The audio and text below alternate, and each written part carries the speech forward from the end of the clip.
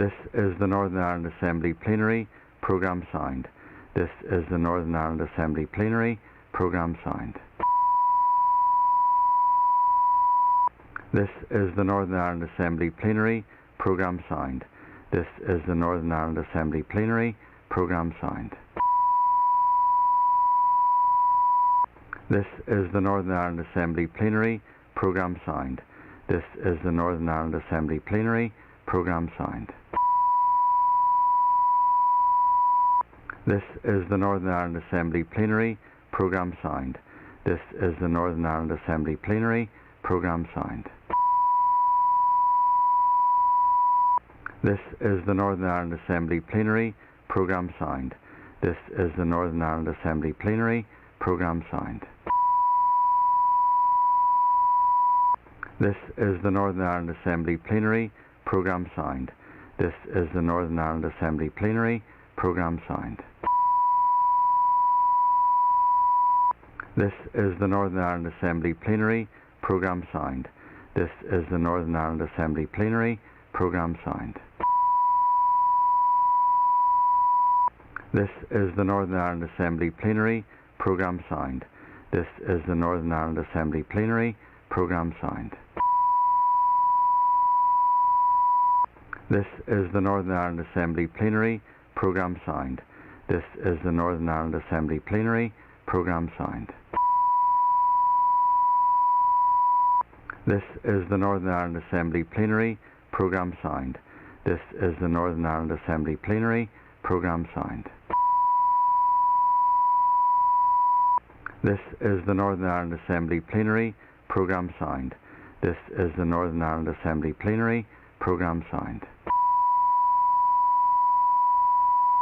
This is the Northern Ireland Assembly Plenary Programme Sound. This is the Northern Ireland Assembly Plenary Programme Sound. This is the Northern Ireland Assembly Plenary Programme Sound. This is the Northern Ireland Assembly Plenary Programme Sound. This is the Northern Ireland Assembly Plenary Programme Sound. This is the Northern Ireland Assembly Plenary Programme Sound.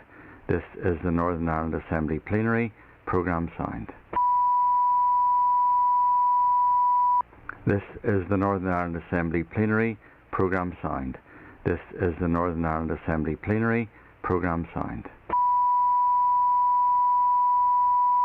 This is the Northern Ireland Assembly Plenary Programme Sound. This is the Northern Ireland Assembly Plenary Programme Sound. This is the Northern Ireland Assembly Plenary Programme Sound. This is the Northern Ireland Assembly Plenary Programme Sound. This is the Northern Ireland Assembly Plenary Programme Sound. This is the Northern Ireland Assembly Plenary Programme Sound. This is the Northern Ireland Assembly Plenary Programme Sound.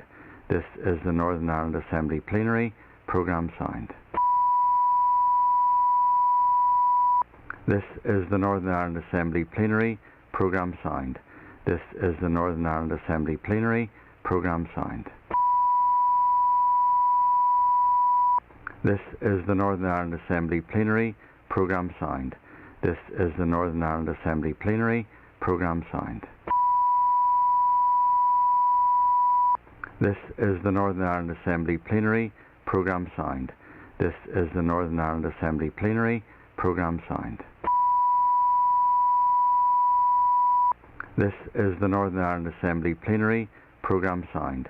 This is the Northern Ireland Assembly Plenary Programme Sound.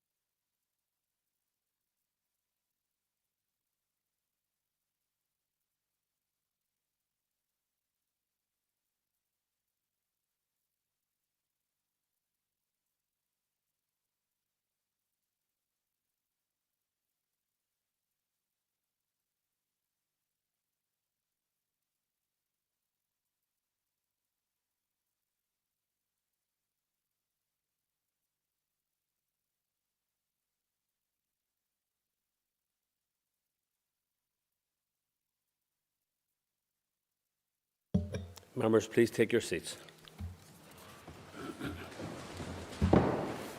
Members, before we move on to the first item on the order paper today, I'd like to make a couple of remarks, just in particular to wish Christopher Stalford well, who, as many members will know, is still in hospital after taking ill again last week, and want to send our best wishes on behalf of the Assembly to Christopher and his family. Also, I've spoken to Daniel McCross this morning, who is in self-isolation, having tested positively for COVID-19, and I want to commend Daniel for the robust measures that he's taken in terms of self-isolation, and again wish on behalf of the Assembly, Daniel and his family the best wishes in the time ahead. Moving on then to the matter of the day, Ms Naomi Long has been given leave to make a statement on the death of Mr David Cook, which fulfils the criteria set out in Standing Order 24. If other members wish to be called, they should do so by rising in their places and continuing to do so. All members called will have up to 3 minutes to speak on the subject, and I would remind members that I will not take any points of order on this or any other matter until the item of business has finished. Before I call on Ms Naomi Long, I would just like to make the point personally that I knew David very well and worked with him in Belfast City Council. Many would know that the times that we were both in the City Council in the 80s and onwards, there were at times very toxic circumstances. David was always a man who was very measured, very civil, very polite and easy to work with. May not always agree politically, but that's irrelevant. So I just want to pass on my own personal condolences to the family of David Cook. And I now call Naomi Long. Thank you, Mr Speaker, and thank you for your words about David. I'm obviously very sad but also honoured to be rising today to pay tribute to an Alliance founding member, David Cook, who passed away peacefully on Saturday evening after a brief illness. Having suffered a stroke a few weeks ago, he sadly contracted COVID-19. On occasions like this, I'm reminded that it's because of the vision and courage of people like David Cook and all those who came together to form the Alliance Party that I'm standing here today in this chamber, and that people have the option of voting for a different kind of political representation, committed to the creation of one community, united but diverse and inclusive. We're proud of their hard work, their desire to see a better way forward for Northern Ireland and their determination to make it happen, and we're committed to continuing that work for a new generation. David was not only a leader within Alliance as a member of our first executive and later as deputy leader from 1980 to 1984, but he also broke the mould in City Hall when he became the first non-unionist to be elected Lord Mayor in 1978. He served South Belfast faithfully in Belfast City Council from 1973 until 1985, and then at the ill-fated Northern Ireland Assembly from 1982 to 86. He was also a committed European and stood as a European parliamentary candidate in 1984. In more recent years, he continued his interest in Alliance and was a regular at party conferences and dinners over the years.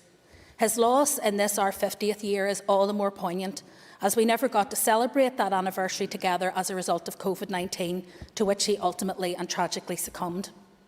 He also continued with his work in community projects, because that was what led him into politics, and that was what he continued to do in his retirement from politics. My thoughts and those of the Alliance family are very much with his wife Fionnuala today, with his sons Barbary, John, Patrick, Julius and Dominic, his granddaughters Romy and Imogen, and his sisters Alison and Nora, and the wider family circle as they mourn his passing. David was a beacon of liberalism during very dark times, and he was a trailblazer for equality, respect and fairness when all three were in short supply. He offered the hope of change when hope was scarce, and for that we will always be grateful. He was also a gentleman, well liked by those who met him and dearly loved by those who knew him, not least for his warm wit and his sense of humour. He will be very sadly missed by us all. Thank you, and I call Robin Newton. Thank you, Mr Speaker, and I rise to speak on behalf of the Democratic Unionist Party, and first of all to extend my sympathy and indeed that of the party to David Cook's wife Fionnuala, and indeed to the wider family circle. As you mentioned, Mr Speaker, David Cook served in Belfast City Council. I didn't have the opportunity to serve on a time when David was a public representative. But indeed he represented South Belfast, and in particular the Crummock ward, as it was known at that time. And certainly in my time, anything I had heard about David Cook was always extremely positive. I think, Mr. Speaker, he came into service, public service, at a time when it was much more difficult, much more dangerous than perhaps it is today. And he brought into civic life his own particular skills, not only his personality, but indeed his skills, his legal mind, and applied those to problems. I think we are all the sadder in society for the loss of David Cook, not only in the political realm, but indeed in the community realm, where he concentrated his efforts after his retirement from politics. So I finish as I started, Mr. Speaker, and extend the sympathies of the Democratic Unionist Party to our colleagues in the Alliance Party, and indeed to the family circle. Thank you, Mr. Speaker. Thank you, and I call John O'Dowd. Can I also, in terms of your opening remarks around Christopher and Daniel, and wish them a speedy recovery as well. I want to pass on my deepest sympathies on behalf of Sinn Féin to David Cook, his family, to his wife Fionnuala, and to the Alliance family as well. I knew David through meeting him through various events and his community work. I always found him, as you have said, to be a gentleman, to someone who was prepared to listen, who engaged with you in a respectful manner, and in my opinion was always in that listening mode. It's easy to have a conversation with someone and nod your head, but when somebody, you can say, look, there's someone who's taking on my point of view, we're taking on each other's point of view, we may not always agree, but I think that's a tribute that has to be paid to him. I also know, and I've met his wife Fionnuala on several occasions as well, and I have to say they were a lovely couple, always very welcoming and very warm. I wish the family my deepest sympathies. It is another reminder, if we need one, of the dangers that COVID-19 presents our community, and another tragic loss for our family as a result of this terrible disease. But I pass on my sympathies and the sympathies of my party to all concerned. Okay, thank you, and I call Matthew O'Toole. Thank you, Mr. Speaker, and I too would associate myself and my party with remarks you made about constituency colleague Christopher Stalford and indeed my party colleague Daniel. As with others, we'd like to pass on in the SDLP our sincere condolences to David Cook's family, his wife Fionnuala, and the broader family, and indeed our Alliance Party colleagues. David Cook was clearly someone who represented among the very best of our politics in our society, someone who cared immensely about finding the common ground and building and expanding the common ground between in a conflicted society. Naomi Long talked about, I believe on Twitter, about the painting of David Cook from his term as Belfast Lord Mayor. Well, I remember that in my first trip to Belfast City Hall as a schoolboy, at some point seeing these very grand portraits and then seeing a more modern, bright, colourful painting done by Neil Shawcross. I didn't know who David Cook was then. I didn't know who Neil Shawcross was then. But in many ways, that painting, I suppose, stood for a lot of what David Cook seemed to stand for: bold, progressive, modern politics. And his loss will clearly be felt by the Alliance family, also by people in South Belfast. He was, in a sense, a predecessor of mine as an Assembly member for there. So a deeply sad day for his family, but hopefully his family will look on today, and indeed the Alliance Party family will look on at the warm words being said about him here today in the Northern Ireland Assembly, and be consoled that his legacy is a very proud and important one. Thank you, and I call Rosemary Barton. Thank you very much. Firstly, can I also send our party's best wishes to Christopher and Daniel and wish them both a full recovery. I would also, on behalf of the party, like to express our condolences to Mr. Cook and Mr. Cook's family and his wife on their recent bereavement.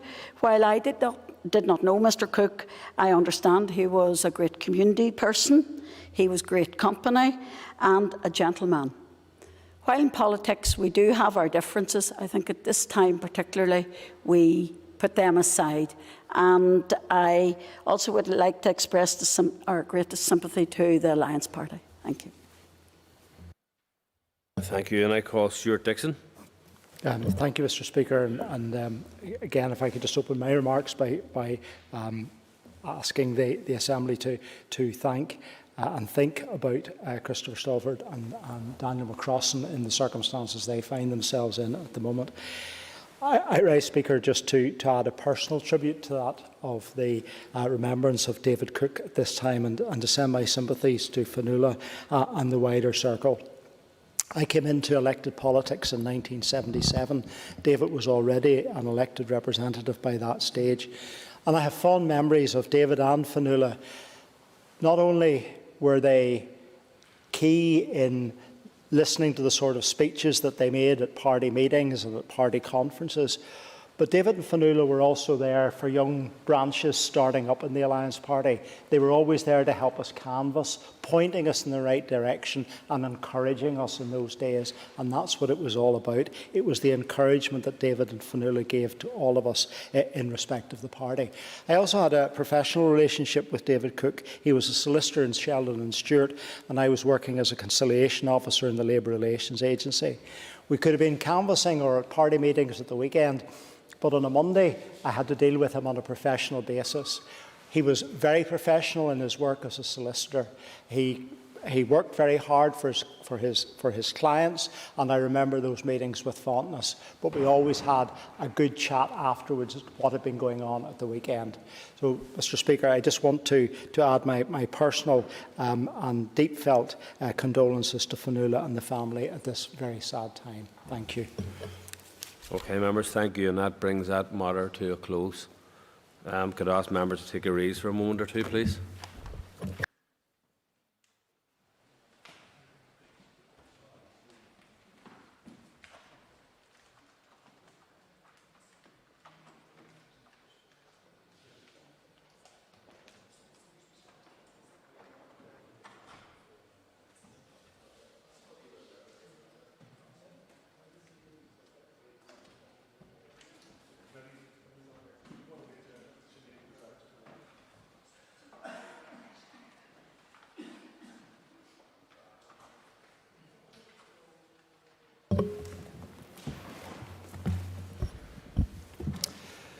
Members, the first item of business following that on the order paper is a motion regarding committee membership. As with other similar motions, it will be debated. I treat it as a business motion, and there will not be a debate. I would call Mr. John O'Dowd about.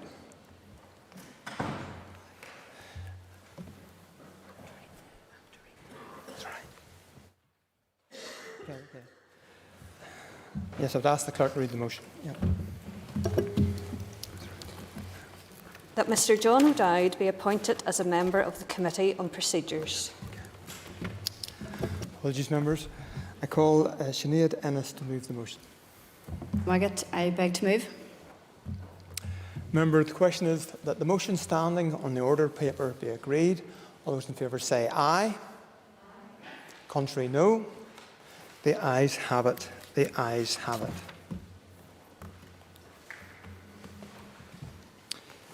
The Speaker has received notice from the First and Deputy First Minister that the Deputy First Minister wishes to make a statement. Before I call the Minister, I would remind members that in light of social distancing being observed by parties, the Speaker's ruling that members must be in the chamber to hear a statement if they wish to ask the question has been relaxed. Members do still have to ensure that their name is on the Speaker's list if they wish to be called for a question, and they can do this by rising in their place or by notifying the business office or indeed the Speaker's table directly. I would remind members to be concise in asking their question. It's an opportunity to ask questions, not to make speeches. So this is not an opportunity for debate or long and long introductions will not be allowed. So now I invite the Deputy First Minister to make a comment. In compliance with Section 52C(2) of the 1998 Act, I wish to make the following statement on the 24th plenary meeting of the North-South Ministerial Council, which was held in Dublin Castle on the 31st of July 2020. The Irish Government was led by Taoiseach Micheál Martin, TD, who chaired the meeting. The Executive was led by First Minister Arlene Foster and myself, and all Executive Ministers, with the exception of the Minister for Justice, attended the meeting. The First Minister has agreed that I can make this report on our behalf. Ministers welcomed the resumption of meetings of the Council. The meeting provided the new Irish Government with the new Executive and the new Executive with the opportunity to meet formally for the first time and exchange views on a wide range of issues of mutual interest and concern.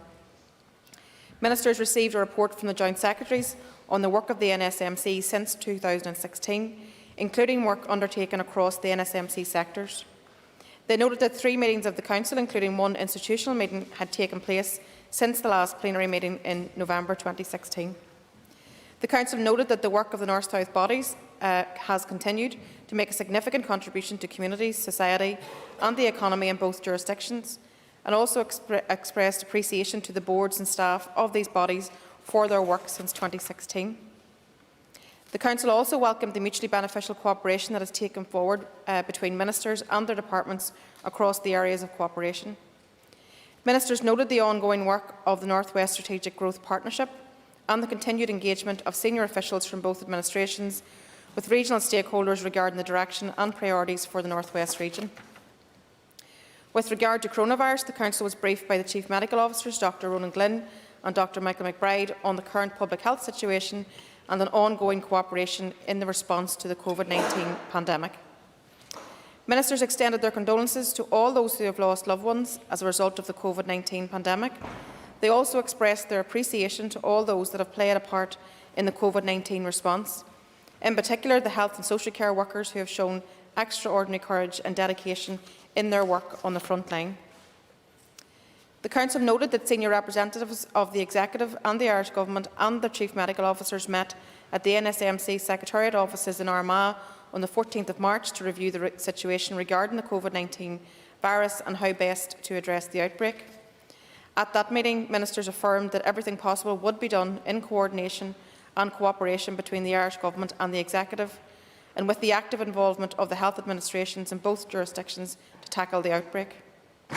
Senior representatives of both administrations have continued to meet regularly to discuss the ongoing COVID-19 response. The Council noted the Memorandum of Understanding on Public Health Cooperation on COVID-19 response agreed between Departments of Health North and South on the 7th of April.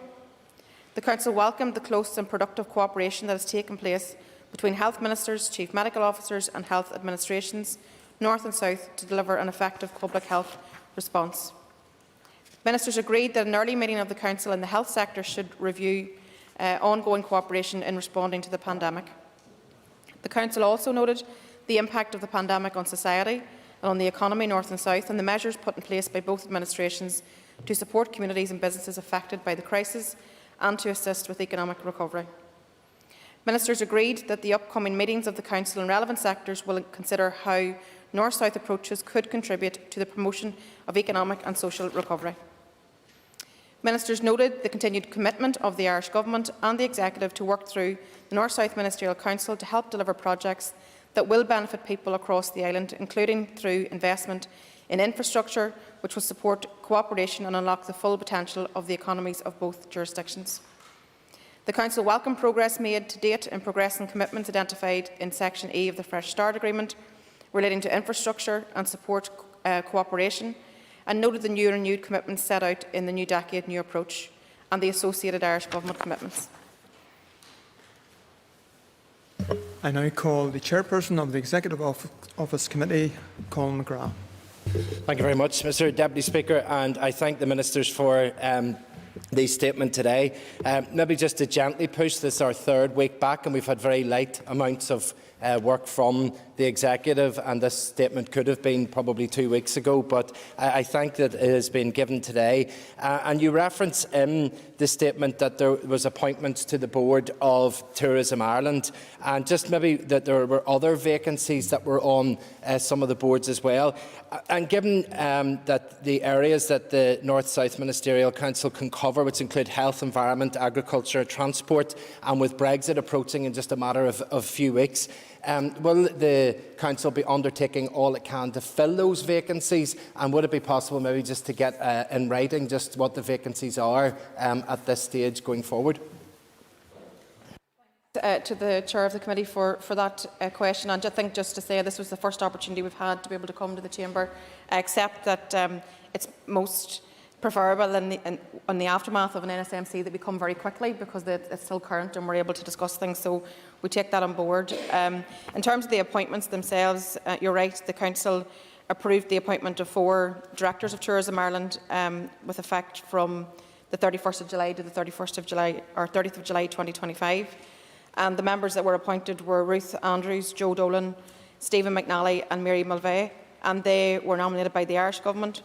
And then obviously there are a number of other outstanding board appointments, 10 in total from the Executive, which we need to move very speedily to be able to nominate.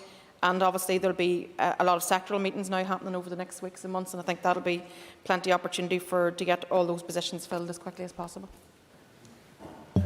Members will note that there are considerable numbers wishing to ask questions, and remind you that some leeway is given to the Chair of Committees, and others would ask them to be more concise. I call George Robinson. Thank you, Deputy Chair. And, could I ask the Deputy Minister, does the Minister accept that Great Britain is our largest market, and that avoiding friction in trade east-west should be the Executive's key priority from the ongoing negotiations? I can absolutely say to the member that it's in all our interests to minimise disruption to trade. We want to see frictionless trade north-south and east-west.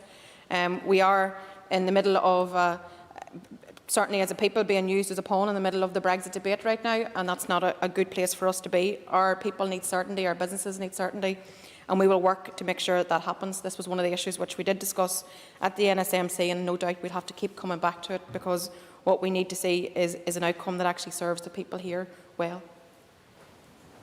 Could I remind members to make sure that they're speaking into an adjacent microphone for the benefit of Hansard and other members. And I call Pat Sheehan. Last Concorda. Could I ask the Deputy First Minister if there was any discussion around scoping out the possibility of a high-speed rail link between Belfast and Dublin? Thanks again to the member for the question. Certainly this was something that we discussed. Improving connectivity between Belfast and Dublin is key in delivering opportunities for better connecting the island of Ireland and enhancing our respective economies. Our rail network, whilst relatively small, does present unique opportunity in this regard. In line with this and the commitments within the New Decade New Approach, officials within the Department for Infrastructure have begun early discussions with their counterparts in the South regarding the process for developing a feasibility study of a potential high-speed rail connection between Belfast, Dublin and Cork.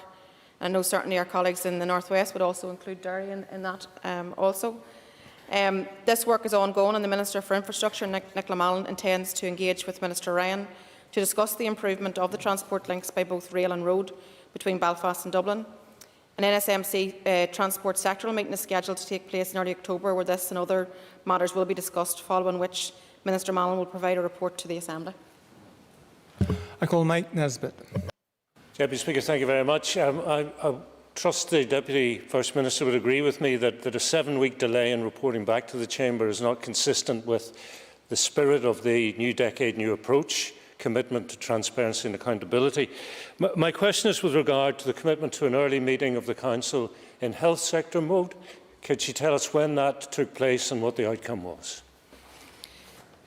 Just again to concur, as I did with the Chair of the Committee, I think that it's important that we do turn these statements around very quickly, and we are able to bring reports back to the House. The Assembly's only been sitting now for, is it 2 weeks? So obviously there's been a bit of a delay with that, but I take on board what the member has said. There is a health sectoral meeting planned for the 2nd of October, which is only a short time away. I believe that meeting is going to be done virtually, just given restrictions. But I think that given where we are at across these islands in terms of COVID and the rise and what we're witnessing, then it's really important that meeting happens as quickly as possible so that we can share our information and that we can work together where we can. I call Paula Bradshaw. Deputy Speaker, Deputy First Minister, the ambition for the All-Ireland Memorandum of Understanding was that there be greater cooperation and alignment across the island. Yet the nature of restrictions reimposed in Belfast versus Dublin is different, the statistical analysis presented by the CMOs is different, and the communications are different. As such, can you provide us with some examples of where the Memorandum of Understanding is working or has worked? Thank you.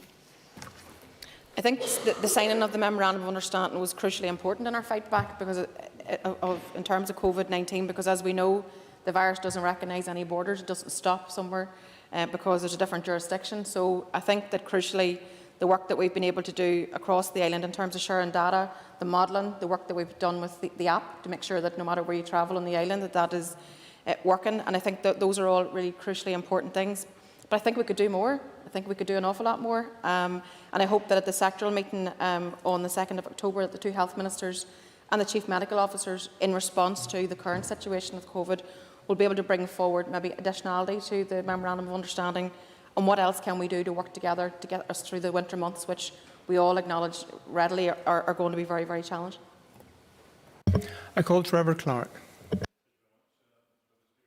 I ask the Deputy First Minister for her assessment of the action taken by the Taoiseach and the Irish Government in response to some of the ministers and their colleagues in relation to breaking the health guidelines. Well, I can say to the member that's a matter for the Taoiseach and for the Dáil. I call Emma Sheeran. Minister, can you give us an outline as to how EU-related matters of interest to both the North and the whole island of Ireland will be taken forward by the North-South Ministerial Council? Thanks again to the member for the question. At the plenary meeting in Dublin, the Council had a very useful discussion around the implications of the British Government's withdrawal from the EU, and there was a recognition that both jurisdictions share a common interest of minimising disruption to trade and economic activity on the island. The North-South Ministerial Council provides a useful forum for consideration of such matters, and ministers will continue to engage on the implications of the withdrawal from the EU, both at NSMC sectoral meetings and then also bilaterally, where appropriate, and we will consider EU exit again at the next plenary. Officials from both jurisdictions will also continue with their ongoing engagement. You will also be aware that the Joint Committee established by the Withdrawal Agreement shall keep under constant review the extent to which the implementation and the application of the protocol maintains the necessary conditions for North-South cooperation, and that the specialised committee itself shall examine proposals concerning the implementation and application of the protocol from the NSMC. Should matters be identified which ministers believe merit consideration by the specialised committee, the NSMC provides a mechanism to enable this. I call Paula Bradley. Deputy Speaker, can I ask the Deputy First Minister if she can give us any update on progress of the Ulster Canal? Thank the member for that question. So again, there has been some progress made. Back, as you know, in 2007, Waterways Ireland was given NSMC approval to explore the potential to restore the Ulster Canal from Upper Lough Erne to Clones. Phase 1 of the restoration of the Ulster Canal from Upper Lough Erne to Castle Saunderson is now complete. Preliminary work on Phase 2 from Clones to Clonfad has now commenced, and Phase 3, when complete in the future, will connect Castle Saunderson with Clonfad and complete the restoration of the Ulster Canal from Upper Lough Erne to Clones. I welcome this progress that's been made with the restoration of the Ulster Canal and the commitment from the Irish Government to complete the third phase. This project will deliver social and economic benefits and will absolutely improve citizens' lives.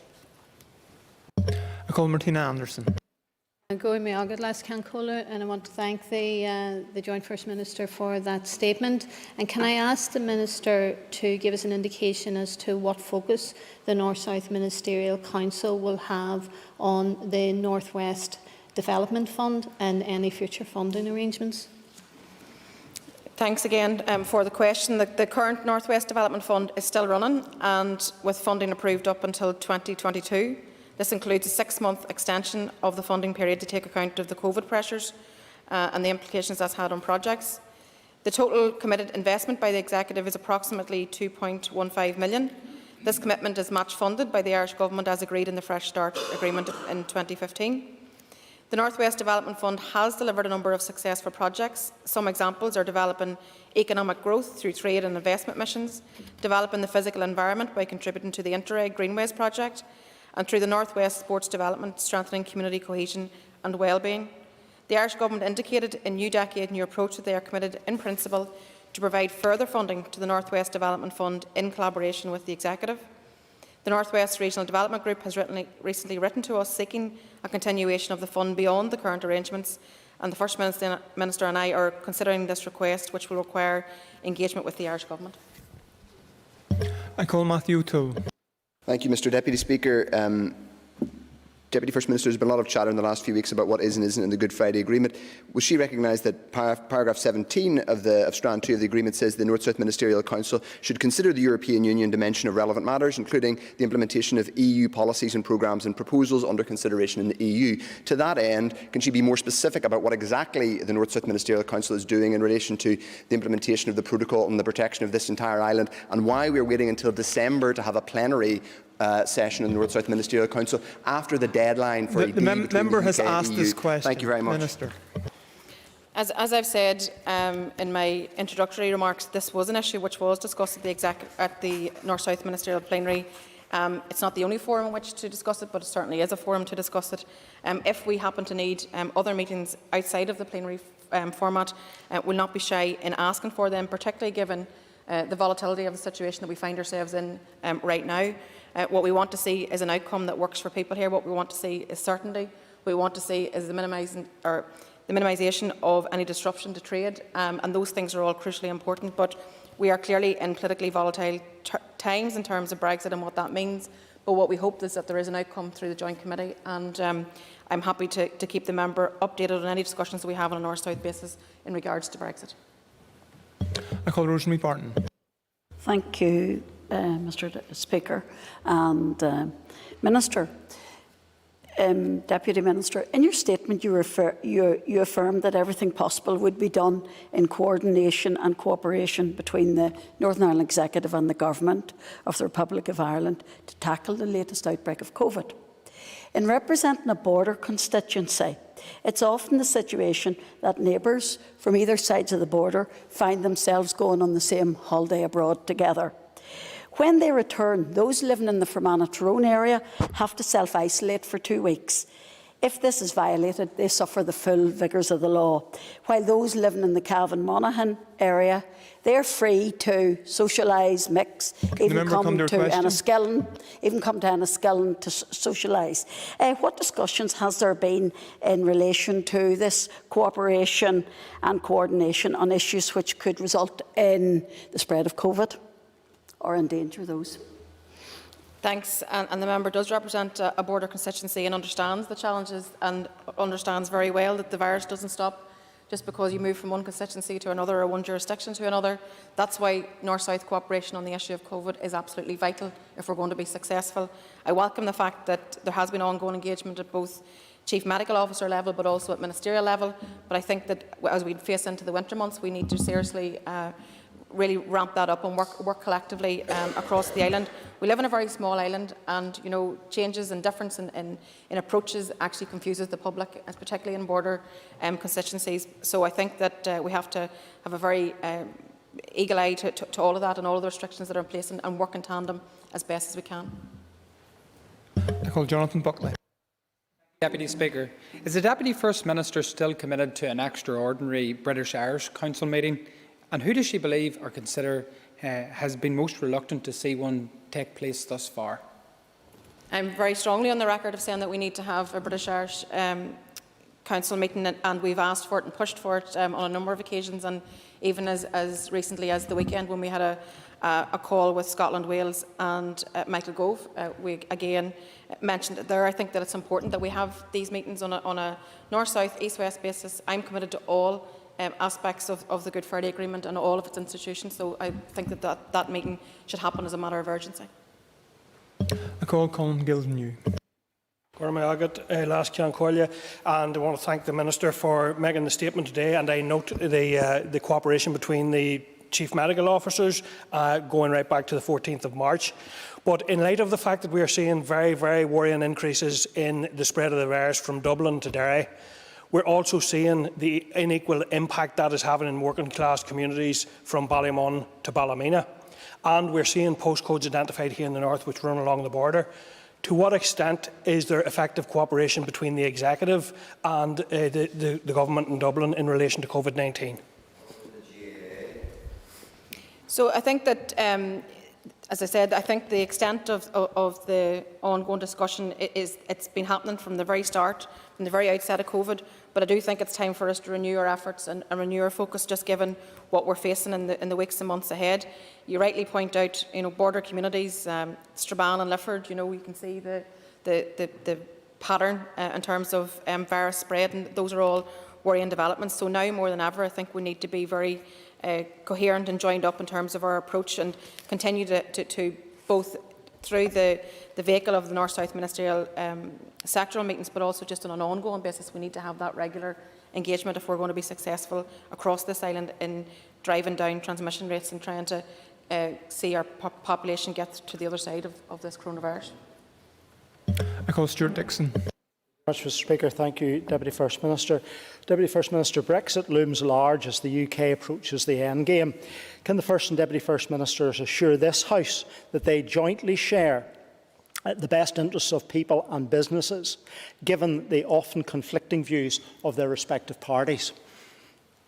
I don't think it's any secret to the member that myself and the First Minister have a different outlook in terms of Brexit, but we have a commonality in terms of protecting our people, and what we want to see is a minimisation of any disruption. So I hope that there's a political outcome achieved here over the course of the next number of weeks, and certainly I'll use my best endeavours to play my part in all of that.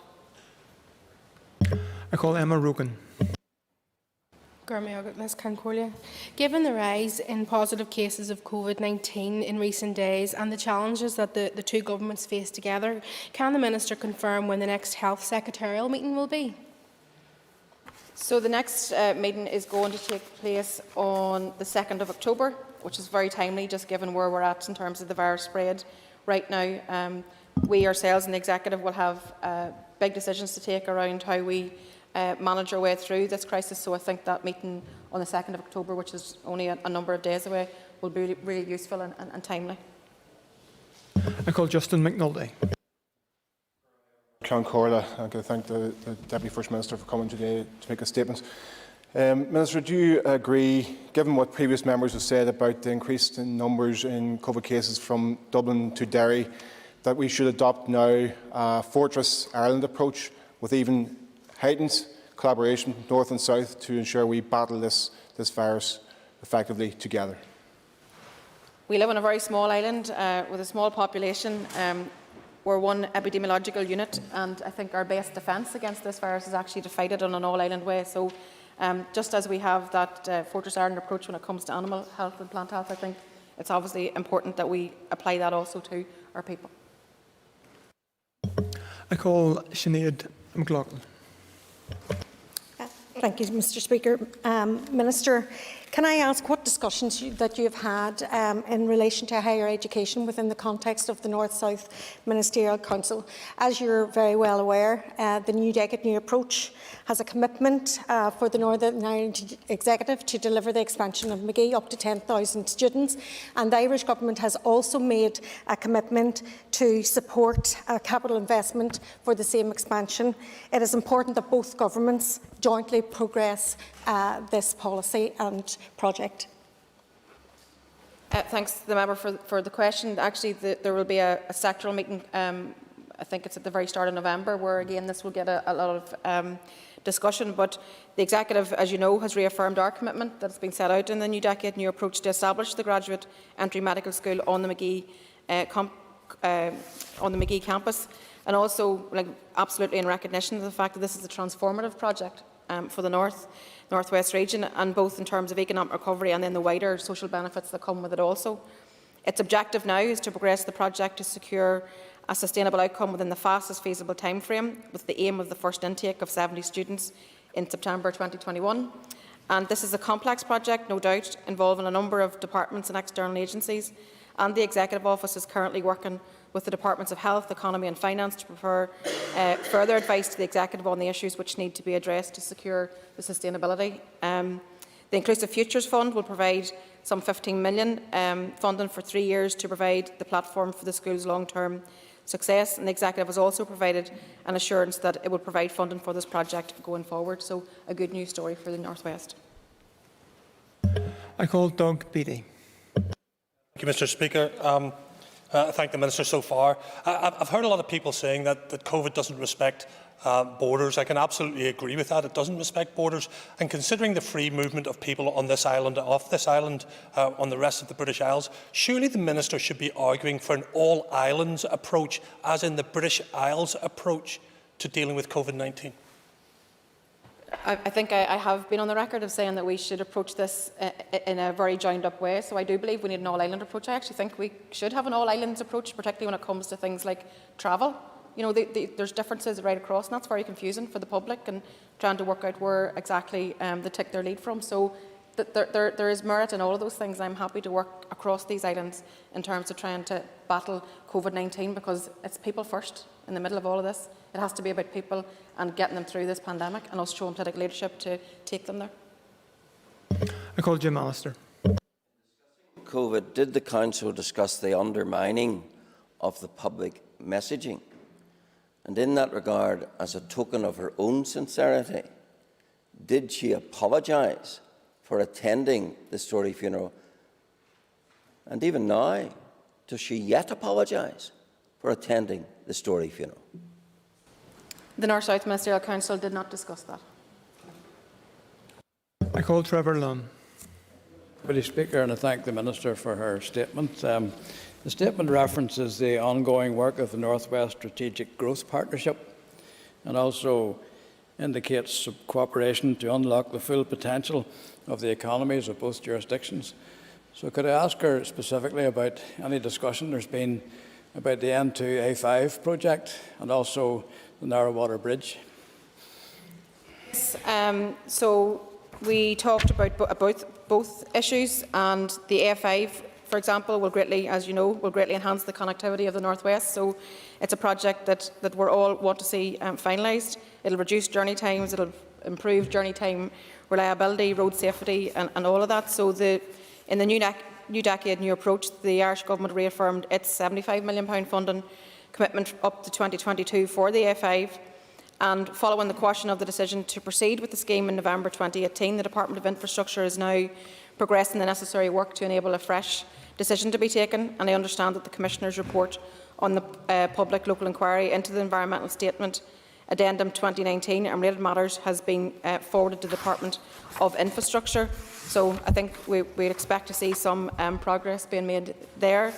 And in terms of the Narrow-Water Bridge, again, absolutely committed to progressing this project, which has very strong local support to link the communities on both sides of Carlingford Lough and to take full advantage of the tourism potential.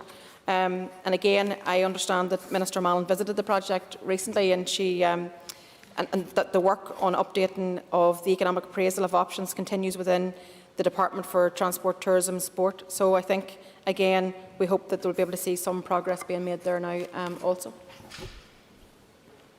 Members, there's a considerable period of time remaining for this section, so if any member wishes to ask a further question to the Deputy First Minister, I would ask them to indicate by rising in their place. I call Justin McNulty.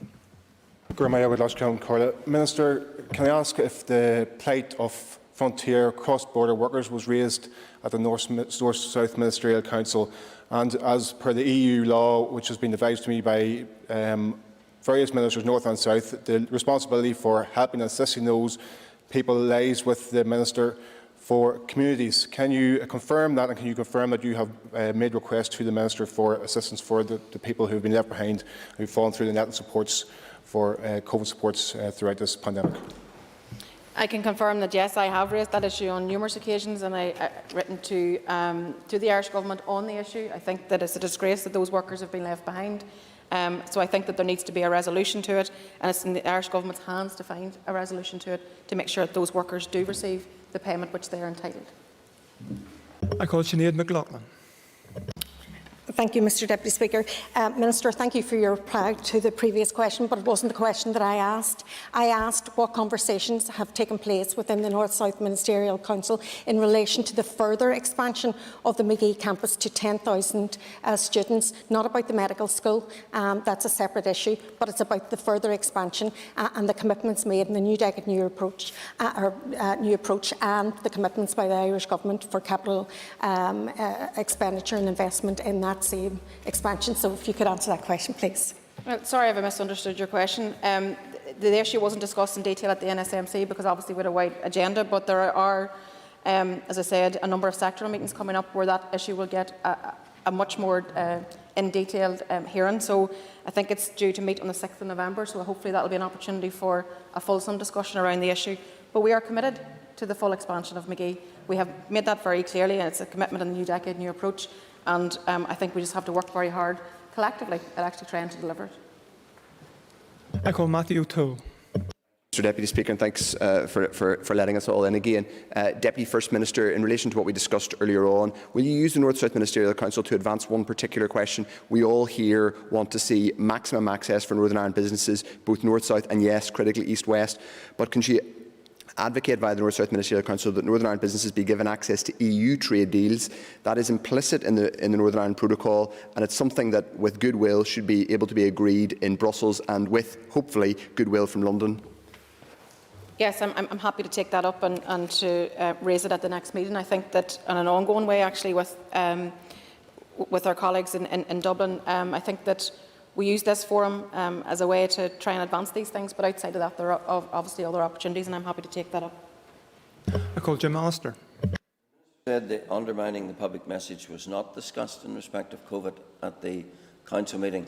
Since then, of course, we had the scandal relating to the golf dinner in Dublin. Does the Minister think that those who attended that and who apologised were right to apologise? And if they were right, why is she not apologising? Again, the issue was not discussed at the NSMC. I call Trevor Lunn.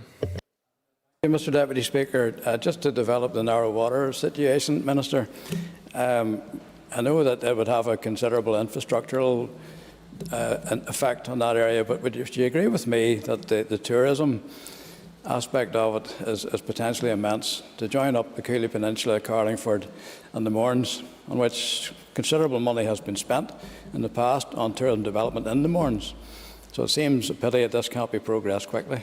It has been going on for about 10 years. You're absolutely right. I mean, it has been going on for so long, and then people start to lose heart and think it's not going to be delivered. So I think that we have a restored Assembly and Executive. We have the NSMC now meeting. I intend to pursue this project because you can't even overstate the tourism potential that this will have for the area. I think it's immense. So I think it's in all of our interests to try and get this project delivered upon as quickly as possible, given that it has been so long in the making. I call Jonathan Buckley. Speaker, given that what we have heard today about the no respecter of borders in terms of COVID-19, which I fully agree with, the fact that some of our sporting organisations operate on a cross-border theme, and particularly the GAA, does the Deputy First Minister have any comments in relation to what has appeared to be a breach of COVID regulations with the mass pitch invasion at Dungannon? Can I remind members that it's meant to be questions about the ministerial statement? I'll invite the Minister if she wishes to make a response. Well, it's not related to the NSMC. I call Paula Bradshaw. Thank you very much for letting us back in. My question relates to the health meeting that's forthcoming, and I suppose all of us MLAs will have so many emails in our inbox around the waiting lists and the delays because of the reconfiguration for COVID. To what degree will you be looking to maybe look at an all-island approach to actually getting those waiting lists down in terms of maybe sharing capacity? Thank you. I mean, I think the detail of that would fall to the Health Minister. So maybe the member would want to maybe take that up with the Health Minister, but certainly there are opportunities for us to work across this island. Our waiting lists were already in a dire situation before COVID, and obviously a lot of things have been put on hold just as we tried to respond to the pandemic. But we're going to have to find ways to make sure that we look after people's health outside of the COVID situation.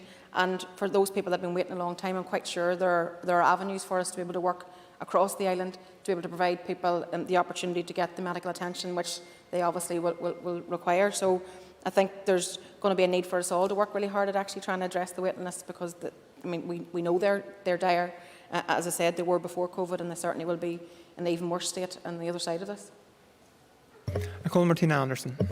Thank you, and thank you for letting us in again. Minister, could you elaborate a little bit more on your statement when you talked about the All-Ireland Economic Recovery and what way that was dealt with at the North-South Ministerial Council meeting? Will there be a sectoral meeting on that, or did it go into any great detail at the meeting? Well, I think the meeting itself, I suppose, had an understanding of the current situation that we find ourselves in, dealing with a global pandemic, how we're going to build on the other side of that, how we're going to build the economy, how we're going to look after society as a whole. So I think that there will be, again, more opportunities to advance the economic recovery work through the sectoral meeting, which I'm assuming, again, I don't have a date for that one in front of me, but it'll certainly be coming up shortly. But I think that we have to have a serious conversation about the type of society that we want to build on the other side of this. And the economic recovery is going to be very, very difficult. It's going to be very, very challenging. So we need to think outside the box and actually work collectively across this island. I call Mike Nesbitt. Deputy Speaker, thank you. Is the Minister aware of why the Justice Minister was absent and were justice issues discussed? No, I'm not aware why I can't remember why the Justice Minister wasn't available to attend, but there were no issues that were discussed that fell within her remit that we weren't able to deal with. And that concludes questions to the ministers on the statement. I'd ask members to take their ease for a few moments.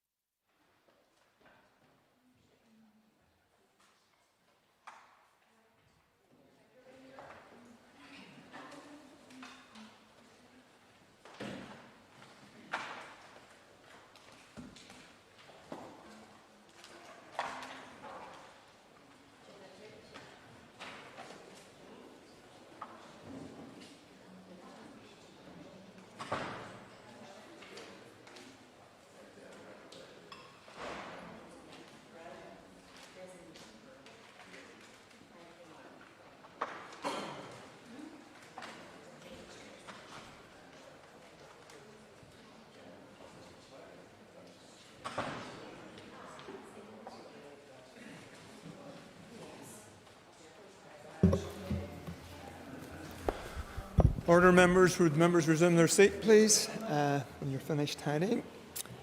The next item of business is a motion from the Committee for Communities to extend the committee stage of a bill. Clerk, please read the motion. That in accordance with Standing Order 33.4, the period referred to in Standing Order 33.2 be extended to the 29th of January 2021 in relation to the committee stage of the Pension Schemes Bill, NIA Bill 07/17/22. I call the chairperson of the Committee for Communities to formally move the motion. I beg to move. Thank you. The Business Committee has agreed that there would be no time limit on this debate. And I call the chairperson of the Committee for Communities to open the debate on the motion. Thank you, Mr Deputy Speaker. As the House is aware, the Pension Scheme Bill passed its second stage on the 7th of July 2020 and was then referred to the Committee for Communities for its committee stage. At its last meeting on the 8th of July prior to summer recess, the committee agreed to issue its call for evidence, which went out on the 5th of August. Without going into detail of the bill, it is worth advising members that the bill seeks to introduce a regulatory regime for Northern Ireland for master trusts, which are a form of occupational pension scheme in order to address a legislative gap. A similar provision was made for England, Scotland and Wales in the Pension Schemes Act 2017. The committee has begun its consideration of the bill following summer recess, but it still has a number of tasks to undertake. This bill is key to ensure the full regulation of master trusts operating in Northern Ireland. Therefore, it is essential that the committee carries out a robust scrutiny of the bill, which contains 45 clauses and 3 schedules. That means, Mr Speaker, that we need to extend the committee stage.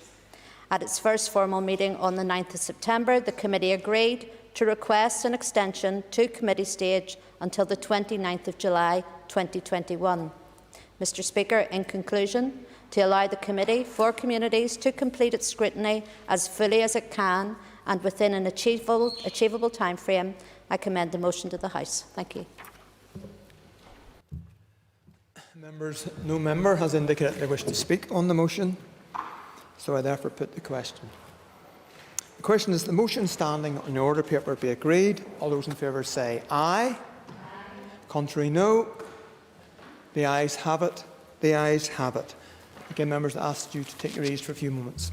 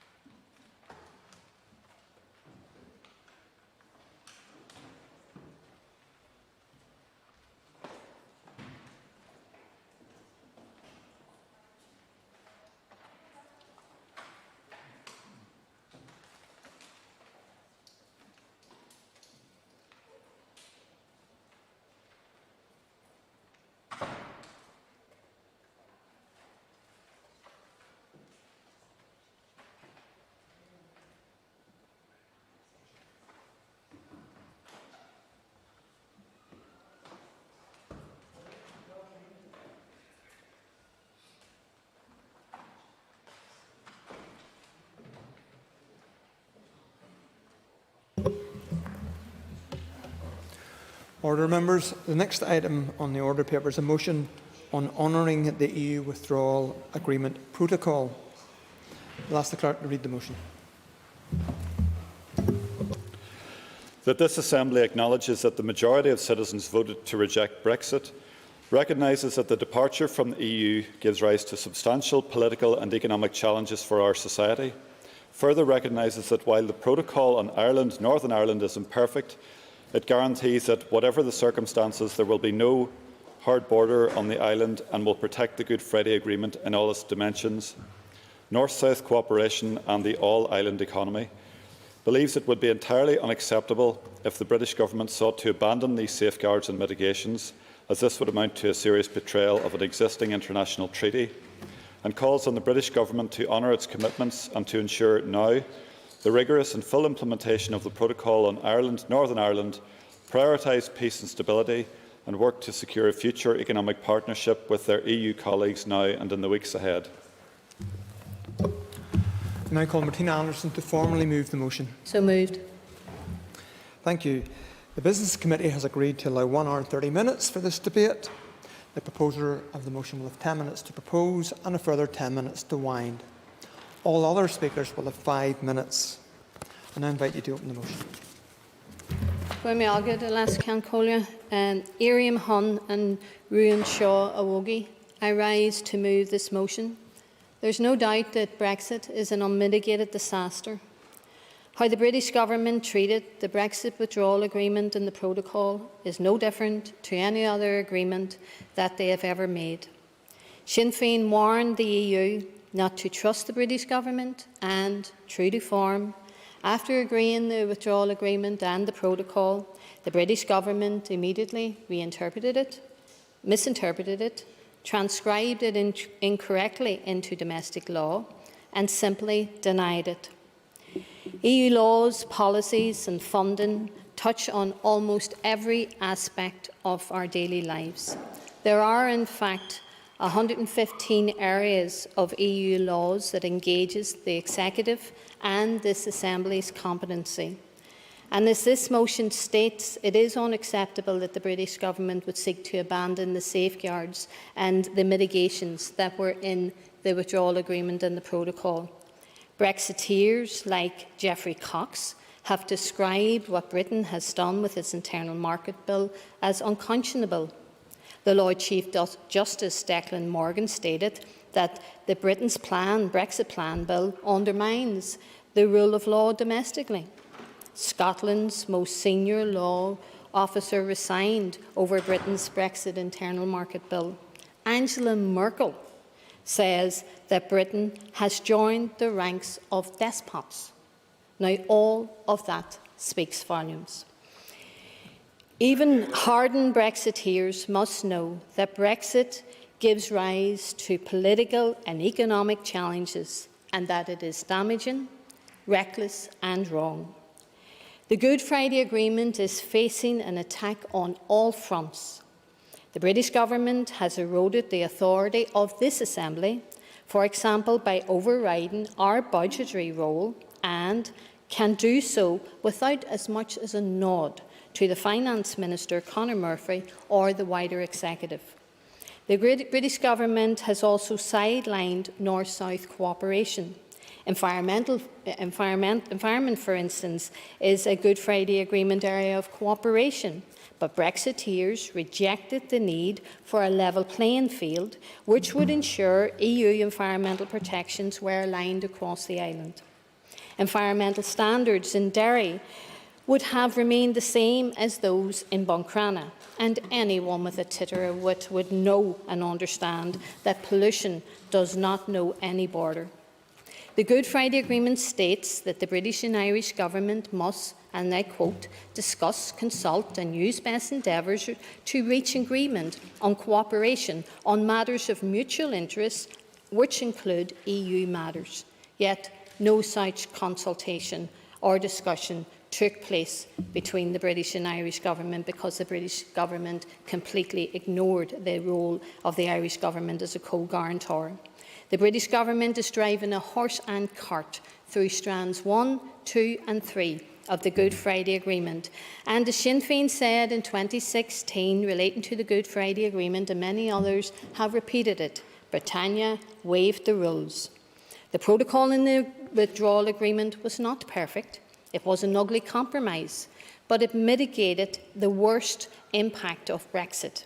It prevented a harder border on the island of Ireland, it protected the All-Ireland economy and upheld the Good Friday Agreement in all of its parts. Now, we have heard lots of comments about where our biggest market is. The fact is that the North's economy is dominated by SMEs, 80% of which trade across Ireland. Here are examples of the breathtaking scale of the damage done to lives and livelihoods by this Brexit mess. 1/4 of the milk produced in the north is processed in the south. Chickens in their thousands produced in the south are processed in the north. 10,000 pigs come to the north from the south every week. The production of Guinness necessitates approximately 13,000 crossings in Ireland every year. Every day, almost 7,000 good vehicles travel the A1 dual carriageway between Belfast and Dublin. Coca-Cola employs 522 people in Lisburn, and its produce are sold throughout Ireland, and any delays as a result of Brexit on the island of Ireland will cost €100 for every lorry, and there's many of them that cross the border every day. Bombardier, one of the North's largest employers, engaged more than 60 suppliers in the south of Ireland. Food, beverages, etc. account for 49% of the All-Ireland manufacturing trade, and 10% of the North's GDP comes from the EU. 3.5 million of European funding gone. Sinn Féin's position on East-West trade is clear, very clear. It must be as frictionless as possible. But let's nail the nonsense about not tolerating the border in the Irish Sea. Have you lot been asleep? For many decades, there has been a border in the Irish Sea. Animals and animal produce, food, fertiliser, a lot of things have been checked at the border for many, many years. So this new-found offence does not wash with thinking people. While Brexit will intensify those checks, unfortunately it will, But we tried to warn Brexiteers that there was no and there would never be any good Brexit, and that there would be consequences. There has been a lot of focus on trade, goods and on farmers in the north, rightly so, losing over €2 billion of European funding payments, whilst many groups losing EU social funds look on in despair and increasing alarm. However, let's not forget another big erosion caused by Brexit, your hard-won rights. Sometimes we don't know what we have until they're gone. Last week, the Human Rights and Equality Commissions addressed the TEO Committee. Both commissions live in hope that the British Government will honour the Withdrawal Agreement Protocol Article 2, which states that there will be no diminution of our rights. But hopes and wishes are for Christmas.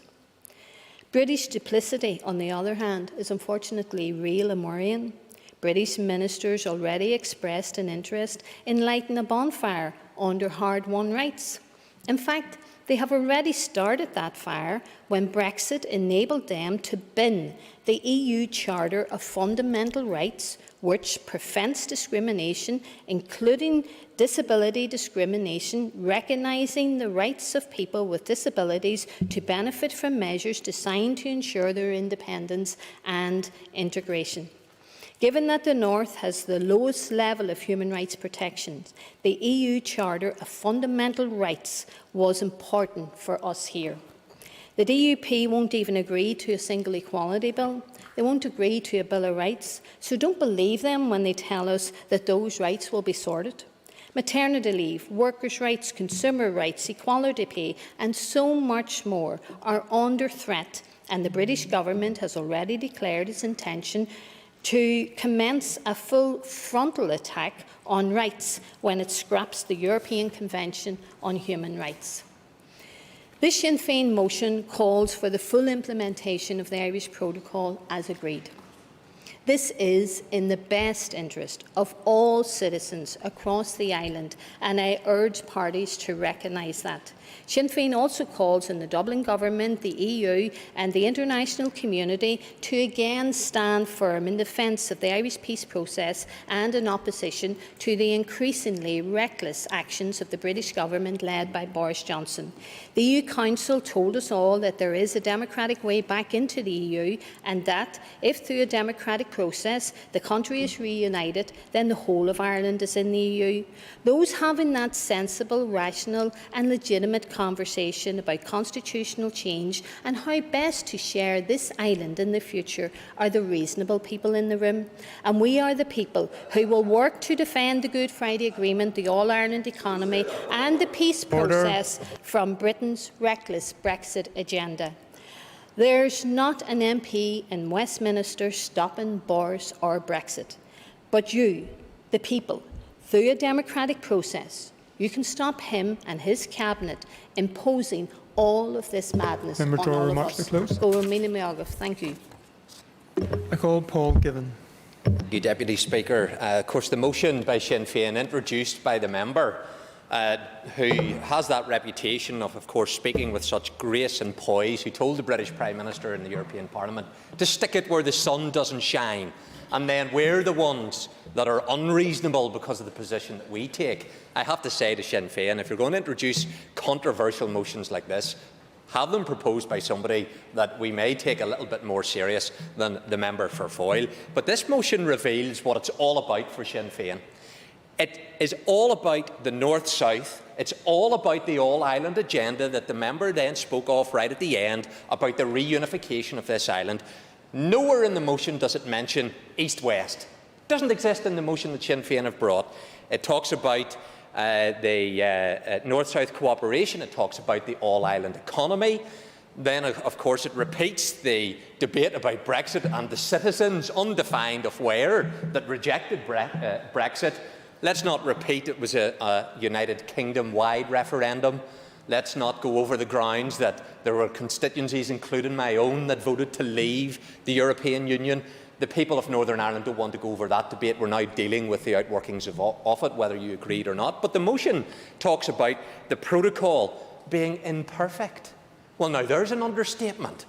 But of course, it's imperfect ignore the consequences because it delivers the objective that Sinn Féin, the SDLP and the Alliance Party who have supported the protocol want to achieve.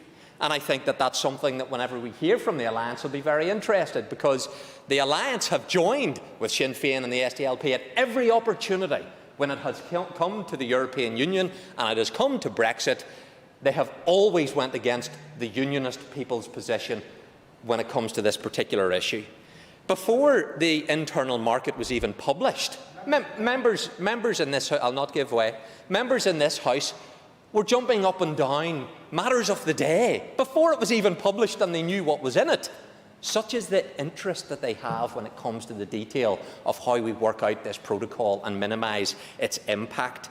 Whenever we look at the protocol, the barriers that it creates to trade, it undermines our ability to have the unfettered trade, which has been often talked about, not just by the United Kingdom, but indeed by the European Union. But when you see that in reality, there isn't unfettered access, because the protocol is an instrument to punish the people here in Northern Ireland, the United Kingdom. It is an instrument being exploited by the European Union and our predatory neighbour in the Irish Republic when it comes to commercial activities that are going to flow as the outworking of it. The members dismiss it, those in the SDLP, Sinn Féin and Alliance. No surprise that the Alliance dismiss it again, given that the position that they have held. But the implications upon trade should not be diminished by anybody in this House. Trade, I will. Thank the member for giving way. Would the member agree with me that it's a real ludicrous position that some MPs, including the MP for Foyle, Colm Eastwood, to be actively campaigning against trade deals with the US, given the significant economic challenges that exist within our constituency? Members, an extra minute. And herein, I think the public will see that not only do we need to agree to the party's opposite position when it comes to this, but if you dare go against it, we'll lobby in the United States and we'll seek to punish the people by not having a trade agreement. Isn't it absurd that if you don't get your politically ideological driven position, you will then penalise the people of Northern Ireland, you'll seek to damage our economy, you'll lobby in the States to try and prevent a trade deal from taking place, and you then go on to say this threatens peace and stability. And the member for Foyle and Westminster went on to talk about this, about violence. So not only will you use political arguments, not only do you want to use economic leverage, you then follow it up with threats. You then follow it up with threats of violence to achieve what you want to achieve, because that is implicit when you talk about peace and stability, and that if we don't do what you want, where's the threat coming of peace and stability? Where's the violence going to come from? So you use it implicitly to imply, do as we say, because somewhere out there could be a problem that then could inflict something that damages our peace and stability. So whenever I look at this motion, there is no other position that any unionist certainly could take but to reject it. And indeed, this is the position that should be taken for those that actually care about the people of Northern Ireland, because 65% of purchases come from Great Britain, 13.3 billion, and you want to put up trade barriers, customs declarations, regulatory burdens, increased costs. Our consumers then pay the price. 53% of external sales from Northern Ireland go into Great Britain, 2.3 billion. And the member for Foyle that introduced the motion talked about 80% of SMEs trading on an all-island basis. 90% of SMEs trade with Great Britain, but no concern for what implications there could be for the costs of their business. This is a motion which is politically driven, ideologically driven to advance the only issue that Sinn Féin care about when it comes to Brexit, and that's the reunification of Ireland, and everyone should reject it. But the Alliance will still go with Sinn Féin and their bedfellows for the SDLP. I call Matthew O'Toole. Thank you, Mr Deputy Speaker. I'll try and lower the temperature after some tub thumping there. It's difficult to take seriously the suggestions from anyone in the DUP that they care about fettering of trade or they care about trade barriers when this entire process has been driven by Brexit, which is at its core and at first principles about increasing trade barriers on the continent of Europe between the United Kingdom and the EU. So it's very, very difficult to be lectured by people like Mr Given, who were triumphant enthusiasts for Brexit, which is the biggest increase in trade barriers probably since in the modern era, certainly since the Second World War. Really a remarkably ironic statement. Alanis Morissette couldn't have written Mr Given's speech any better, given the level of irony in it. I rise today to support the motion, and my party supports the motion. I agree with the sentiment in the motion, which is that no one should be in any doubt that the protocol is a perfect document. Let's be absolutely clear. 5 years ago, I, my party, others in this chamber, I'm sure, would not have selected the protocol as a framework for Northern Ireland, this island, or commerce across these islands. We wouldn't, but we're presented with a position where the successive United Kingdom governments, reaching its zenith under Boris Johnson and the ideologues around him, have decided that they want to break from the European Union in the sharpest, most dramatic way possible. That presents people in Northern Ireland with a dilemma, and that was the same dilemma that was there in 2016. I used to be a civil servant. I sometimes talk about this in the chamber. I worked in number 10 Downing Street before the referendum in 2016. I worked in there subsequently. I've since left. Part of the reason, a large part of the reason, is deep and abiding frustration with the recklessness in relation to Northern Ireland, our post-conflict society, but also our economy and also our people. It's been deeply, deeply frustrating, and unfortunately, it has only gotten worse. Is this protocol perfect? No, absolutely it isn't. Let's first be really clear about what the protocol is. The protocol is a limited set of protections against the creation of a hard border, largely in goods, on the island of Ireland. So Northern Ireland will remain in the single market for goods and subject to the European Union Customs Code and effectively in the EU Customs Union. But it doesn't mean there won't be a hardening of the border in a whole range of other areas. There are certain members opposite who probably quite gleefully like the idea of divergence between the two jurisdictions in this island. Well, they'll get it, unfortunately, in many areas, because there is going to be divergence in relation to the services economy. It will be more difficult for people involved in services to do business across the border on the island of Ireland. So, if that's what you sought from Brexit, well done, because you're going to get it. You're going to get it. We're going to have divergent regimes in terms of immigration. That's going to throw up all sorts of challenges. There are innumerable other areas where there will be a hardened border on the island of Ireland. But specifically in relation to goods, we do have protection from the hardening of a border in goods and certain other protections as a result of the protocol. So yes, we absolutely need to see those protections delivered upon. It's also the case that these protections, the protections in the Ireland-Northern Ireland Protocol, were agreed by the British government less than a year ago. I think it's important for people to reflect upon what it would mean for the reputation of the United Kingdom government when a minister stands up at the dispatch box and says the UK is going to breach international law. Now, there are some people here who have long-standing reasons perhaps to distrust what's said at the dispatch box in the House of Commons. There are others who don't. I don't think anyone here should take lightly the idea that a British government is gleefully walking away from its obligations under international law, and even if it is a stunt, a negotiating tactic to escalate tensions, we in this part of the world should be deeply, deeply angry at being used to escalate tensions in a negotiation between the UK and the EU. The UK government has, throughout this process, since these institutions returned and before these institutions returned, called for the Northern Ireland Executive and Assembly to have its say. Well, we came back and we had our say in June. They didn't listen. We asked for an extension to the transition period. I don't know how any right-thinking person in the context of a pandemic wouldn't want the transition period extended. I reiterate that call today, but we haven't heard a single acknowledgement of it from the British government. Let's hope today, if we pass this motion and a further private member's motion we're bringing tomorrow on the internal market bill, that finally the Westminster government will listen. We need the protocol delivered, not because it's an ideal situation, but because it's a base level of protection. And I would urge members opposite to think hard about the kind of society they want to live in and how we move our economy forward in a way that serves everyone in our society. I call Steve Egan. Thank you very much indeed, Mr Deputy Speaker. And of course I'm rising to say that the Ulster Unionist Party will not be supporting this one-sided motion. It should come as no surprise to members of this Assembly that neither Boris Johnson nor indeed the European Union seem to have the interests of the people of Northern Ireland at heart. As anybody who would be keeping a close eye on the negotiations that are going on currently between the United Kingdom and the European Union. One would wonder, when the numerous pronouncements we hear about putting the people of Northern Ireland and putting the Belfast Agreement to its fore, that some of them would actually bother reading the document.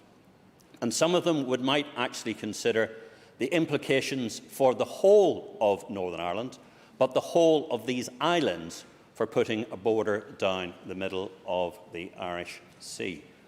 One of the things from my previous roles when I was the Chief Executive of the British Irish Chamber of Commerce, I was fully cognizant of the importance of the €1 billion/pounds, there's not a lot of difference in it today, of trade that went back and forth across the Irish Sea every single week. This trade, north-south and east-west, is a circular trade. So, by the very implication of putting a border down the Irish Sea, which many people seem to profess to do so, without realising the implications on trade for everybody and businesses across these islands, I think it's something that has to be considered. No, not just at the moment. I'll give you in a moment, please. But the key question we have to have as members of this Assembly is, what does it mean to the people of Northern Ireland when we look at issues particularly to do in the future with state aid rules, with the role of the European Court of Justice, how this Assembly is going to be able to legislate for issues that apply directly for the people of Northern Ireland, whilst at the same time as dealing with the considerable number of issues that are going to be brought about by the north-south and east-west borders that are going to be built. The really significant issue that we have to deal with is that time is running out. Come the 1st of January, we could be in a position where, despite what Simon Coveney would say, we could be in a position where food coming from the rest of our nation is deemed to be unacceptable. And we have heard from Michel Barnier and also from Simon Coveney that this is a ridiculous statement. But yet, when given the opportunity in the Specialist Committee or the Joint Committee to actually say that this will not be the case, guess what? They have said nothing. So for the people of Northern Ireland, for our electorate, and for the consumers that we all are, we need to get some degree of clarity about what is going on. That should be the issue in front of this House. That should be the issue for all of us. That is the question we should be asking. And we should be asking both Boris Johnson, and I am no friend of Boris Johnson's, and I do believe there are lots of questions that need to be asked about this House by some political parties decided on the 3rd of October last year that tariff and regulation boundaries down the middle of the Irish Sea were a good idea. But the reality facing us is what's going to happen on the 1st of January. And that is something that we, as an Assembly, should be concentrating on, not looking at motions like this that don't really ask specific questions.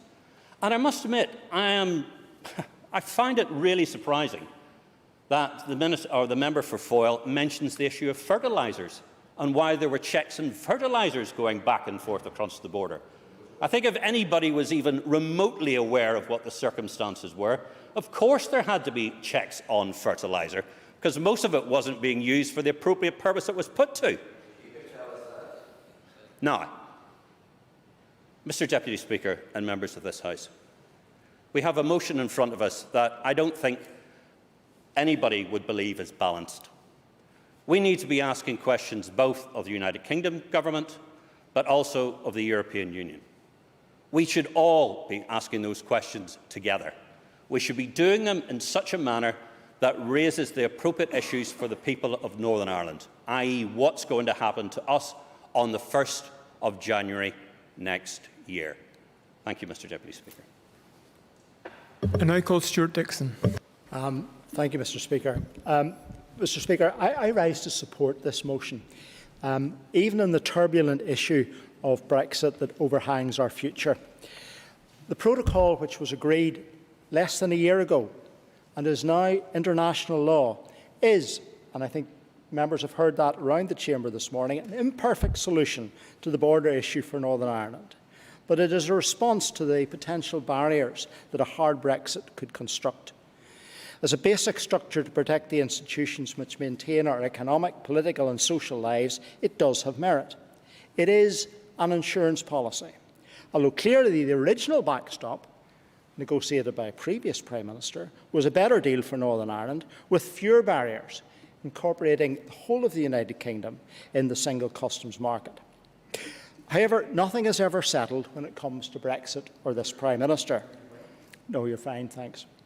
Sorry, apologies. I just was in a different zone. I will give way. I'm really very grateful to the member for giving way. I wonder, just in his point about the Theresa May's backstop, as a point I didn't get to make, would he acknowledge that the reason Theresa May's backstop, which would have largely avoided a border in the Irish Sea, a large part of the reason why it didn't pass was due to the kind interventions of the party opposite, the Democratic Unionist Party, who refused to support it, and so in many ways they are the creators of the border in the Irish Sea they now rail against? The member's an extra minute. Thank you. Apologies again. Yes, of course, I wholeheartedly agree. The amateur dramatics of the DUP in terms of the last Parliament are clear for all to see. Nothing is ever settled when it comes to Brexit or this Prime Minister. We now have an internal market bill which basically empowers the government to override elements of an international treaty signed only months ago. This must be of profound concern, not only to members of Parliament who have been invited to and have participated in votes which break the law, but it has shamed the United Kingdom government around the world. Let us be clear about that. The United Kingdom government has been shamed by its Prime Minister and by its Cabinet. It's hard to discern what this government is doing or trying to achieve. Even if this is just a simple negotiating tactic, it undermines the United Kingdom's international reputation and the ability to strike further trade deals. Indeed, it has apparently lauded a trade deal with Japan. Not a word of it different from what it already exists between Japan and the European Union. The United Kingdom was admired as a member of the European Union for its influence, often by the smaller member states, who the United Kingdom was often a reasoned voice for. What sort of future will the United Kingdom have if it cannot and will not keep its word? Who would you deal with? Is this the global Britain that we want to be part of? One of the key prizes of Brexit is supposed to be the US trade deal. Mr Given and others have made reference to it, but it's not just representatives of the House in America. It is both Democratic and Republican senators who have made it clear that they are concerned and disturbed by its effect on the Good Friday Agreement and the harm that it would cause. There is also a clear risk to British-Irish relations, which have, and must be acknowledged, have reached a high point over the last number of years. The cooperation and mutual respect between the United Kingdom and Ireland has been a key building block of the peace process and in building trust between both parts of this island. A general election was won on the deal, which included the protocol. But now we're told we have to default. No deal would be a good outcome. What a massive failure of politics it would be if we have no deal. An indication of a government that doesn't know what it's doing, and a blatant act of self-harm by a Prime Minister who doesn't care, exactly at a time when we need someone who is competent. Brexit also brings friction. We need to mitigate this and protect the Good Friday Agreement.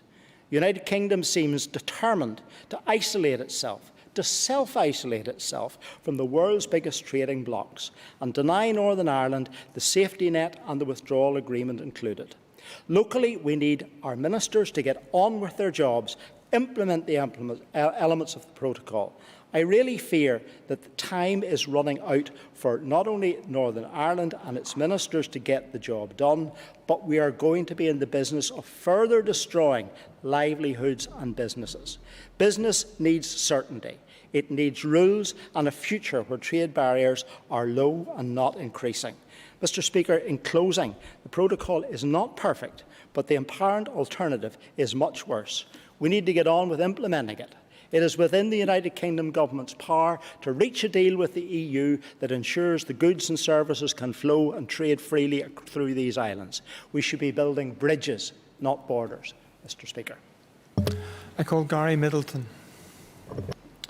Thank you, Mr. Deputy Speaker. The key line for me in this motion, which of course we will be voting against, refers to whatever the circumstances. Now, I think that in itself nails the real motive for this motion. Whatever the circumstances, no matter how bad it is for Northern Ireland, no matter what effect it has on the businesses or the constituents that we represent, whatever the circumstances, we must support the protocol. That's a completely unacceptable position for anybody to be taking. But it's of course no surprise that Sinn Féin would take that position, because that's of course the position that they take on a United Ireland.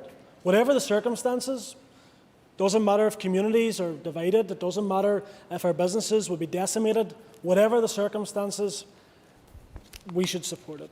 Again, that's an unacceptable position. It's something that I raised with the EU ambassador when he came to Londonderry on Friday. I made the point that not one single unionist party, or unionist for that matter, within this country supports that protocol. It's disastrous for the United Kingdom and it's disastrous for business, and it's important that they hear that message. Of course, and my colleague touched on this, for some parties within this chamber, the priority for them is ensuring that connections with Dublin are retained, connections with the EU are retained, but again, whatever the circumstances, they want us to support the protocol. Our own MP in Foyle, Colm Eastwood, and other MPs were tripping over themselves to get onto the airwaves to I suppose, support the position taken by some of the US politicians around the US-UK trade deal.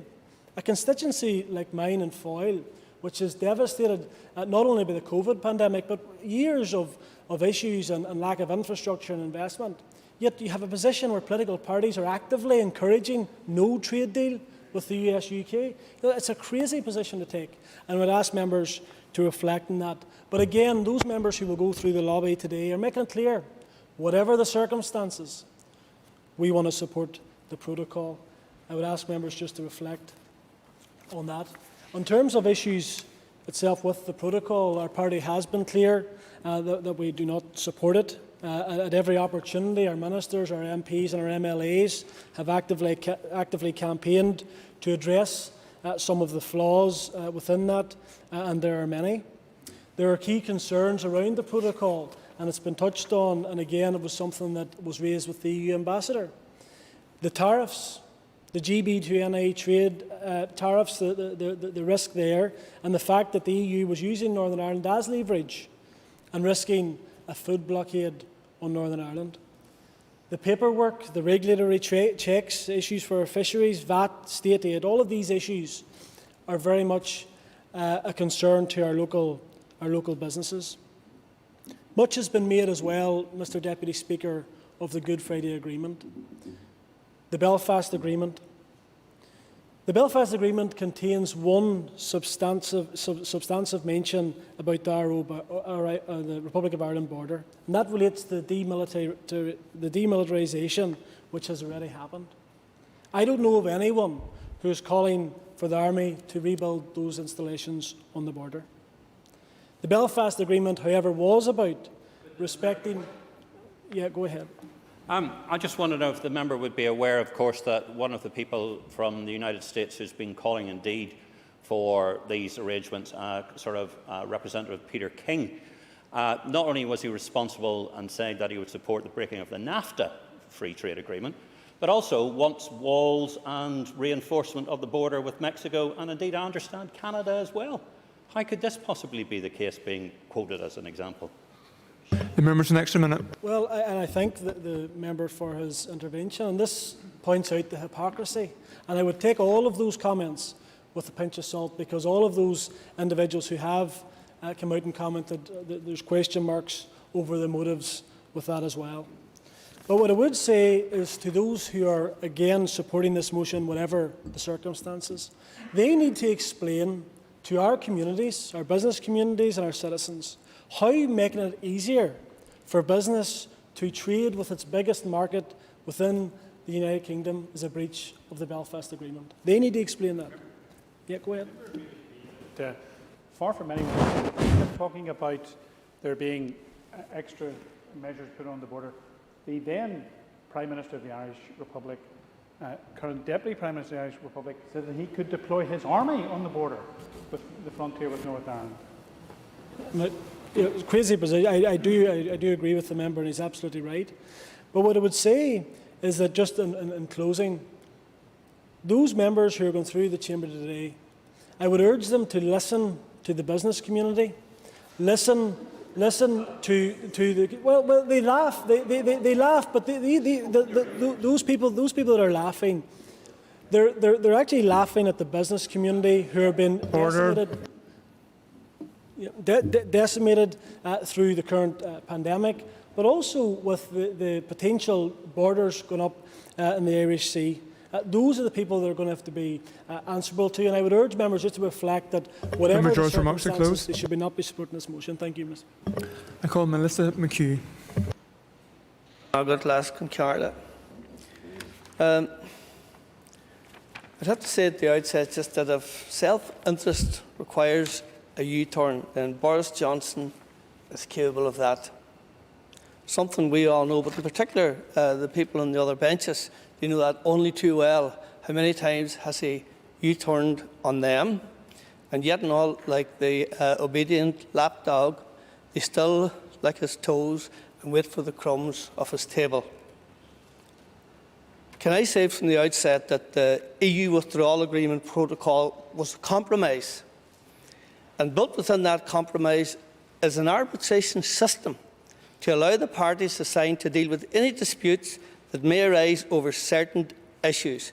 And I think that many people here have touched on that, but yet haven't explained that there is that arbitration system there, that in the event of there being disputes in particular products or the likes of it, it could have been worked out between the parties signed up to the agreement. But by introducing his internal market bill, Johnson is totally undermining the protocol. The protocol not only defends the interests of the people of the 6 counties, but also the Good Friday Agreement. And it has been stoutly defended by member states of the EU and, more significantly, by the United States of America, guarantors of the Good Friday Agreement. Let's not kid ourselves. The internal market bill is about Boris Johnson and England and what is best for them. If truth were told, it's about fisheries to a lesser degree, but more significantly, it's about state aid, as already alluded to by the leader of the Unionist Party, and the rules governing state aid to industry. It also gives to the Tory government the power to impose rules and regulations on this Assembly which can undermine our agricultural industry, in particular by compelling the Assembly to accept lower environmental food safety and animal welfare standards. Boris Johnson, whom we all listened to recently, he hides behind the defence of the Good Friday Agreement. It wasn't mentioned by him at the time they signed up to the protocol, but the negotiators for the European Union always had the Good Friday Agreement uppermost in their sights and its defence as a central plank from day one. Johnson, he went on so far as to suggest, and some of the people here have nearly sort of touched on the same issue again too, he went so far as to suggest that we in the north of Ireland might even be starved by the European Union, who would limit the import of food products to this island. I just thought it ironic that a representative of the same class and party overseen the starvation of millions of our people in the 19th century, whilst they exported food from Ireland, and now they tell us that the European Union are going to do the same because of limitations on the importation of foods to this island. How ironic. So I ask you, who do you trust? Michel Barnier, Chief Negotiator for the European Union? Ursula von der Leyen, Head of the European Union Commission?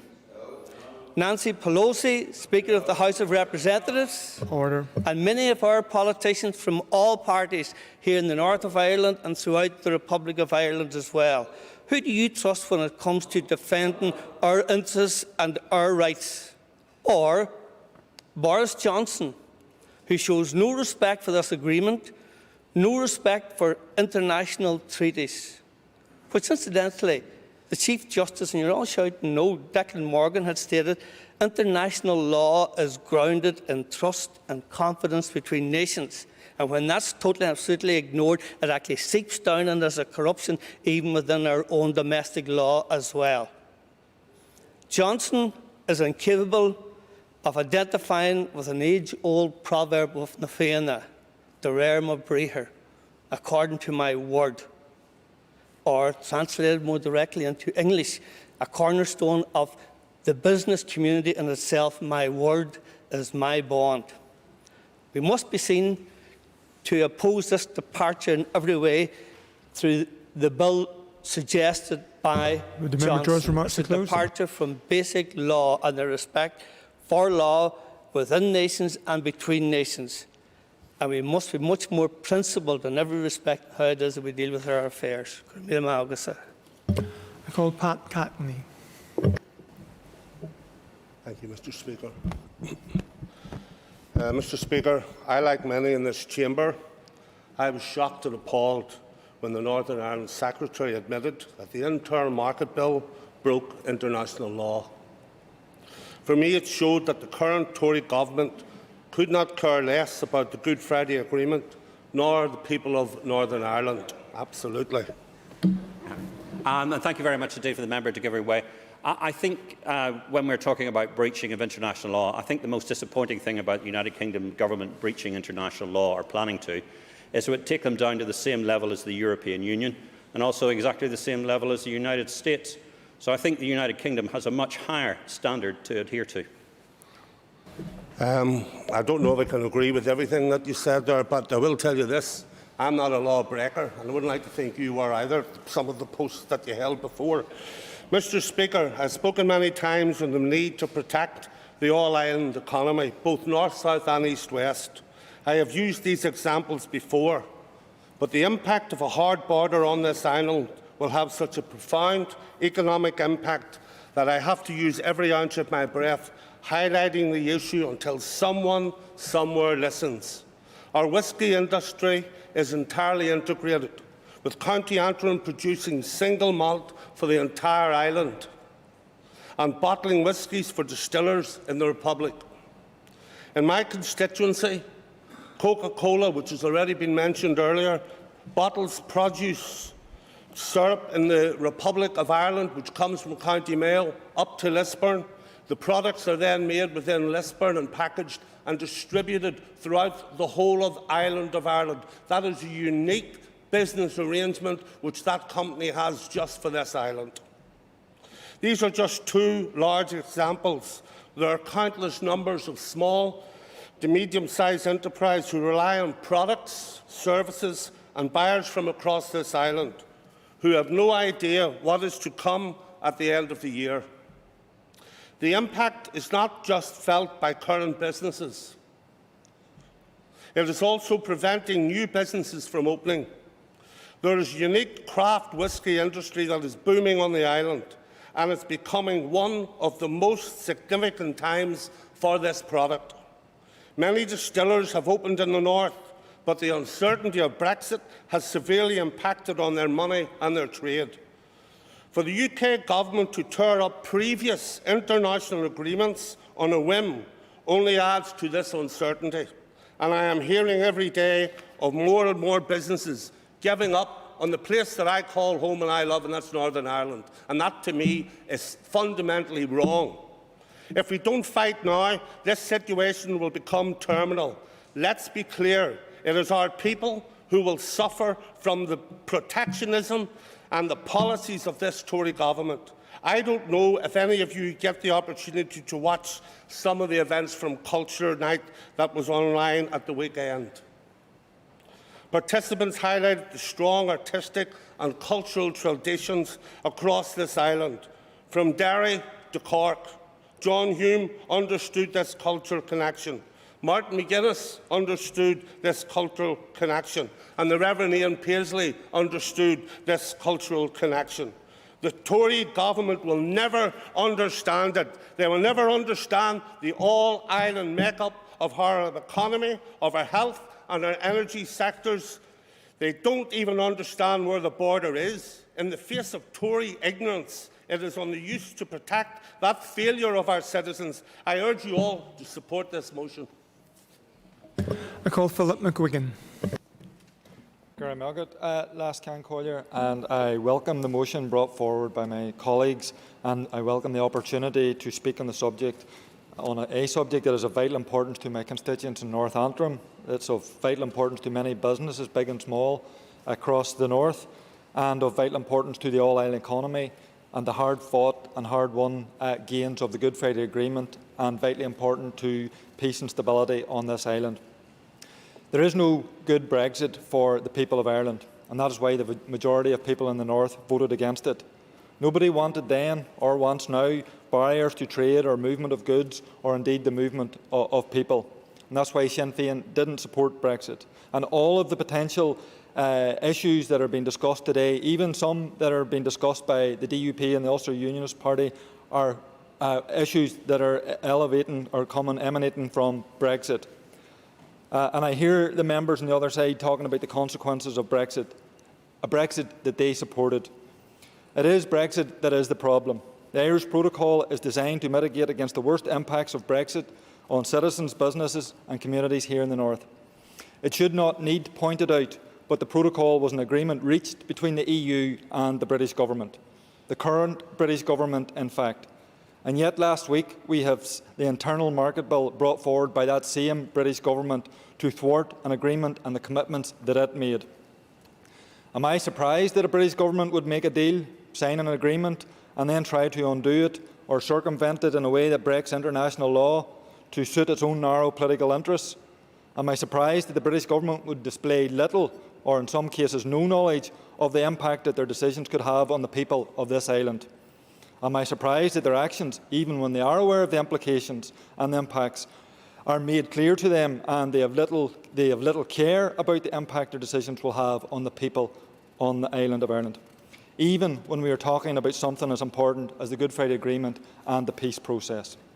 You won't be surprised to know that I'm not surprised by anything done by this particular British Government. It is important, though, that this Assembly, representative of the people and interests of the North, has its voice heard and registered. The Internal Market Bill and its implications on the Irish Protocol is totally unacceptable and indeed very dangerous. There can be no damage to the Good Friday Agreement, no hardening of the border on the island of Ireland, and we in Ireland cannot be collateral damage to a British Tory Brexit. If Brexit is to proceed, then the Irish Protocol must be implemented. I sit on the Assembly Agriculture, Environment and Rural Affairs Committee, and on a weekly basis we are discussing the potential negative impacts of Brexit and indeed the uncertainty for our business community. 25,000 frontline farming families in the north will be affected. Obviously a large percentage of the north export does go east, but a far greater number of businesses, mainly small, medium enterprises, export largely or solely to the south. 50% more businesses here sell to the south than export to Britain. The vast majority of this trade carried out, as I've said, by small SMEs, the backbone of our economy. 80% of micro businesses and 70% of small businesses solely export to the south. The agri-food sector, which is huge in terms of its importance to the northern economy, is no different. While east-west trading is undeniably hugely important, the very production of the products we export is inextricably integrated north and south. Annually, over 400,000 pigs are exported from the south to the north for processing. Same number of lambs are exported north-south. Over 800 million litres of milk are exported to the north to be processed and then exported from the south. East-west trade, as I've said, is vital, but in order for us to even produce the products that are exported east, north-south trade must be seamless. In the ERA Committee, we are told that 200 lorries a day come across the water to stock our shelves. Whilst that is obviously vital, anywhere from 6,000 to 12,000 heavy and light good vehicles cross the border every day. In our committee deliberations, we also share the concerns of those in the environmental sector about the impact on current EU legislation and environmental protection. Regardless of political allegiances, We are an island nation with our own unique environment. Living on an island, it would be completely, utterly ridiculous for us to have different environmental standards and practices north and south. Birds and fish, rivers and hedgerows, the very air we breathe, are not bound by borders. The EU has some of the highest environmental standards in the world, and without risking binding standards of the same or higher levels, we risk a race to the bottom for environmental standards and protections. I call John Stewart. Thank you, Mr Deputy Speaker. I rise today to support my party colleague, Steve Egan, who's already spoken on the motion, to say that we will not be supporting the motion as worded here today. I am pro-business and I'm pro-union, and I suppose it was for those two fundamental reasons that I didn't support Brexit. And we firmly believe that they would not only potentially impact the union, but would have massive consequences on business trade. When the result came, as Democrats, we accepted that. But it's barriers that are the biggest restriction to trades, and the protocol puts in place very difficult circumstances and abilities for businesses to trade east-west. It has been referred to in the motion about the trade north-south, and obviously that is important. There's no doubt on the island of the all-island economy, but fundamentally the biggest market that Northern Ireland has is east-west, and with its relationship with the rest of the United Kingdom, and any impediments to that would be deeply regrettable and deeply impacting on the businesses here we have. I know one business in my constituency reckons that it would cost up to £1 million per year to implement some of the measures and red tape and bureaucracy that would be required just to have the protocol in place, and that will be deeply damaging. I don't want to see any barriers in place, but what we don't want to do is see that paperwork is introduced so that companies are unable to do the business that goes across every day. My party colleague referred to that £1 billion worth of trade each week. Any impediments on that would be deeply damaging to our economy, and it is regrettable then that that is not referred to anywhere in the motion. What I also fear is that we will see more and more on adverts and TV and in products that are sold online and elsewhere not available in Northern Ireland, because so many companies, both in the United Kingdom and here, will not be able to want to either do the paperwork or pay the additional costs that will be required to bring those products in, further diminishing Northern Ireland and having that economic impact. So, like I say, it is regrettable that that is not within the wording of the motion. We also referred to the impacts on potential for state aid and the impact of the ECJ as well in terms of any additional legislative burden that would have here and on our ability for businesses to trade. It's also referred to in the motion about the protecting the Good Friday Agreement in all its forms, and see nothing diminished within that. I do find it somewhat ironic, given that it was just a couple of months ago that the Sinn Féin MP from Mid-Ulster referred to the Good Friday Agreement and saying that nationalists have been sold a pup. So I'm trying to figure out whether they actually support the Good Friday Agreement, or whether it is, as the MP Francine Lloyd said, a pup that had been sold to the nationalist community. My party supported the Good Friday Agreement in all its parts. And I'm sort of pressed for time, so briefly. Okay. The subject of being sold a pup, would he not also agree with me that the Prime Minister sold the nation a pup whenever it came to protocol and winning his election? The member's an extra minute. Indeed. Thank you for that intervention. I would say the Ulster Unionist Party supported the Good Friday Agreement throughout, and when I spoke to my party colleague Reg Empey about this recently, he highlighted the point on Sinn Féin's role within the Good Friday Agreement and said that they did not participate in any of the negotiations on Strand 1 issues. In fact, didn't even endorse it at the end. So it does feel somewhat like the protection of the Good Friday Agreement and all of its entities is something that Sinn Féin have found quite lately, or conveniently, as in the relationship with the European Union, which is again a marriage of convenience quite recently. I'll acknowledge the fact that there are some parties in here who have been dedicated and supported the European Union throughout, and refer to the SDLP in that, who were consistent in their message, and I'll give them credit for that. But this continuous support and idolisation of the European Union in all its forms from Sinn Féin, it does seem to have come quite late to the party in that respect. But from a unionist point of view, I mean, the Good Friday Agreement is clear. The present wish of a majority of the people of Northern Ireland, freely exercised and legitimate, is to maintain the Union, and accordingly that Northern Ireland's status as part of the United Kingdom reflects and relies upon that wish, and that it would be wrong to make any change in the status of Northern Ireland save the consent of the majority of people in Northern Ireland. So quite how a border in the Irish Sea of any type is compatible with the Good Friday Agreement in that respect is quite frankly beyond me. The Belfast Agreement removed Articles 2 and 3 and enshrined the principle of consent, meaning that the Northern Ireland people and they alone would decide their future. So surely any impediment to trade in either direction, north-south, which is identified in the motion, but east-west, is a clear breach of the Good Friday Agreement. How can there be an argument against that? It cannot simply be a claim that barriers between the Northern Ireland Republic and the Republic is a breach of the Good Friday Agreement, but any restriction on trade barriers going east to west is not. Because the two can't be mutually exclusive. So it doesn't seem to stack up to me in that respect. If we look again at the economic impacts, Northern Ireland's biggest market is with the United Kingdom, and any impediments on that would be deeply damaging to our trade here. So what I would say to finish, I think the focus should be on getting to the 1st of January and constructively together trying to carve out something that we could find as a workable solution so that we can protect our businesses here. Thank you, Deputy Speaker. Members, question time is due to commence at 2 p.m. I suggest that the House takes its ease until then, and this debate will continue after question time, when the next speaker scheduled to make a contribution will be Andrew Muir. So take your ease, members.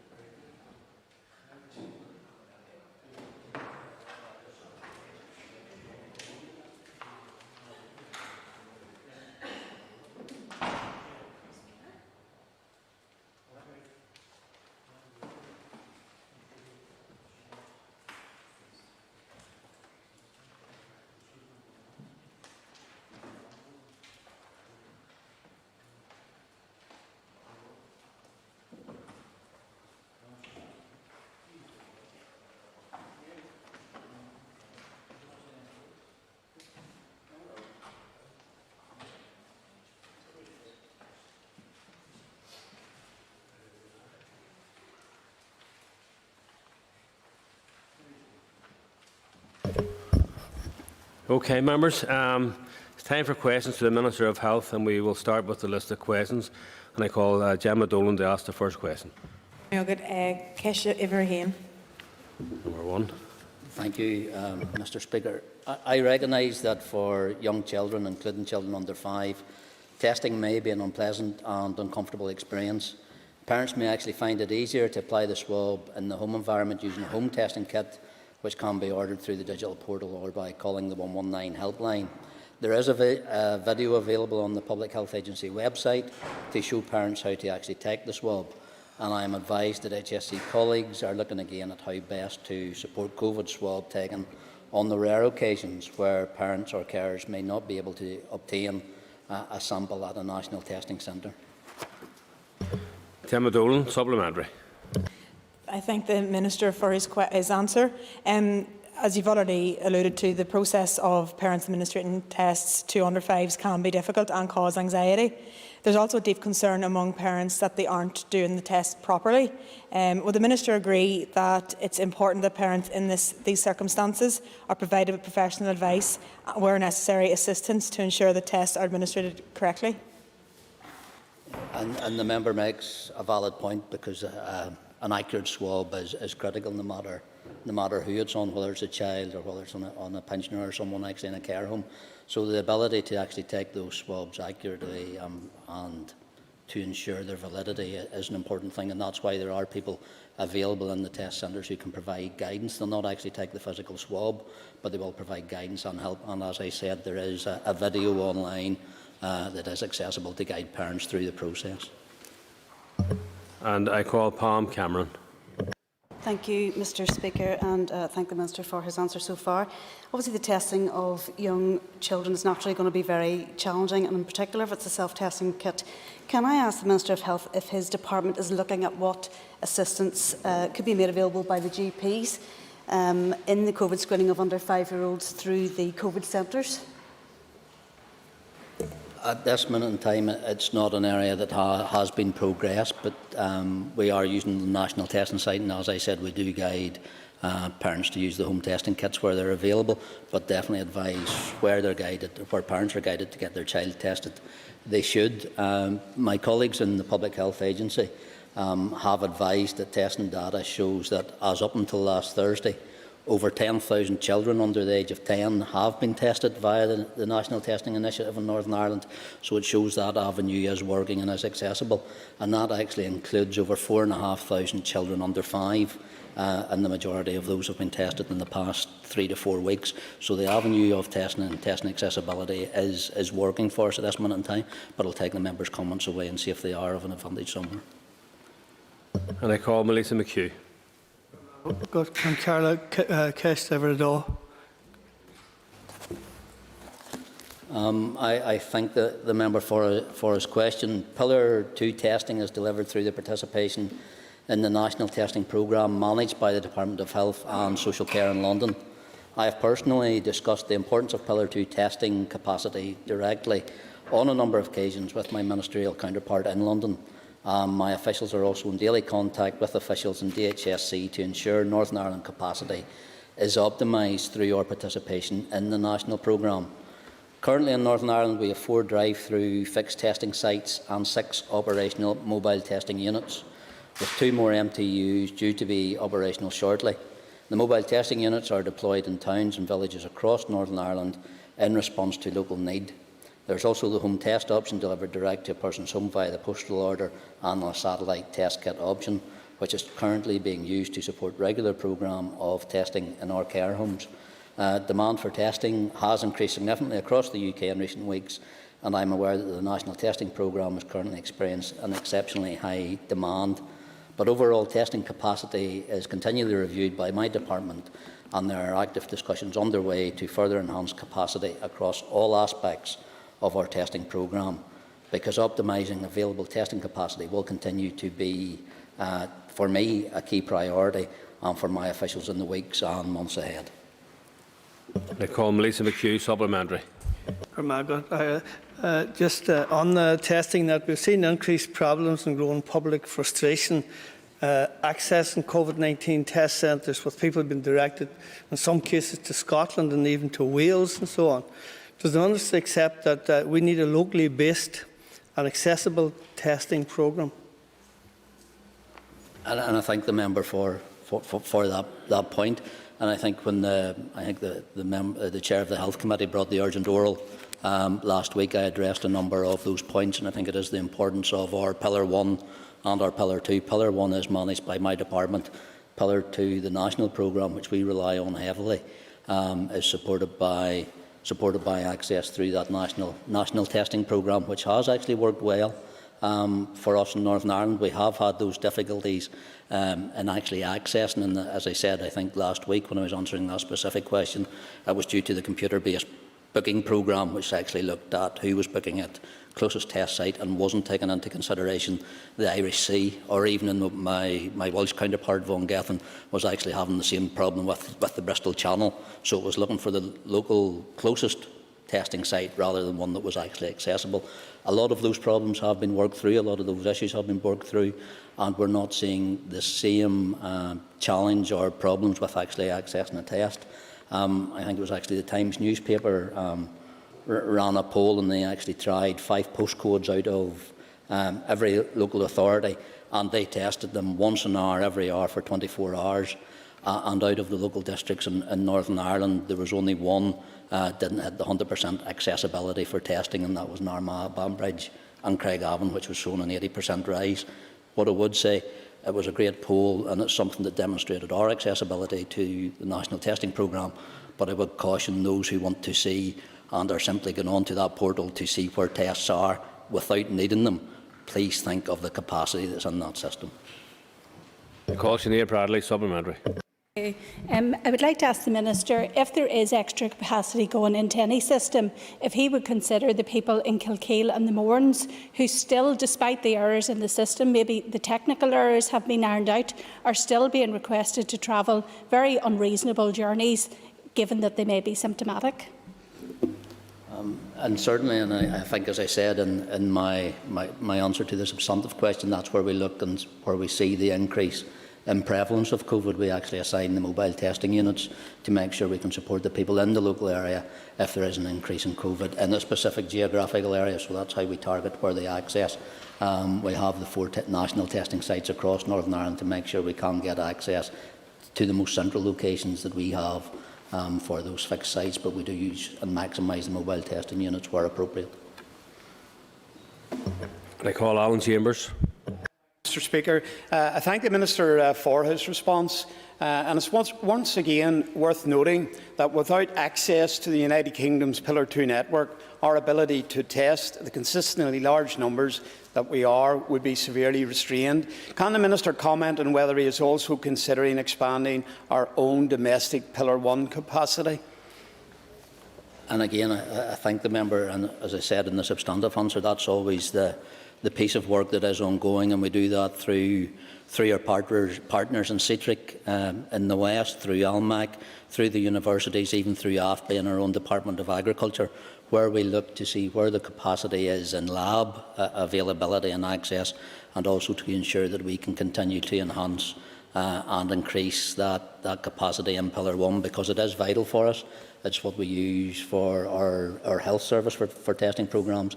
It's also for what the pillar that we use for our care homes, where we have identified outbreaks through the programme that we have ongoing in our care homes for both residents and staff. Call Gordon Dunn. The Minister for all his efforts in COVID up to date. We do appreciate all the work done. Can the Minister give us some assurance in relation to quality assurance testing in relation to the COVID tests that have been carried out, to give the public real confidence that the tests are effective and accurate, because it is an issue of concern out there with the public, the accuracy of the tests.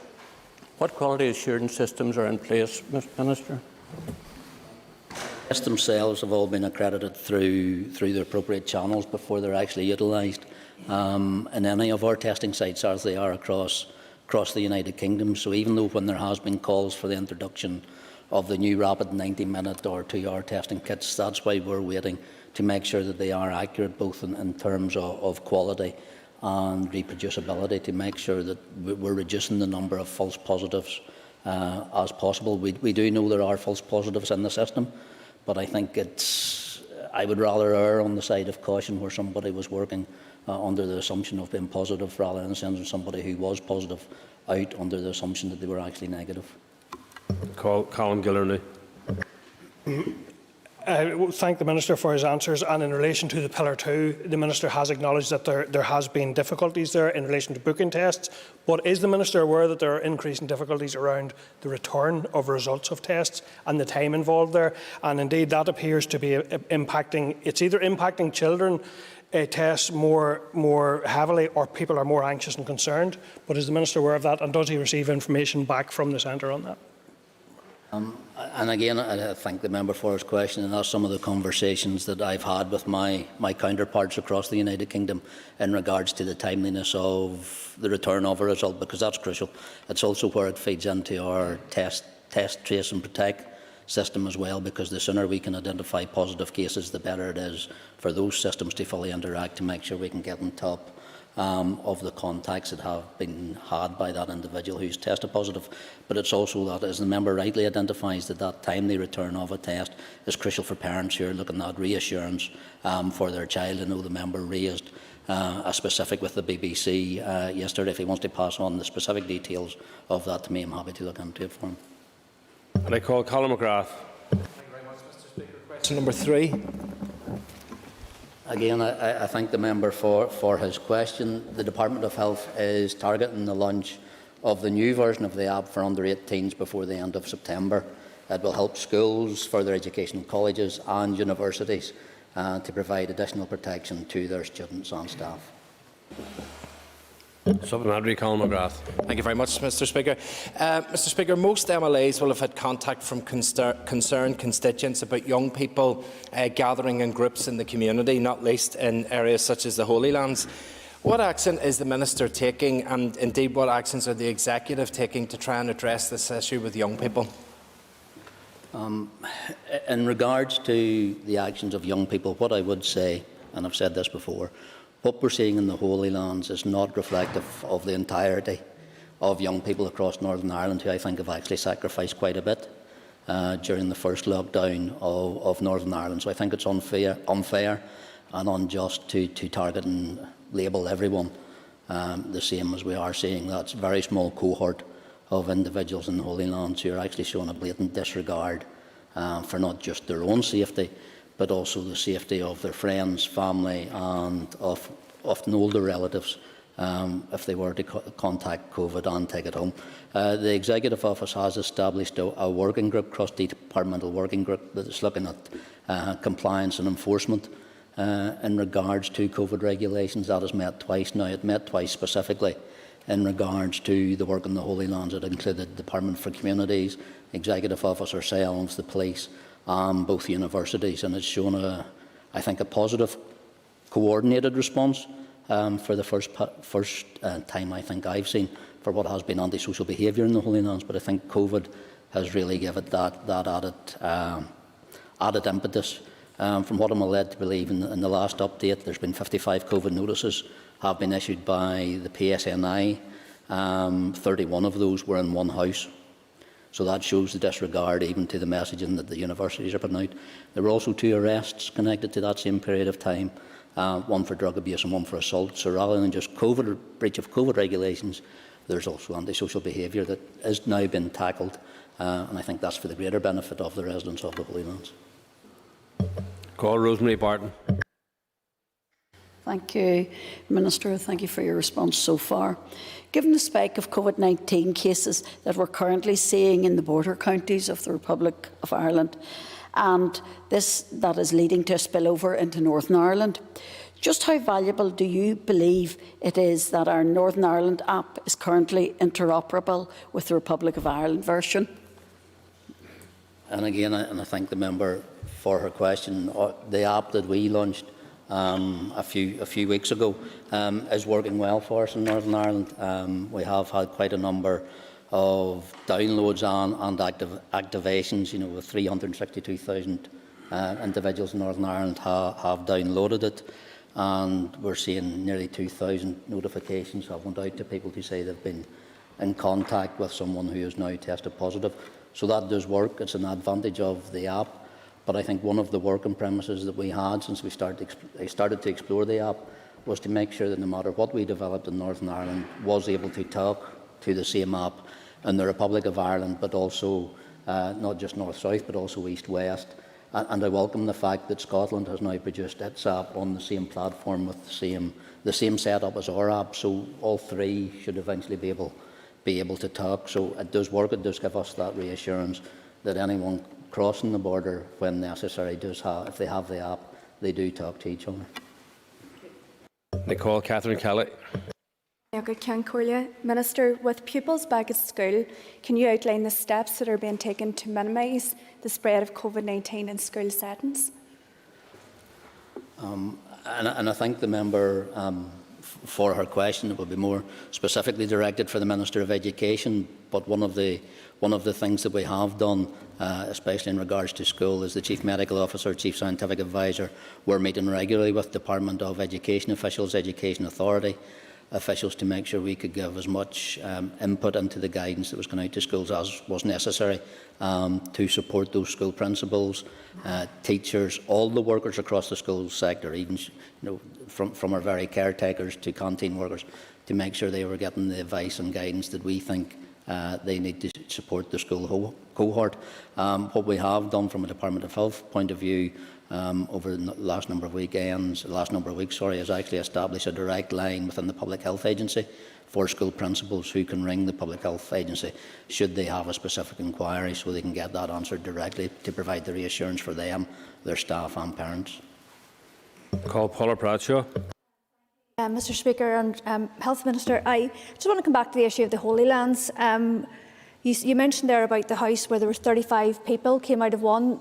This has been going on since June, so these house parties have been going on for months and months. I'm just wondering, are you going to bring forward some guidance for houses of multiple occupation, given the unique circumstances in terms of how you can have 9 people in one house from different parts of the country?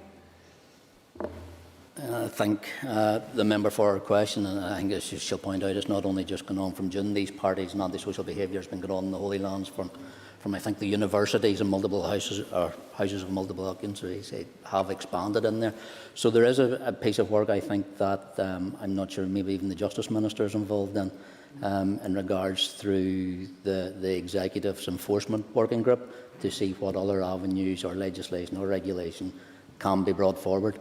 With the specifics of houses of multiple occupancy, there does need to be a care and a caution that any regulation that was brought forward in regards solely based on houses of multiple occupancy was also equitable across the entirety of Northern Ireland, or anybody who was resident in a house of multiple occupancy, should that be not just students in the Holy Lands, but also those out of social need or housing, lack of housing in certain areas, that they weren't penalised adversely by any regulation or guidance that was brought in specifically to deal with what is antisocial behaviour in the Holy Lands. I call Jerry Carroll. Question 4. Thank the member for his question. Firstly, I want to say that I fully support our health and social care staff, and I again want to put on record my thanks for the magnificent job that they have done during the initial COVID-19 surge and continue to do, to provide the best care for the people of Northern Ireland in such challenging and pressurised circumstances.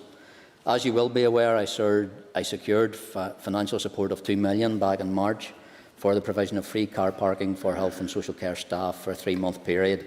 That ended on the 30th of June. This was in recognition of the commitment our staff were making to keep the health service going during the initial COVID-19 surge.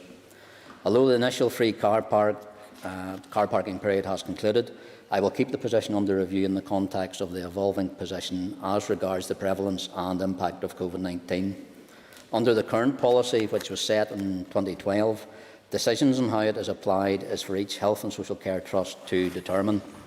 Charging is an important mechanism on sites where space is limited, such as the Royal Victoria Hospital, for example, to control demand or to encourage regular turnover of spaces to try to provide sufficient spaces for patients and visitors.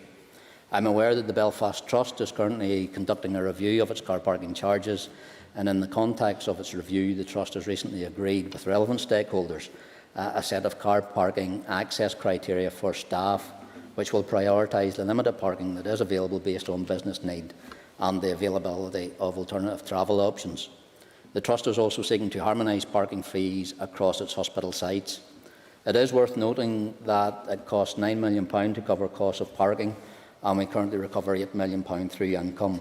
So even if I was able to find the funding to cover the lost income generated from staff car parking, there is still not sufficient space to provide free car parking for all our staff, particularly at sites such as the Royal Victoria Hospital, where space is limited.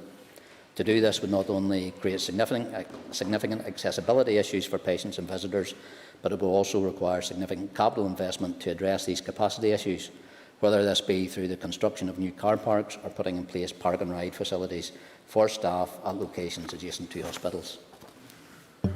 Jerry Carroll, supplementary. Thank you, Minister, for his reply. Does the Minister agree with me that this latest move to remove car parking, free car parking for healthcare workers is a further kick in the teeth for people who kept us safe during a health pandemic, and is extra insulting considering the fact that it occurred around the same time that MLA's expenses were increased?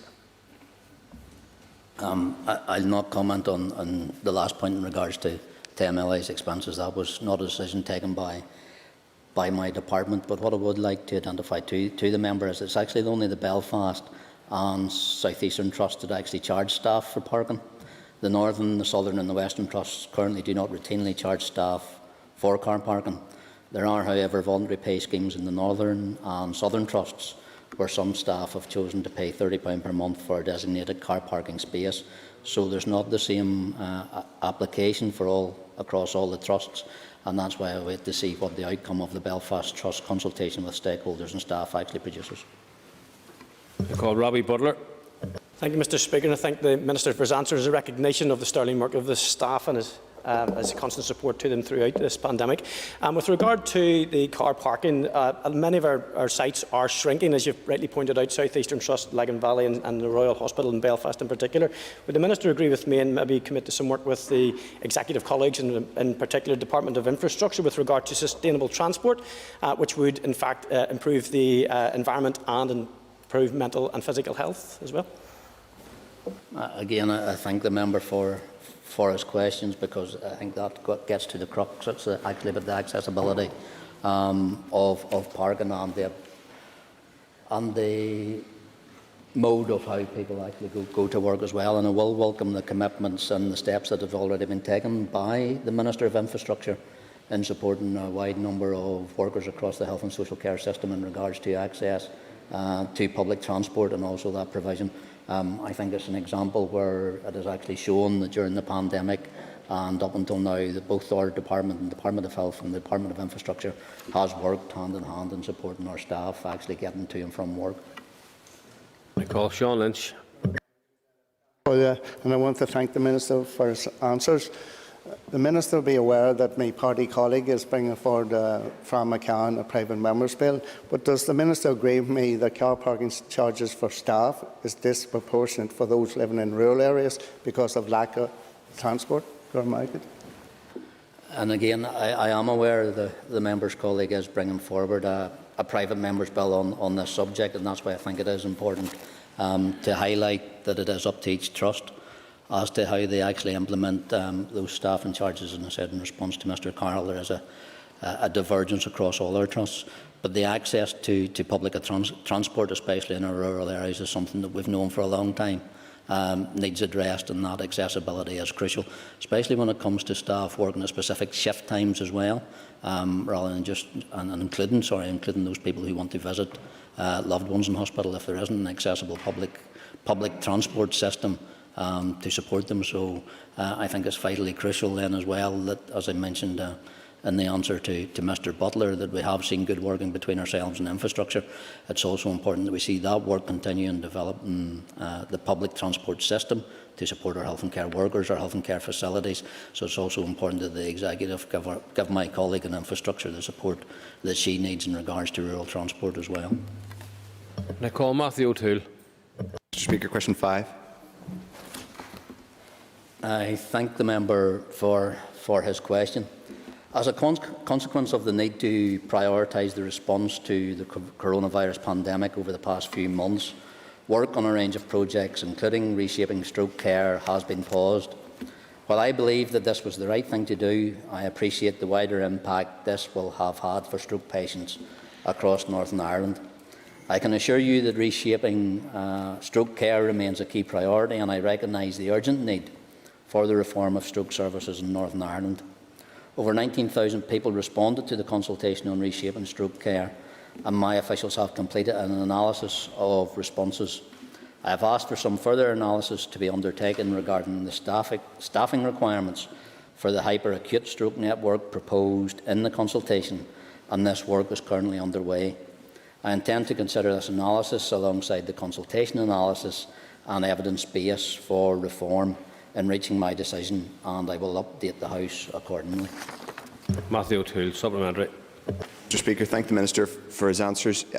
Understandably, the attention of the Department has been reoriented towards COVID-19 for the last 6 months, but reshaping stroke care focused on several things, but in particular the absolute need for early intervention and also the importance of in-community care around rehabilitation. We can be sure that both of those things, unfortunately, will have been devastated for over the last 6 months, and people will be receiving much worse outcomes. Is his department or are the trusts looking at how to make interventions now to compensate, where possible, people who have suffered strokes and have had, unfortunately, very poor care outcomes over the past 6 months? And again, the member makes a vital point, and I think that's when he takes into consideration the approach that we've taken to re-engaging and rebuilding our services, that we've done it in that 3-month block to make sure that we're giving the patients who need that additional support actually receive it, to make sure it's done in a safe manner as well, and also supporting our staff in the provision of those services. So that 3-monthly interaction and re-engagement of our trusts has been timely in the way we've approached this, and it's to make sure that we can provide that support to especially those people who have suffered stroke. But because that was one of the messages that we continued to put out through the worst of the pandemic, anyone who needed that assistance or thought they were having symptoms of a stroke or even cardiac did present to our emergency departments and our GPs as well, to make sure that they could get on to that care pathway as soon as possible. Minister, transformation is a critical piece of work, and we've had consultations on the reassessment of stroke services and also the breast assessment services as well. But can the Minister explain why he hasn't yet and refuses to publish the new criteria for transforming services? I will say to the member, I don't accept your premise that I'm refusing to do it, and I don't think she actually meant it in that form, because I have been and I have received support from the member's party and also our executive colleagues in the work that we have brought forward.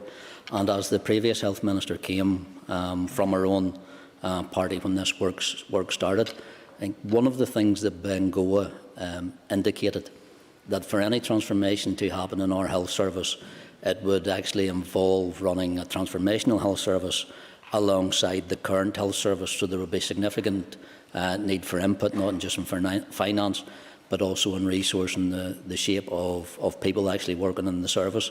That was going to be challenging pre-COVID.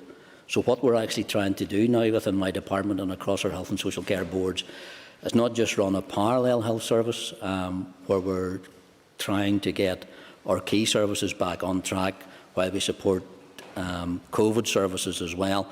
We're actually looking at transformation, although it's coming forward at a slower pace than we would have liked, but it is still going on. So it's not that it has stopped, it's not that I'm refusing, it's just that when we're now trying to run 3 health services in Northern Ireland, where in January running 1 was challenging enough. That ends the period for a list of questions, and I now call on Claire Bailey to ask the first question under topical questions. Thank you, Speaker. I'd like to ask the Minister, has this working group for the Holy Lands actually visited the area at all, or are you planning at any stage to be on the ground and see firsthand exactly what the dire state of the area and the multi-systemic problems that need addressed in there are? I thank the member, because I know it is an issue that she has genuinely and seriously campaigned on since her time in elected office. It's not just because it now is popular to do so, it's an issue that she has worked very, very closely on. And I haven't been to the Holy Lands myself, but in the working group that is established, does have representation from both universities, the PSNI and the local council, who are able to report on a night-to-night basis of what they've seen, the interactions that they've actually taken as well. Claire Bailey, supplementary. Thank you. Well, I ask that, Minister, because you've also made mention there that parties in the Holy Lands have been happening for as long as the expansion of HMOs in the area have been happening. And I see that as a very simplistic statement to make. And I really want to stress to the Minister that government and statutory agencies have taken a hands-off approach in the area on issues of regeneration for decades. And can we take any hope at all that the establishment of this working group will begin to rectify this long after COVID? And I think the member, as I say, I recognise her seriousness in this. If it was solely a health issue, I think we could progress it a lot more expediently. But it is cross-departmental. It involves the PSNI, it involves the universities. And I personally think we've seen more engagement in the past number of weeks in addressing what is antisocial behaviour in the Holy Lands in regards to COVID and restricting the spread of COVID than we have previously up until now, because I hope, and I sincerely hope, and I mean this when I said to the member, that what we look at in addressing this current issue actually addresses the long-term future for those residents who live in the Holy Lands and call it home, rather than just the landlords who often have been exploiting the housing base that is actually in there to their own financial advantage. So that's why I look forward to whatever recommendations that comes forward from this working group, that if we have to take some of it through as health regulations under the Coronavirus Act, that they're not just for the now, they're actually for long term. I call Keith Buchanan. Thank you, Mr. Speaker. Could I ask the Minister, with regard to the scenes witnessed yesterday in Omagh at the Tyrone County GAA final and other video clips which have obviously come out overnight and this morning, of chanting slogans, etc., with no social distancing, not taking away from Dungannon's victory, but there are no winners in the spread of COVID-19. Are the regulations working? I will say to the member that I have had numerous copies of those videos sent to me, those pictures sent to me. They are of a disappointment, because one of the things we were able to do very early on in this pandemic was engage with the 3 sporting codes. And the 3 sporting codes come up with sets of individual guidances and rules and regulations that their own sports and their own disciplinary procedures could take forward on site of what we've actually seen and what was actually produced widely across social media. I don't think that in any way is in keeping with what those sporting codes and those bodies would expect of some of their players, and definitely not of their supporters. This virus does not respect any sporting definition, any game, any team. So when I saw that sort of large-scale antisocial behaviour, well, not antisocial behaviour, but breaches of social distancing regulations, it does concern me, and I think the member is right. There's no winners when we see that sort of outpouring on social media and across media. Keith Buchanan. For your answer so far, considering the work you're doing, which is sterling work, I may add, and the executive to try and control this pandemic, has Tyrone GAA apologised to you or the executive? Not as far as I'm aware at this point in time. Call Chris Little.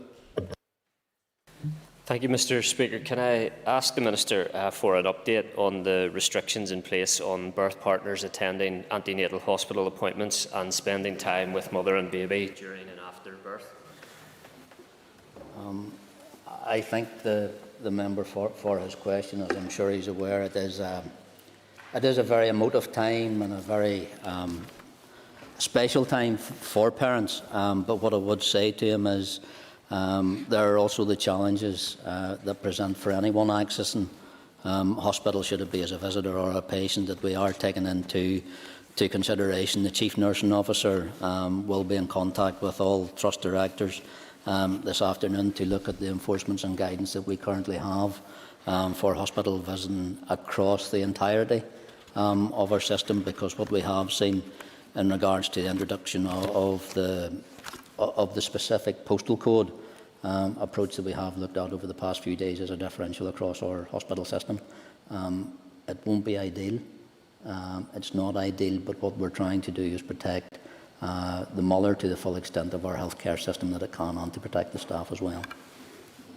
Chris Little, supplementary. Thank you, Mr. Speaker. Thank the Minister for his answer, and this Assembly appreciates the need to control transmission, particularly in our hospitals. But does the Minister accept these restrictions are causing significant distress, and will he consider relaxing restrictions to allow partners to attend antenatal appointments and scans, to be present throughout labour and to remain with mother and baby for longer than 1 hour post-birth? The member has come up, there's a very specific list of asks there. As I said, I've asked the Chief Nursing Officer, she's engaging with all trusts to see what guidance we can provide to make sure there's a consistency. Because where we do see that differential, it does cause stress and undue challenge to not just the mothers but the birthing partners as well. It's not an easy time for access to our hospitals, so I'm not going to give any commitment to relaxation that may change before this week is out, because what I think is of critical importance that we look after the physical well-being of the mother and baby, but I am also acutely aware of the mental support that comes from the presence of a birthing partner. So it's not that this is an easy blanket no. It's something that we're doing and want to do proportionally to make sure that those supports are there, both physically and mentally. And I call Kelly Armstrong. Thank you, Mr. Speaker. And thank you, Minister. But I would like to ask you, Minister, to outline what steps he is taking to assist the South Eastern and Northern Ireland ambulance trusts to stop ambulances having to queue, sometimes for hours on end, outside the Ulster Hospital's emergency department prior to be able to release a patient for triage. We are seeing increasingly challenges for our ambulance service, and especially in recent weeks and days where we have seen a number of cases, COVID cases within our ambulance service. So we're seeing a decrease in the number of available staff. When it comes to waiting time specifically, Ulster, it is a challenge that we are addressing. It's a challenge that the South Eastern Trust is acutely aware of, but due to social distancing and the lack of space within the facility, it becomes even more challenging to sort out the flow of patients there. But one of the things that I'm acutely aware of, and so is the Northern Ireland Ambulance Service, is that every hour that an ambulance sits outside a hospital waiting to discharge someone is an hour lost where it could be actually on the road. So they're actually introducing the HALO system, where we have coordination from the Northern Ireland Ambulance Service in each accident and emergency department. I call Kelly Armstrong. Thank you very much, Mr. Speaker. Just in follow-up to that, I'll not ask about what's happening with the Ulster Hospital with maternity, because miscarriages are also happening without partners. But just to ask him, is it time then, given the pressure that's on our accident and emergencies, for GPs to return to having face-to-face appointments with people, and therefore preventing the number of people turning up at A&Es that should be going to their GPs? And again, I thank the member for her supplementary. She may be aware that again was the subject of an urgent oral last week as well. So we're working with the Royal College of General Practitioners, the British Medical Association Committee of General Practitioners, to ensure that they are seeing everyone who needs seen. And I think one of the things that we do want to dispel is that assumption that GPs are deliberately restricting face-to-face access. They're doing a lot of work, and I think it was last week we were able to say, they were up to 8,000 face-to-face appointments. So that number continues to increase, but again, we want to do it making sure that our patients are also entering a safe environment, and to support the staff who are working in our GP practices as well. So anyone who needs a face-to-face consultation, I'm assured, should have access to it, and that's something I'm continuing to take up. If the member has individual individual constituents that she wants to address to me, I'm happy to take forward with the Royal College. And I call Roy Beggs. Thank you, Mr. Speaker. The previous member highlighted the pressures on A&E and indeed within our hospitals, but equally there's pressure on our GP services. Within the Centrum constituency, the GPs, many of them operate in aged health trust facilities, some of it dating back to the 1960s, which makes caring for patients more difficult and difficult in maintaining social distances. So will the Minister accept my invitation to visit those facilities and see for himself as soon as it's safe to do so?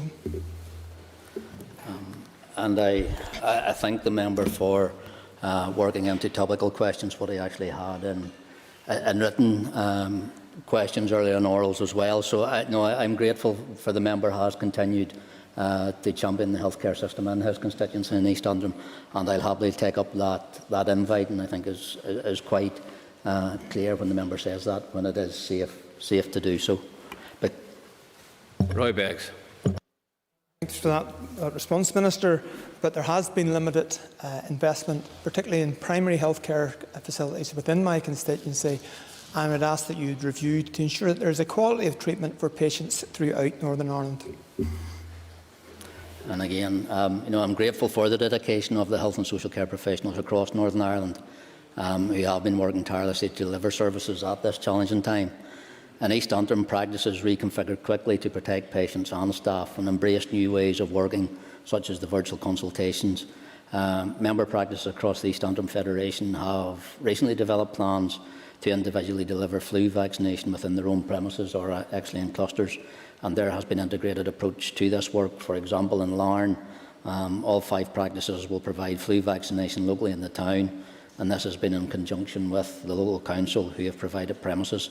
So there is that ongoing work, and I'm aware of the need in East Antrim. And again, I'm happy if I can't visit the member's constituency, I'm happy to meet him to discuss the subject.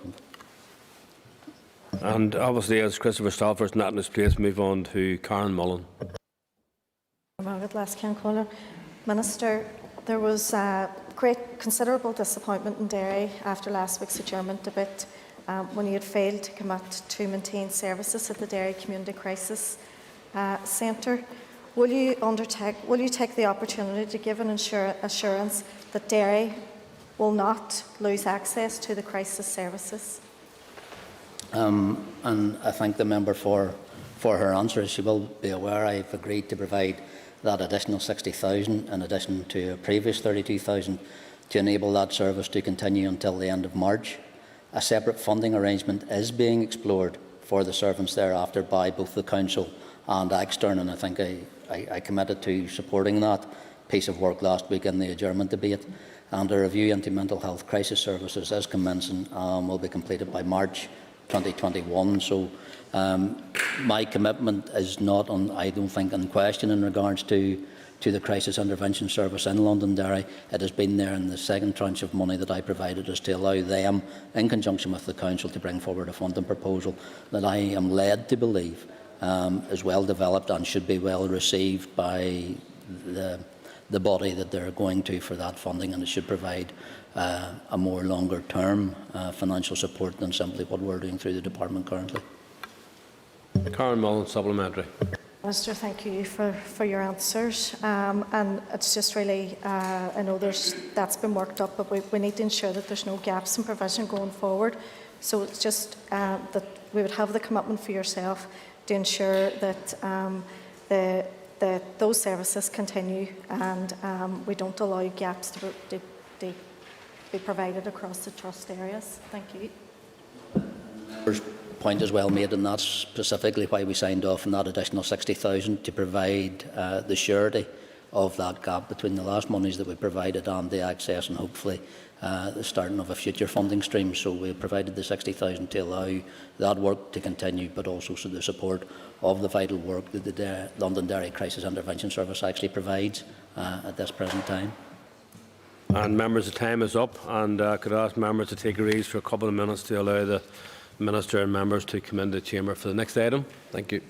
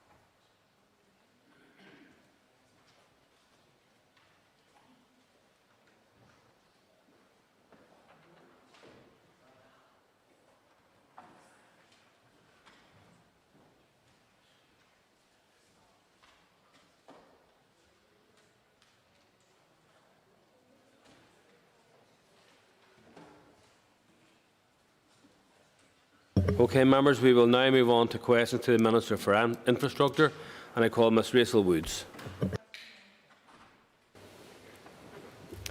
I am pleased to confirm that my department's programme of planned road resurfacing schemes is underway within the North Down area and currently includes schemes at Church Drive, Bangor, Coltraw Avenue, Holywood, Main Street, Conlig and Tar Road, Conlig.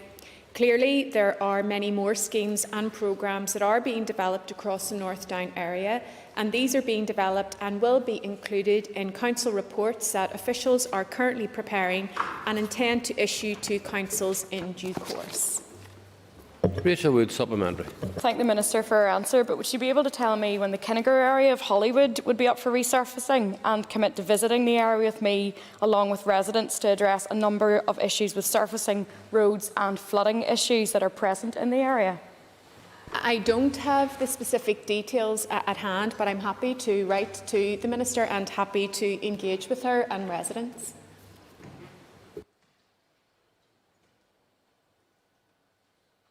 And I call Alan Chambers. Speaker, can the Minister provide an update on essential maintenance to ensure road safety, including gully clearing, grass verge cutting, and in particular account for delays in major pothole repairs? As the member will be aware, the Department for Infrastructure has suffered from a funding deficit for many, many years. In fact, it was when his party colleague held the ministry that there was a significant amount of money taken from the department, and in all honesty, the department hasn't fully recovered. We've had to scale back services in terms of gully cleaning and so forth, but we still try to do what we can, and I was pleased to be able to maintain the maintenance budget this year in terms of my allocation. But certainly I would be really like to be in a position where I was able to do so much more. Unfortunately, due to funding constraints, we are delivering the maximum service that we can at this stage, but I will continue to make the case to executive colleagues. I call Andrew Muir. Thank you very much. Speaker, people in North Down are very disappointed to see there's such a low level of roads that are going to be resurfaced in this financial year. Will the Minister commit to be bidding for additional funding in the October monitoring round to ensure that North Down and all areas across Northern Ireland get that investment that they deserve? Yes, I will be making additional bids in the October monitoring round. I've said before in the floor of this House that the Department for Infrastructure touches on people's everyday lives, from the street lights to their potholes, to bridges, to how they get to and from work. I would like to be in a position to do a lot more, and will continue to make the case, because I've always argued that if we are to have ambition as an executive to win people's hearts and minds, we also need to be getting the basics right, and that very much involves the level and maintenance of our roads network. I call Cathal Boylan. Accordingly, I could have thanked the Minister for answers so far. Minister, the audit report of 2019 has said that the trunk road network is in better condition than first estimated. Would the Minister consider prioritising rural roads in any of the budgets that you get? Because, I mean, clearly there's a number of complaints about rural roads in general. And one of my commitments as Minister is to tackle regional imbalance, and that is why I have set aside £10 million for a rural roads fund to address the very issues that the member has highlighted. I call Jonathan Buckley. The member is right to raise the issues of resurfacing. Some 3 months ago, I raised in this House with the Minister the plight of Birchwood Manor in my own constituency. A meeting on the hope of progress was promised. To date, no meeting and no progress. Does the Minister think that it is acceptable that after some 10 years from completion, ratepayers have no finished surface, raised ironworks, lighting issues and serious sewage issues? Well, what I can commit to is when I go back up to the office, I'll ask officials to meet with you on site to try to address the issues that you've raised where we possibly can. In terms of the site meeting, I don't know if you'd requested it with me or not on the floor of this Assembly. Certainly we haven't as a department been able to have as many face-to-face meetings, including myself, as I would like as a result of the restrictions around COVID, but happy to take the issue away for the member. Question 2, I call Jim Allister. Question 2. Whilst the COVID-19 pandemic led to some initial delays in commencement of the 2021 road maintenance programmes. These are now well underway, and it is envisaged that a significant proportion of the resurfacing programme will be delivered prior to the onset of the winter period. Prior to the start of each winter season, my department carries out a significant amount of pre-planning to ensure a state of readiness for the coming winter. This planning includes ensuring that adequate staffing arrangements are in place, all winter service equipment is in satisfactory working order, and there are adequate supplies of salt. There are also arrangements in place to supplement stocks of salt during the winter period if necessary. Whilst the Department targets the limited resources available for gridding towards the busier through routes, on many other routes which do not qualify for inclusion in the gridding schedule, salt bins or grit piles are provided for use by the public on a self-help basis. Subject to the availability of funding, a full winter service will operate from the 19th of October this year until the 5th of April 2021 and will have approximately 300 staff and 130 gridders available and ready to salt main roads in order to help drivers across Northern Ireland deal with the wintry conditions. Call Jim Allister, supplementary. Given that one of the Minister's predecessors, Danny Kennedy, was starved of funding to adequately cut the grass verges or fix the potholes, given what she's just said about matters being able to be done subject to funding, has she any fears that she might obtain the same treatment as a single member of the Executive? I thank the member for his question, and I think it is fair enough to say that there are significant challenges when you are a single member of a party within the Executive. That being said, I have provided robust detail to Executive colleagues and to the Finance Minister on the importance of ensuring that we invest in our infrastructure for the reasons that a number of members have highlighted in terms of streets and places within their own constituencies, but also in terms of our recovery from COVID. I recently submitted an executive paper where I set out the case, which I believe is compelling, for ensuring that infrastructure is front and centre of our recovery from COVID and in terms of facing the challenges of Brexit. I will continue to make the case, and I hope that I do not befall the same fate as Danny Kennedy. I call Emma Sheeran. I thank the Minister for her answers thus far.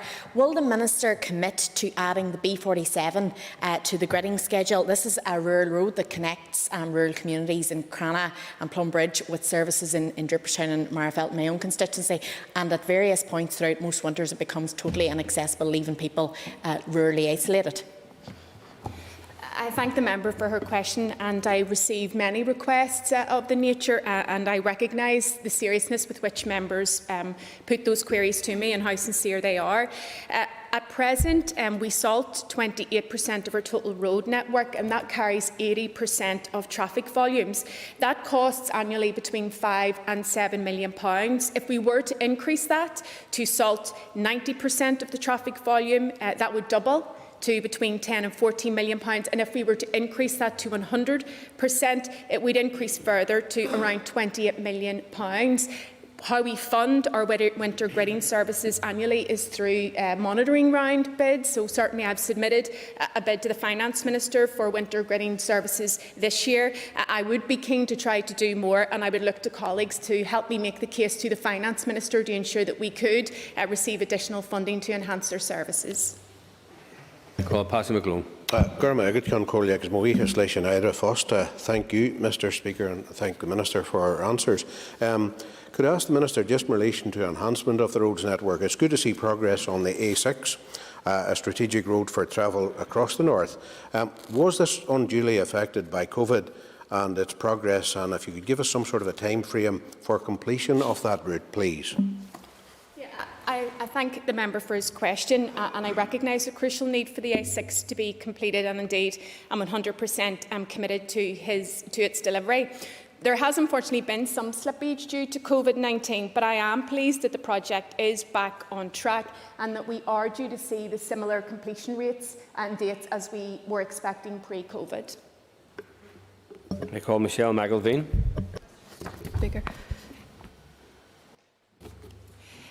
My department has been working collaboratively with the Department of Agriculture, Environment and Rural Affairs on coastal erosion risk management issues. The two departments commissioned a baseline study and gap analysis of coastal erosion risk management in Northern Ireland, and this was published in January 2019. The study collated existing data relating to coastal erosion and undertook a high-level vulnerability assessment. The primary conclusion from this assessment was that there is currently insufficient data to reliably inform coastal management decision-making. The study identified a number of key issues for consideration in determining the way forward, and the Coastal Forum, whose membership includes DFI, DERA, the 7 councils with the coastline and the National Trust, is working collaboratively to address these. A draft Coastal Forum work programme has been developed, and as part of this, a project is underway to provide a comprehensive coastal survey and vulnerability assessment.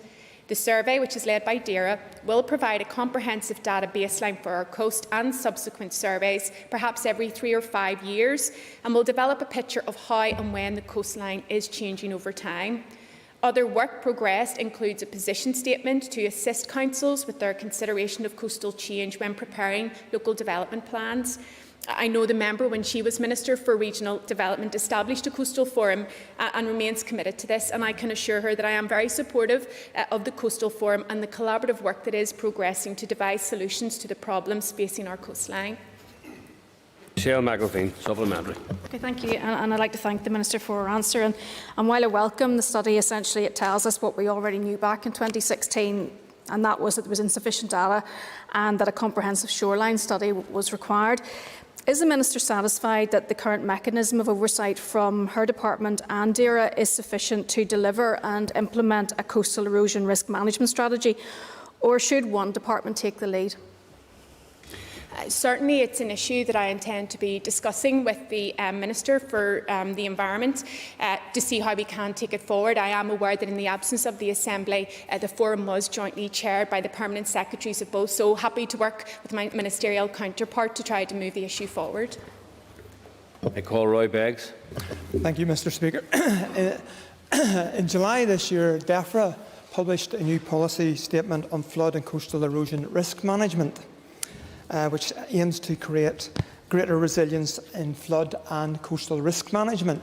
So my question to the Minister is, would she advise of the outcome of the evaluation of her own approach to the Homeowner Flood Protection Grant, and whether she is open to ideas that have been adopted in other parts of the United Kingdom, such as well as infrastructure and flood defence, to look at natural defences and to look at how to build in resilience into housing and to take a community-centred catchment-centred approach to coming up with solutions.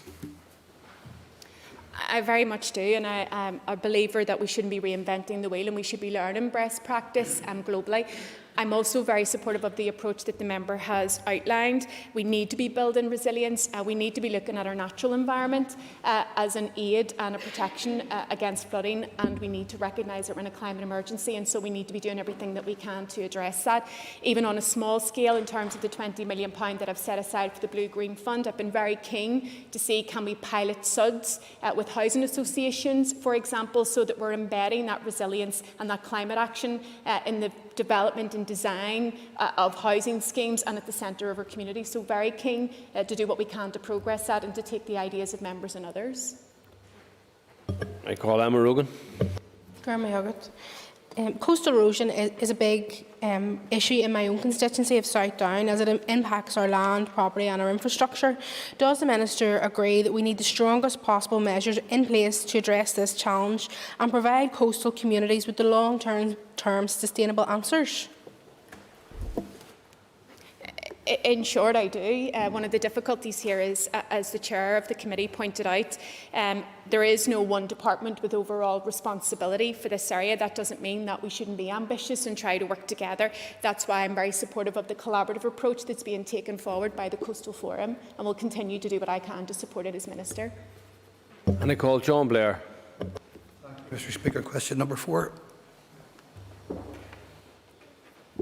I am aware of the Department for Transport fixture bike voucher scheme in England. I understand that this scheme was introduced at the end of June this year. The aim of the scheme is to encourage more people to embrace cycling, boost the number of commuting and leisure trips, and to help reduce the number of short journeys made by private cars. However, as the member indicates in his question, the scheme is aimed at providing assistance for bicycle repair or refurbishment. The vouchers, in effect, provide a grant of up to £50 towards the repair and servicing of bicycles to encourage owners to start using their old bikes again. It does not provide any assistance, though, for people who do not currently own a bicycle to purchase one. For many people, the fact that they cannot afford a bicycle is a real barrier to cycling for them, and I think that it is regrettable that the scheme does not address that reality. But I have asked my officials to closely monitor the progress of the scheme in order to determine its effectiveness, value for money, and the possible benefits which might accrue to Northern Ireland were such a scheme to be introduced here. I am mindful, however, that a similar scheme in Northern Ireland could cost around £700,000, and unfortunately, given the resource budget allocated to my department and the significant pressures as a result, this scheme would be currently unaffordable without additional funding being provided to the Department for Infrastructure. I call John Blair, supplementary.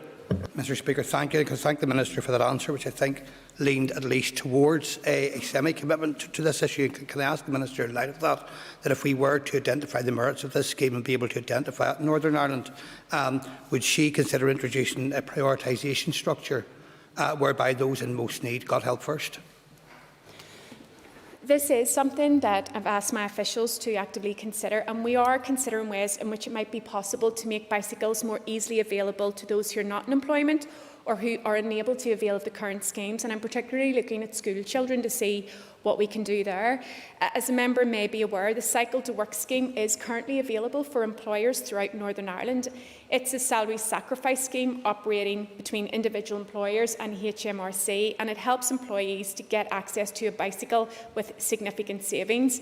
There is a Northern Ireland civil service scheme, and many other employers have their own schemes, so I would be keen to do what we can to maximise the schemes that currently exist, but also I'm keen to look to see what we can do to enable those, particularly those who can't afford to get bicycles to cycle, what we can do to better assist them through the Blue Green Fund and my Walking and Cycling Champion.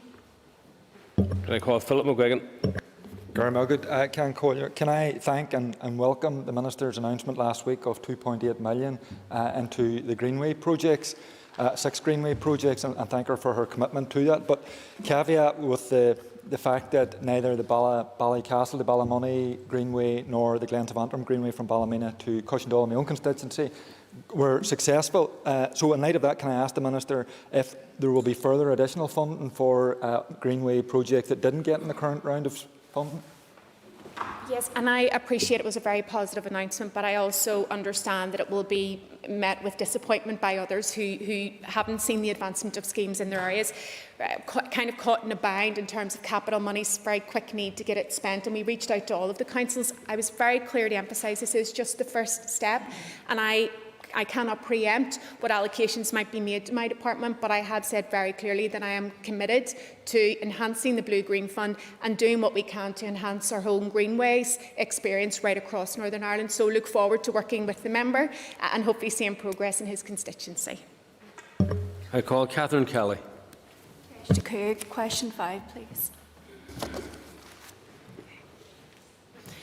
I'm committed to tackling regional imbalance, connecting communities and improving road safety. There are so many communities, particularly in rural parts west of the Bann, who can benefit from investment in the A5 project. The A5 is also a commitment of the Executive and Irish and British governments and is specifically referenced in New Decade, New Approach, and I am determined to deliver progress. A public inquiry for the project concluded in March 2020, and my officials received an interim report from the Commissioner on the 2nd of September. Officials are considering the issues raised and recommendations made in the report, in addition to taking legal advice before I decide on the next steps for this very important scheme. The Irish Government reaffirmed its commitment of £75 million to the project in New Decade, New Approach, and the importance of the A5 was also discussed at the recent North-South Ministerial Council meeting, and I very much welcome that commitment. I have had initial discussions with the Irish Transport Minister, Minister Ryan, and will be meeting with him again later this month. And I look forward to further discussion on how we can work together in partnership to deliver on this much-needed project for citizens across our island. Catherine Kelly, supplementary. Thank you, Minister, for your answers. It's vital that the Irish Government honour their original commitment to the A5 project. And of course, this also opens up possibilities to expedite the construction process. Minister, can you assure us that you will pursue this urgent matter with the Irish Government, which is of course led by your party's Fianna Fáil partners? I can assure the member that I will always do what I can to maximise funding. We live in very difficult financial times, and certainly I won't be found wanting in working with anyone and any political party across this island to ensure that we can deliver improvements and enhance the lives of all of our citizens. I call Dolores Kelly. Thank you, Mr Speaker. Minister, I'm sure you'll join with me in wishing a speedy recovery to our colleague Daniel McCrossan, who would be asking a supplementary if he had been here this afternoon. But I wonder, have you any indicative time frame in relation to the work that you outlined in your earlier answer? I thank the member for a question, and I do want to send our party colleague Daniel our best wishes. And no doubt, if he was here, he would be very much asking this question. It's a hobby horse of his. Yes, as I said, the public inquiry was held earlier this year, and it concluded in March. And my department did receive the interim report on the 2nd of September. It has raised a number of issues, and they are being very carefully considered by officials. We're also taking legal advice on that, but I would hope to be in a position very soon to be able to update the House on the next steps. I call Rosemary Barton. Minister, I thank you for your questions, your answers so far. Does the Minister accept that the A5 has been specified a level above what the traffic volume would normally justify, that of adopting a new route and largely disregarding the existing roads? Therefore, I ask, with the growing cost estimates and the absence of the promised £400 million from the Republic, that it can only now proceed with the loss of many other infrastructure projects, such as other roads, cycle routes and upgrading projects? Thank you.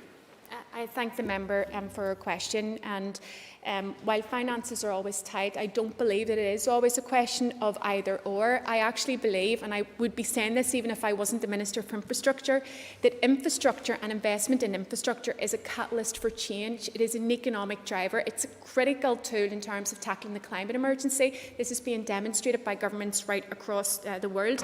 And the A5, it is an executive flagship, and it is also referenced in New Decade, New Approach. So it is very much a firm commitment of the executive. And I call Harry Harvey. Thank you very much, Mr Speaker, and thank you, Minister, for your answers thus far. That'll be question number 6. Thank you. I announced on the 2nd of July that I intend to introduce the exemption of vehicles of historic interest from periodic roadworthiness testing in Northern Ireland. The exemption will align Northern Ireland legislation with that in GB and will apply to those vehicles that were first registered at least 40 years ago, are no longer in production and have not been significantly modified. The exemption will not apply to those vehicles that are still in public service. I can advise the member that the draft regulations required to introduce the exemption have recently received legal clearance and have been led in the Assembly on the 18th of September 2020. They are subject to the Assembly statutory period that applies within the negative resolution procedure. It is anticipated that they will come into force on the 12th of October. I know how passionate the member is, and he has been a very active campaigner on this issue on behalf of the vintage vehicle community. So I hope this news and this success makes him happy. Supplementary, Mr Harvey. Thank you very much, Mr Speaker. And can I thank the Minister not only for her kind words in her answer, but also for her positive consideration to this scheme, and now bringing it to its implementation stage. I hope that I have been plaguing you in a somewhat pleasant manner, even if it has been on a regular occurrence. we never did manage to fall out. Minister, would you agree with myself that the historical vehicle owners really deserve credit for their mostly unrecognised charitable work and hours that they put into their vehicles, raising huge sums of money for various charities? And Minister, can I just finish by saying thanks and appreciation from myself on behalf of all those enthusiasts that I've been lobbying for. Thank you. I thank the member for his kind words, and this wasn't an issue that was particularly on my radar until I took up this post, and you very kindly and very actively made sure it was on my radar, and I thank you for that and showing me up close as well the great work of the historical vehicle community, particularly the work that it does for charities. And it does so not seeking recognition, but I think, like many groups and communities right across Northern Ireland, we have a responsibility to acknowledge it and to recognise it, because they make a huge contribution and they do so quietly but hugely effectively. I may call you Mr. Happy Harry. Thank you very much. We'll call Sean Lynch. I can call you. Will the Minister also provide us with an update on whether the Department is exploring the biannual testing for certain vehicles, as happens in the 26 counties?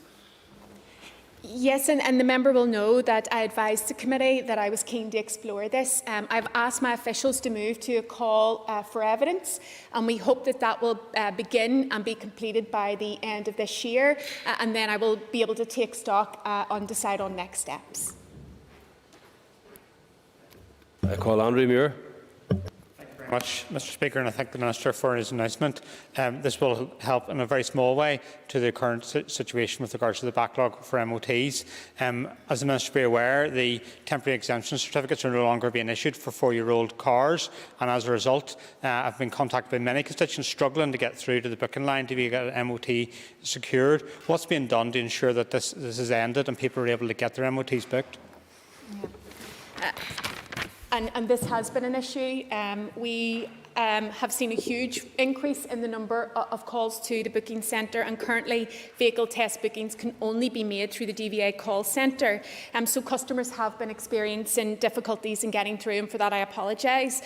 To mitigate against this issue and the general high volume of calls being handled by call agents, the DVA is introducing a call messaging service to redirect calls to NI Direct.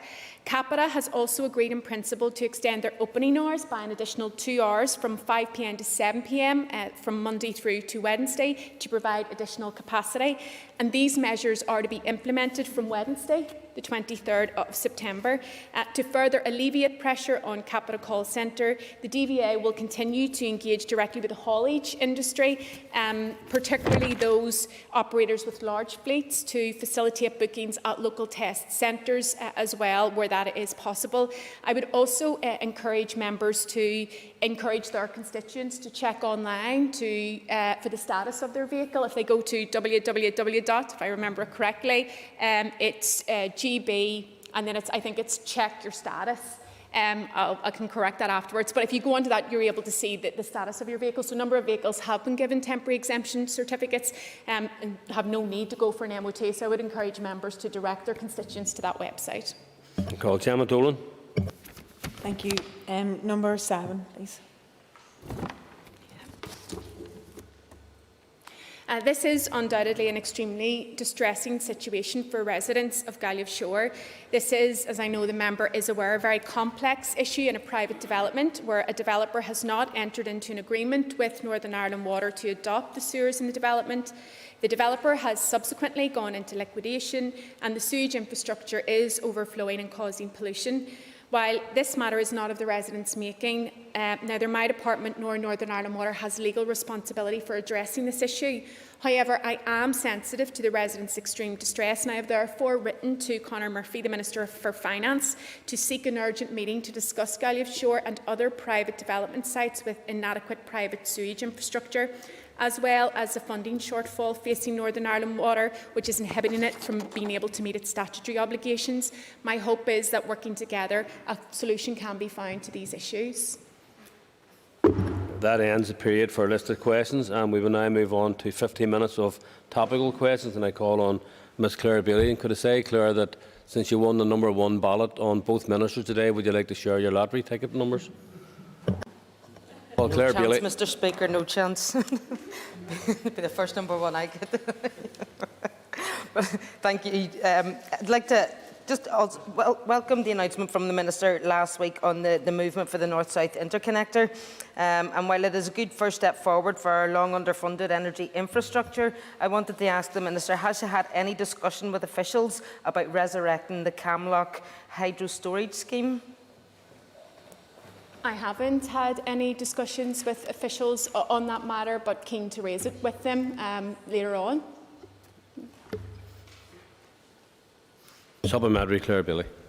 Thank you, Speaker. I think that would be good if the Minister could, and I think that it's really, really key because people in Northern Ireland, consumers in particular, have been paying very high rates of energy in Northern Ireland, and I would see this as one of the reasons why, and the lack of storage and infrastructure to get that balance. So I know that the scheme was started 40 years ago and that a lot of work had been done and it's been stalled, and I just think in the current context it's not just a good opportunity for lowering prices and availability, but a great green job creation scheme as well.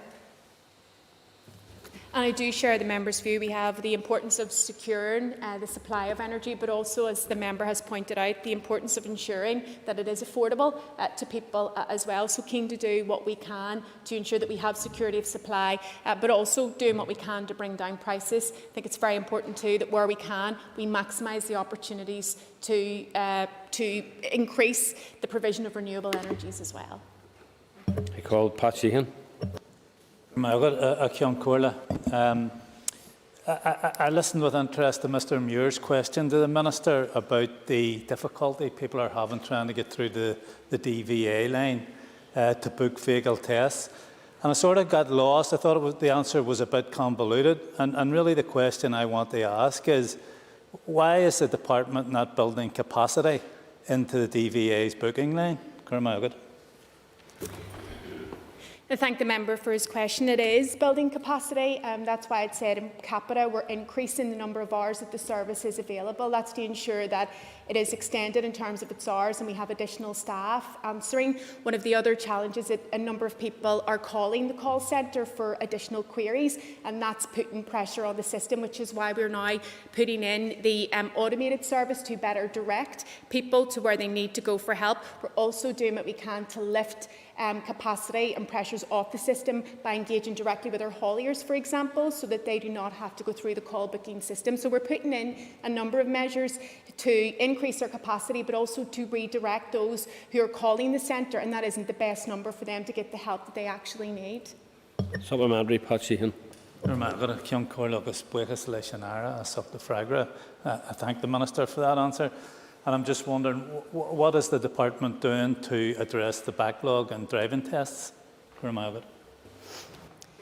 Yeah, so the member will be aware that we have reinstated a number of practical driving tests for different vehicles.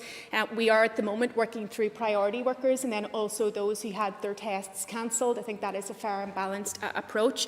We have also recruited 2 new vehicle examiners. Their training will take 10 days. They're due to start in 10 days. And we're also in the process of recruiting an additional 12 temporary vehicle examiners in the next few weeks. The purpose of that is that we have 40 dual role examiners at present who can carry out both the practical driving tests and the vehicle examinations.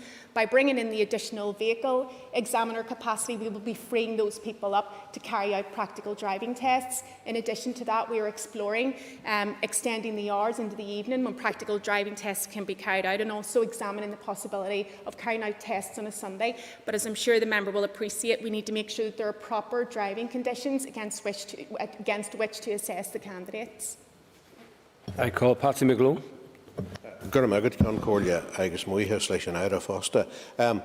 Could I just ask the Minister, she will be aware of repeated severe flooding along the course of the River Myola, and in fact I have had several meetings with Rivers Agency over the course of a number of years, in fact, about that severe flooding. Can the Minister give any details as to what flood mitigation measures would be introduced along the course of the River Myola, please? I thank the member for his question, and I am aware that it is an issue that he has been raising for some time on behalf of his constituents. The measures being undertaken on the designated stretches of the Myola River include the inspection and the repair of the existing flood defences. This work involves the removal of heavy vegetation, treatment of invasive species, repair and reinstatement of the existing earthen flood defences. Sections of the Moyola River are maintained every year, and this water course maintenance work includes the removal of channel silt and aquatic weed growth, removal of obstructions from the channel which restrict the free flow of water. The maintenance may also include upgrade or replacement, if necessary, of flap valves. Patsy McGlone, supplementary. Thank the Minister for her comprehensive answer. Specifically at 2 locations, if I could ask the Minister what measures can be introduced or in fact speeded up at River Road, Gibberstown and at the Broch, Castle Dawson. Thank the member for his question. In respect of 10 River Road, my officials are aware of this issue and have advised that it is unlikely that there would be financially viable flood alleviation scheme at 10 River Road to reduce flood impacts. However, the department suggested that the owner considers the homeowner flood protection grant scheme, and I can confirm that we have received the application from the homeowner. We're keen to work with them. In respect of Broch, we've pronounced that right. The project team involved with the ongoing construction of the A6 Randallstown to Castle Dawson scheme has commissioned their consultant to investigate the incident, which will seek to determine the cause of the flooding. At that stage, the team will consider what mitigation measures might be appropriate. This process is likely to take 2 months, but I'm happy to keep the member fully updated. I call Kelly Armstrong. Thank you, Mr. Speaker. I'd like to ask the Minister, following the news of TransLink's plans to make £20 million in cost reductions, can the Minister provide an update on its financial position and whether it will have the reserves it needs to operate legally in this financial year and in 21-22, please? Thank the member for her question, and she references the efficiency savings and potential, well, likely redundancies at TransLink. And COVID-19 continues to have a major impact on passenger numbers, and it's seen a significant decline in the income faced by TransLink. There have been allocations from the executive for TransLink. That is very welcome. I think it's recognition of the fact that it is a critical public service, and I have a current bid in. I think that it's concerning that these savings are going to lead to redundancies, and while it is an operational matter for TransLink and the accounting officer, I have said where possible can we explore the voluntary redundancy aspect, but it is a hugely challenging time. In respect of the position facing my department, it is hugely concerning, but I will continue to work with the Finance Minister and with executive colleagues to try to secure the resources that we need to be able to do our job and deliver the critical public services, particularly our public transport and Northern Ireland Water. Supplementary, Kelly Armstrong. Thank you very much. Tomorrow is no car day, and as the Minister has said, public transport is a critical public service, but I do have concerns that the rural, non-economically viable services may bite the big one, to be quite honest, if TransLink get into trouble. Can the Minister provide an assurance that rural areas will not suffer more as a result of the pressures? I have been assured that the efficiency savings of £20 million this time round will not impact on the services, but I have to also point out that if further savings and cuts are required, then it will impact on services. That's why I was pleased previously to have secured a commitment from the executive that we are committed to a publicly owned public transport network. But the question for us is, if we believe that we should have a publicly owned public transport network that operates on need and not profit, which is particularly important to our rural communities, then we absolutely have to fund it. I call Dolores Kelly. Mr. Speaker, Minister, I'm sure you share the worrying spike that is becoming more apparent in COVID-19 cases. So have you, Minister, made an assessment on the impact on service delivery or recovery on your department? I thank the member for her question, and like all members, I am deeply concerned at the increased levels of COVID-19 in our community. And as a member of this Assembly and of the Executive, I will always put the health and safety of our population first. Every day is challenging for all of us, with rule changes, with changes to services and changes to family life. And I know people want clarity and they want a clear plan. While my department has put in place a clear plan for our services, I have to be honest with the public that there is nothing sure with this virus, and no one can say with certainty that services will not be affected if there are future restrictions. I can, however, advise that DFI continues to do all we can, following strictly the health advice, but also doing what we can to minimise disruption to the public. My senior team is already meeting regularly to discuss and plan for our response and our recovery from COVID-19. With infection rates increasing, we all have to be prepared. I am confident that my department is focused on progressing the restoration of services while maintaining a firm focus on responding to COVID-19 with contingency planning in place should we face a second wave. I ask members and the wider public to remain on your guard, to work together, washing our hands, keeping to social distancing and following the advice of the Health Minister to keep each other safe. And I call Dolores Kelly supplementary. Thank you. Minister, thank you and your department for your diligence in giving clear messages. But Minister, there is some confusion, and particularly on school buses where there are also other service users, particularly in rural areas where children and young people, some wear masks, some don't have to. And I think that's probably because of the height of some of our young people. They may well be under the age for having to wear the mask but look much older, and it is causing a level of confusion. So therefore, Minister, I wonder, along with the Education Minister, if you could provide some reassurance to transport and service users. I thank the member for her question, and that's why I moved to make face coverings mandatory on the public transport network. Obviously, there are clear exemption categories, but it is mandatory for those aged 13 and above. I understand that there has been a different approach taken on school transport, and I did engage with the Education Minister. To my mind, I think it would have been more beneficial to have uniformity in approach. But I mean, TransLink is engaging with schools so that we are encouraging our young people and making it clear to them that when they're on the public transport network, they must wear a face covering, but strongly encouraging them when they're on school transport as well. And I would encourage all of us as elected representatives, but also as parents, to ensure that we are making sure our children have face coverings, because it will keep them and other passengers safe. I call Paula Bradshaw. Thank you, Mr Speaker. Minister, could you please provide us with an update on the use of free public transport by those fleeing domestic abuse as announced in July? Thank you. Yes, as the member points out, working with the Justice Minister and with Women's Aid and others who are involved in this very important work, we introduced free transport for those who are fleeing domestic abuse. My understanding is that the uptake has been small, but I think even if it helps one person leave an abusive relationship, then it will be very much have been worth it. Paula Bradshaw, supplementary. Thank you, and I appreciate that it was really brought in because of COVID lockdown, and I'm just wondering, with the small numbers, are you minded just to continue it? I am committed to continuing it. I think, yes, it did come in with the backdrop of COVID, but it is something that I would have been keen to progress without it. I call John Blair, but I don't think you'll get a supplementary. But thank you, Mr Speaker. Mr Speaker, I welcome the Minister's announcement of the first phase of this year's Park and Ride programme in Northern Ireland. There was, however, no mention of cycle parking within these plans. Can I ask the Minister, given that one car park space equates to probably around space for 12 bicycles, if she will commit to trying to incorporate cycle parking within these plans? Yes, I am committed to doing that. The park and ride schemes are at various stages. Some will move to land acquisition, but a number of them are at the detailed design stage. And I've said to my officials that we should be maximising active travel. For me, it's the combination. So we need to be encouraging people to be able to walk and to cycle to our bus stations, to our train stations, to our halts, but making sure that they have the space to safely secure their bicycles, so it will feature in the design. And our time is up.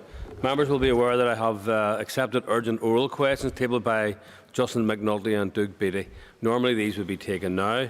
However, the ministers involved have requested that I refer these questions to the end of scheduled business this afternoon, and this is to allow the ministers to attend an emergency meeting of the Executive taking place very shortly. I understand that this meeting is critical in relation to the Executive's ongoing management of COVID-19, so I have obviously agreed to this request on this basis. The urgent oral questions will now be taken immediately after the debate on promoting dementia-friendly policy. Revised indicative timings have been issued and are available in the Business Office. Could I ask members now to take the reins to be get ready for the next item on the agenda?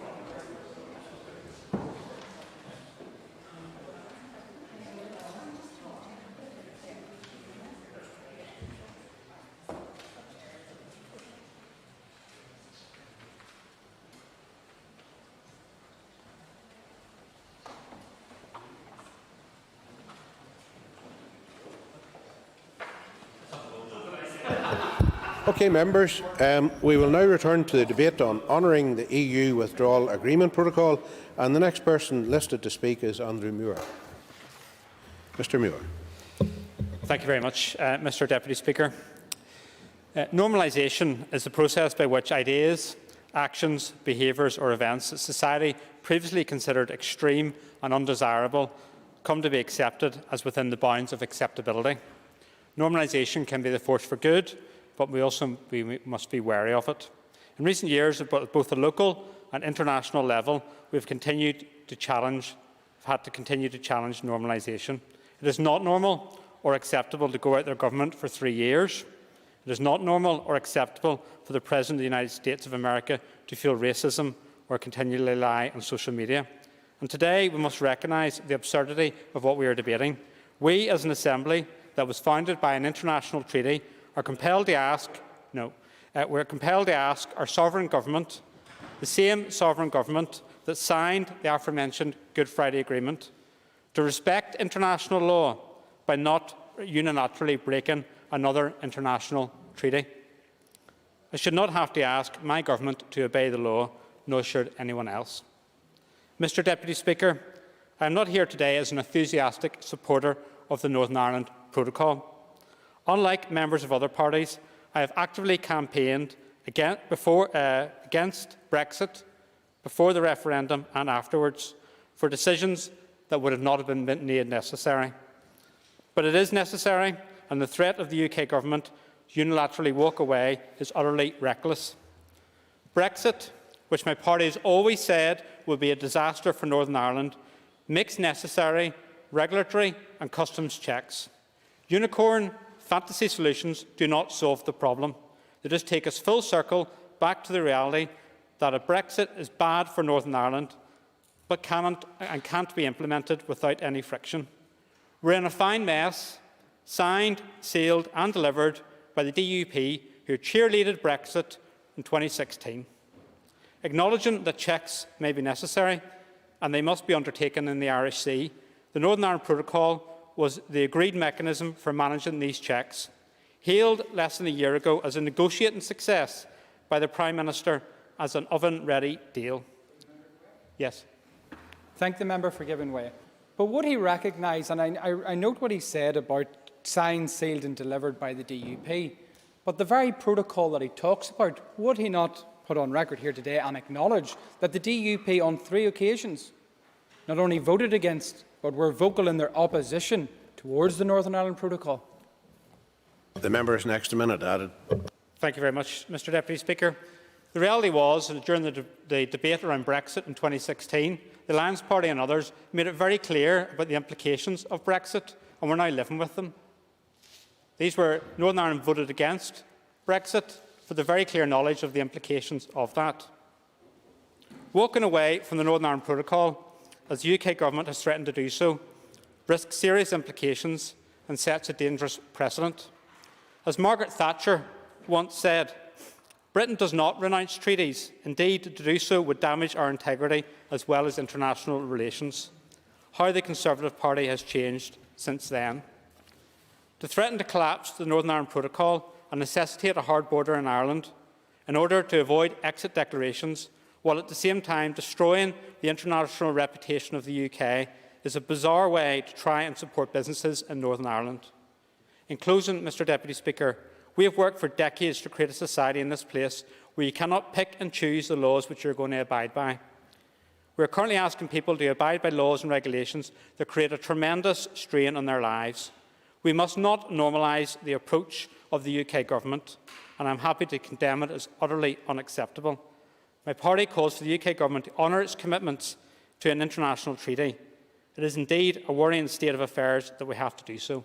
I support the motion. Éireann Sir Justin McNulty hon Cancha. Call Justin McNulty to speak. The Ireland Protocol contains vital protections for the North and for the whole island of Ireland. The Protocol is no one's first choice for our island, but it is a necessary response and compromise that has been forced by the hard Brexit ideology of the right-wing ideologues in Downing Street. The Internal Market Bill is a blatant, irresponsible instrument that seeks to override the Ireland Protocol. It recklessly threatens the Good Friday Agreement in substance and in spirit. Okay. Thank the member for giving way. And he quotes and mentions the Belfast Good Friday Agreement, as many have, and this motion says about protecting the Good Friday Agreement in all its dimensions. But would he not recognise that the most fundamental core basis of the Belfast Agreement is the principle of consent, meaning that it is for the people of Northern Ireland to decide their constitutional future and as such remain a full and integral member of the United Kingdom? How does the protocol protect that? Members, an extra minute added. I don't believe your party consented to the Good Friday Agreement. Yes, of course. Would the member agree that Northern Ireland did not consent to Brexit and the majority of people in Northern Ireland voted to remain?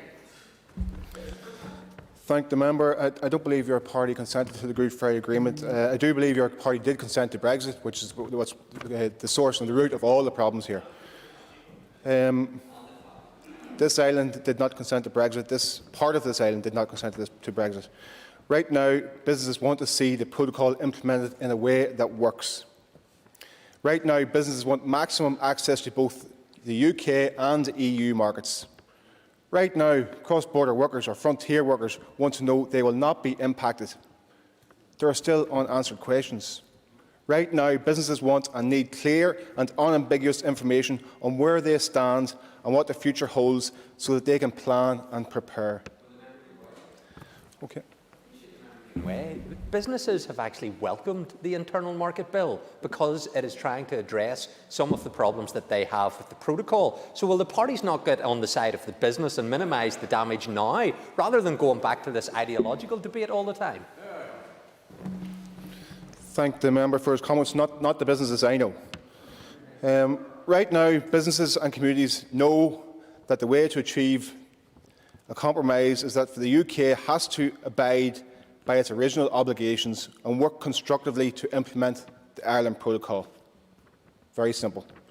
I support the motion as tabled. And I call Claire Bailey. Thank you, Deputy Speaker. And I rise to support the motion. I think the willingness of the UK Government to unilaterally move to change the EU Withdrawal Agreement Protocol, a protocol that they painstakingly devised, agreed and signed off with the EU, a move our current Secretary of State unequivocally stated to the House of Commons last week would break international law, should be roundly rejected by all in this House. The EU and the UK Government agreed this protocol as the best way to secure peace in Northern Ireland.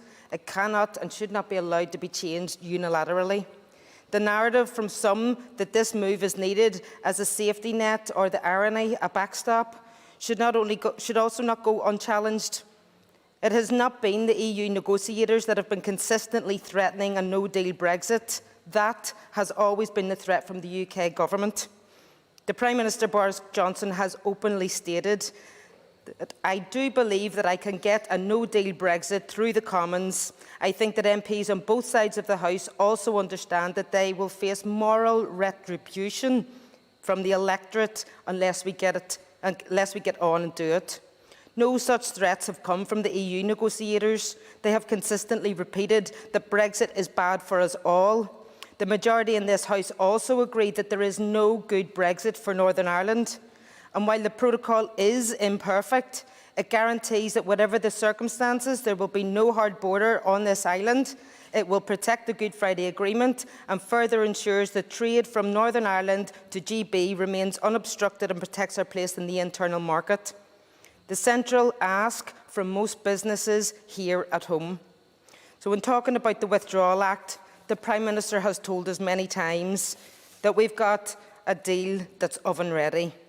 We've just got to put it in a gas mark 4 and give it 20 minutes and Bob's your uncle. In the Conservative Party manifesto, Boris Johnson himself wrote, "With a new Parliament and a sensible majority government, we can get this deal through in days." Good luck.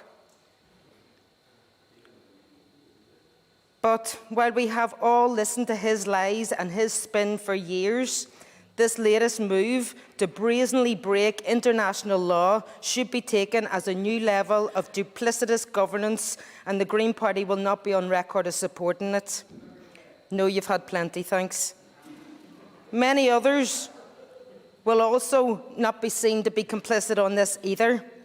Many resignations have already happened from people with more integrity and self-respect than this Tory government. For example, Jonathan Jones, the Treasury Solicitor and Permanent Secretary at the government's own legal department, is the 6th senior Whitehall official to resign this year amid growing tensions between the Prime Minister and staff at the top of the civil service.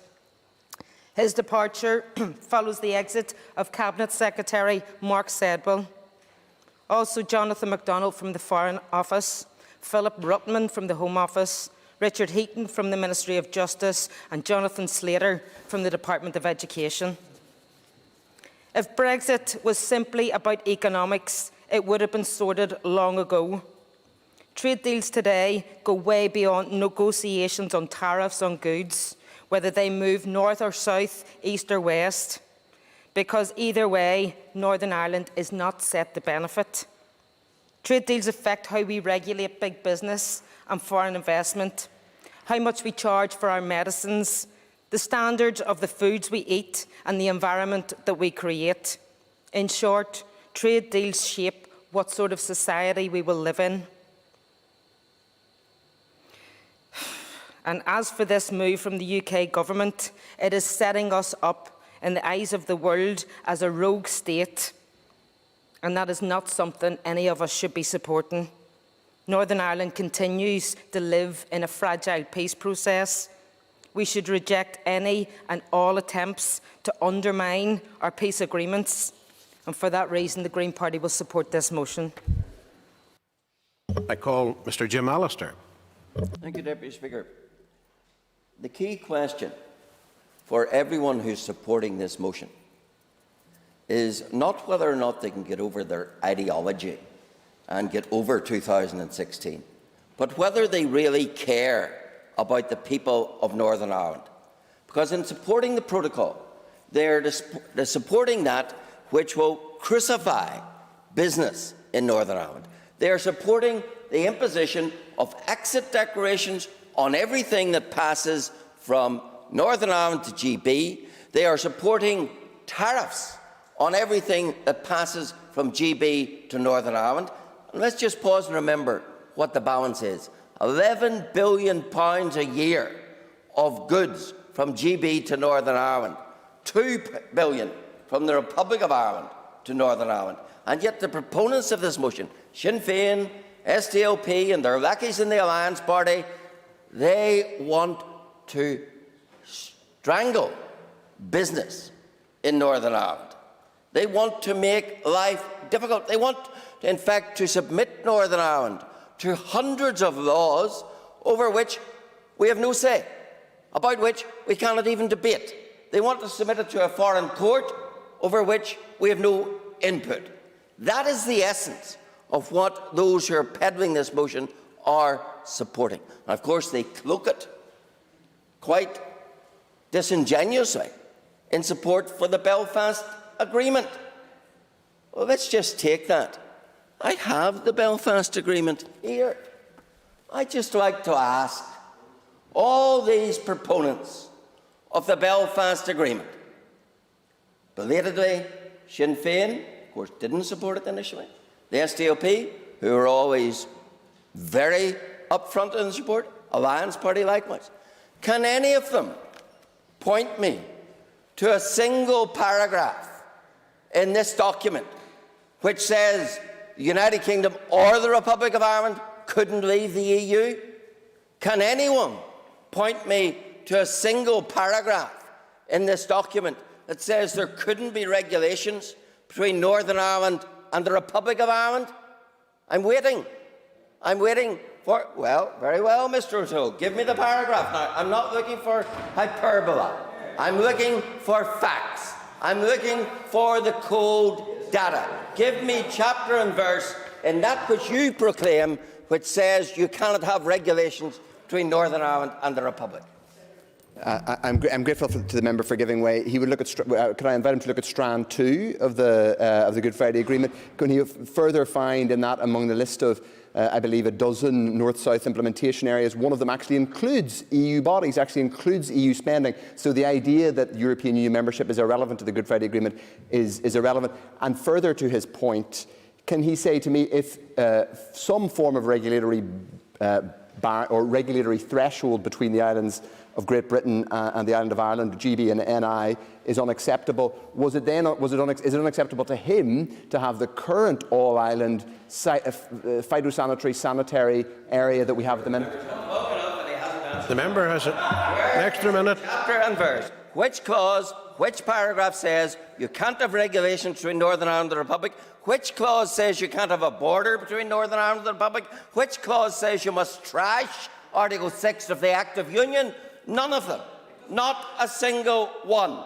And yet the proponents tell us, oh, you have to protect the precious Belfast Agreement, when it doesn't say a word about any of these things. That is the most disingenuous spin that there has been in the whole Remain debate. To dress up and pretend to the ridiculous point where you have presidential candidates repeating the same lies, where you have a member of this House, Mr McHugh, telling us the American government's a guarantor of this agreement. None of that is here. But what is here is a supposed recognition of the integrity of Northern Ireland as part of the United Kingdom. And yet, everything about this protocol, everything, is in the business of destroying that integrity.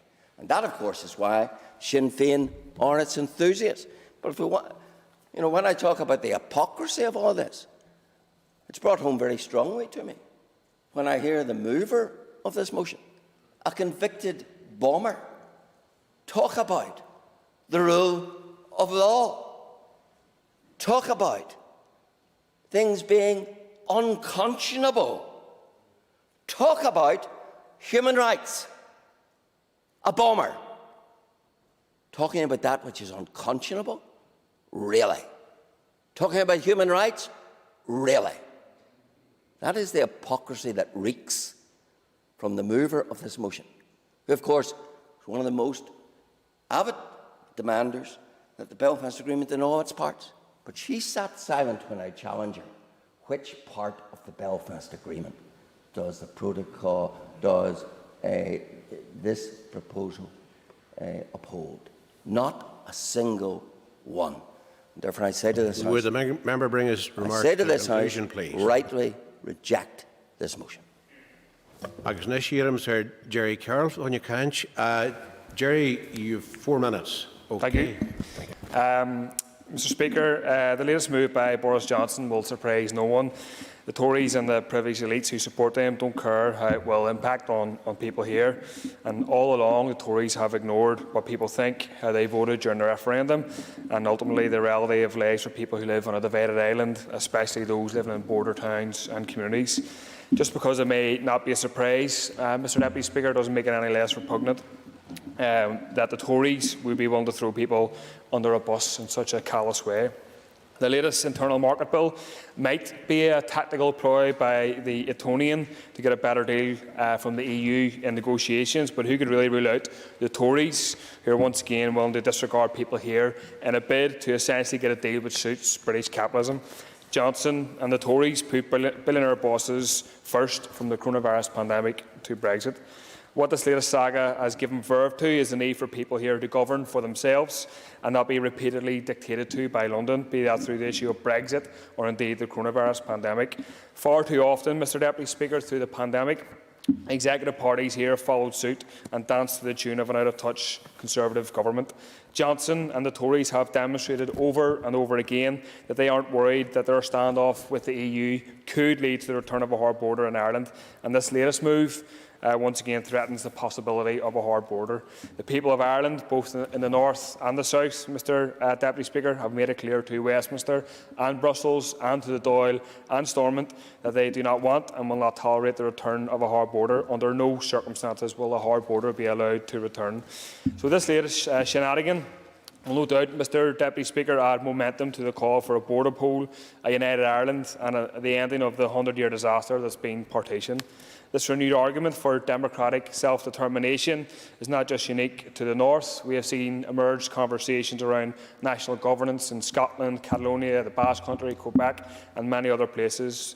Both Westminster and the EU have set their face against these democratic movements. But the vision of a new Ireland, a socialist Ireland, rejecting the neoliberalism of elites in Westminster and Brussels is gaining momentum. And the protocol, the Northern Ireland Protocol, even as the motion does suggest, is definitely far from perfect and does have fundamental flaws within it. However, it is clear, Mr Deputy Speaker, that the Internal Markets Bill is an attempt by Boris Johnson to bolster the strengths and fundamentally the profits of British corporations, whilst risking a no-deal crash out of the European Union and the beginning of a war over tariffs. The way the British state has rolled out their limited testing and contact tracing programmes give an indication how Messrs Cummings and Johnson view the state in modern society. The Tories have poured £10 billion of public money in the likes of Serco and other private corporations to run England's test and trace programme, and it's been an absolute disaster.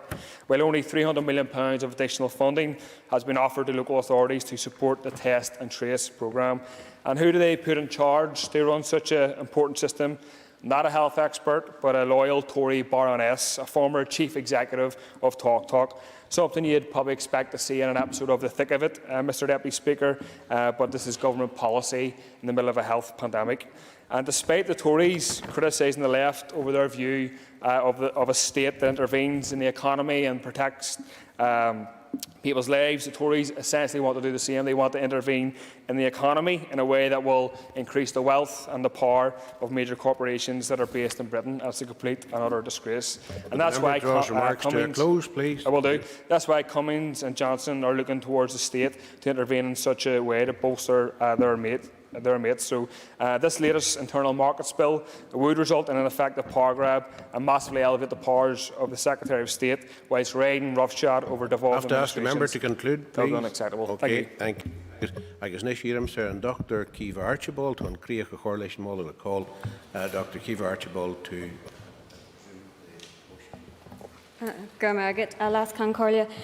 fortnight ago we stood here amidst the speculation of what the internal market bill would contain, and despite what Mr Given asserted, we were all very exercised about seeing the details.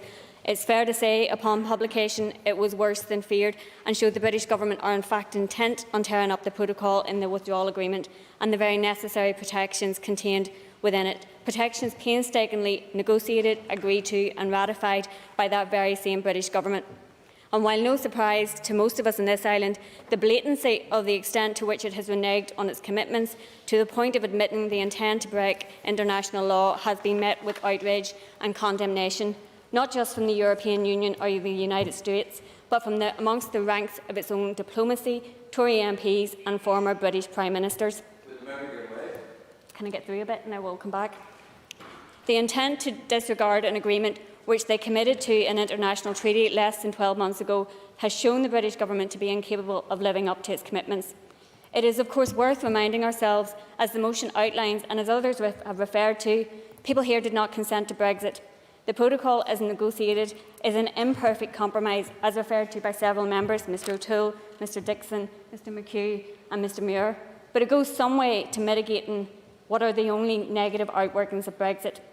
It was negotiated to protect our economy, North-South cooperation and, of course, the Good Friday Agreement. The nonsense claims that this bill is designed to protect the Good Friday Agreement are perverse and have rightly been met with disbelief and ridicule.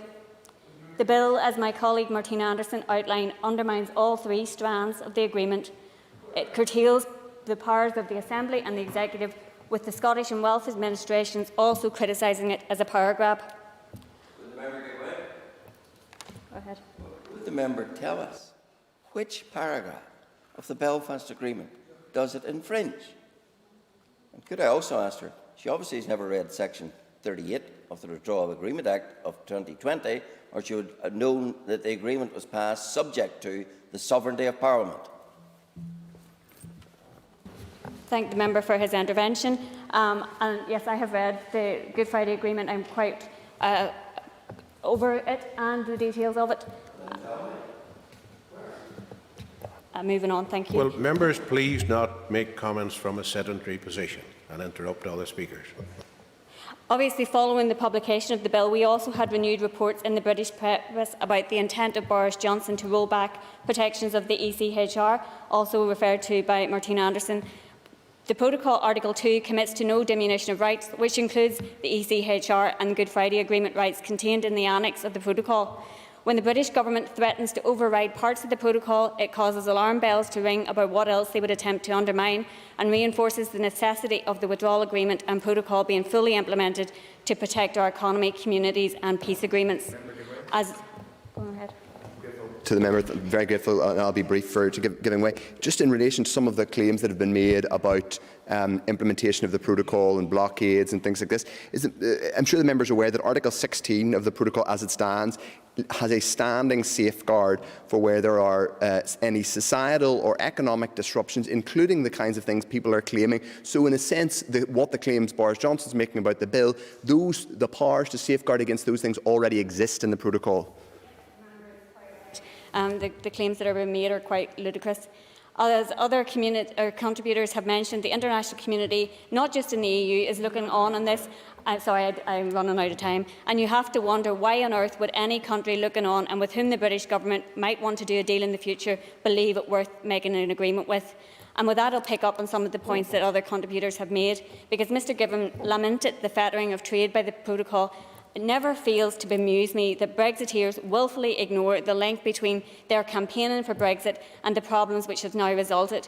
As Mr McGuigan said, it's Brexit that is the problem, and as Claire Bailey highlighted, the protocol is there to protect all of that. And let's deal with other issues of trade, because the DUP and UUP members have today and often talk about the importance of the British market. And I concur, as many other members in supporting this motion today have as well. It's a vitally important market. We want to see as little friction as possible in terms of trade.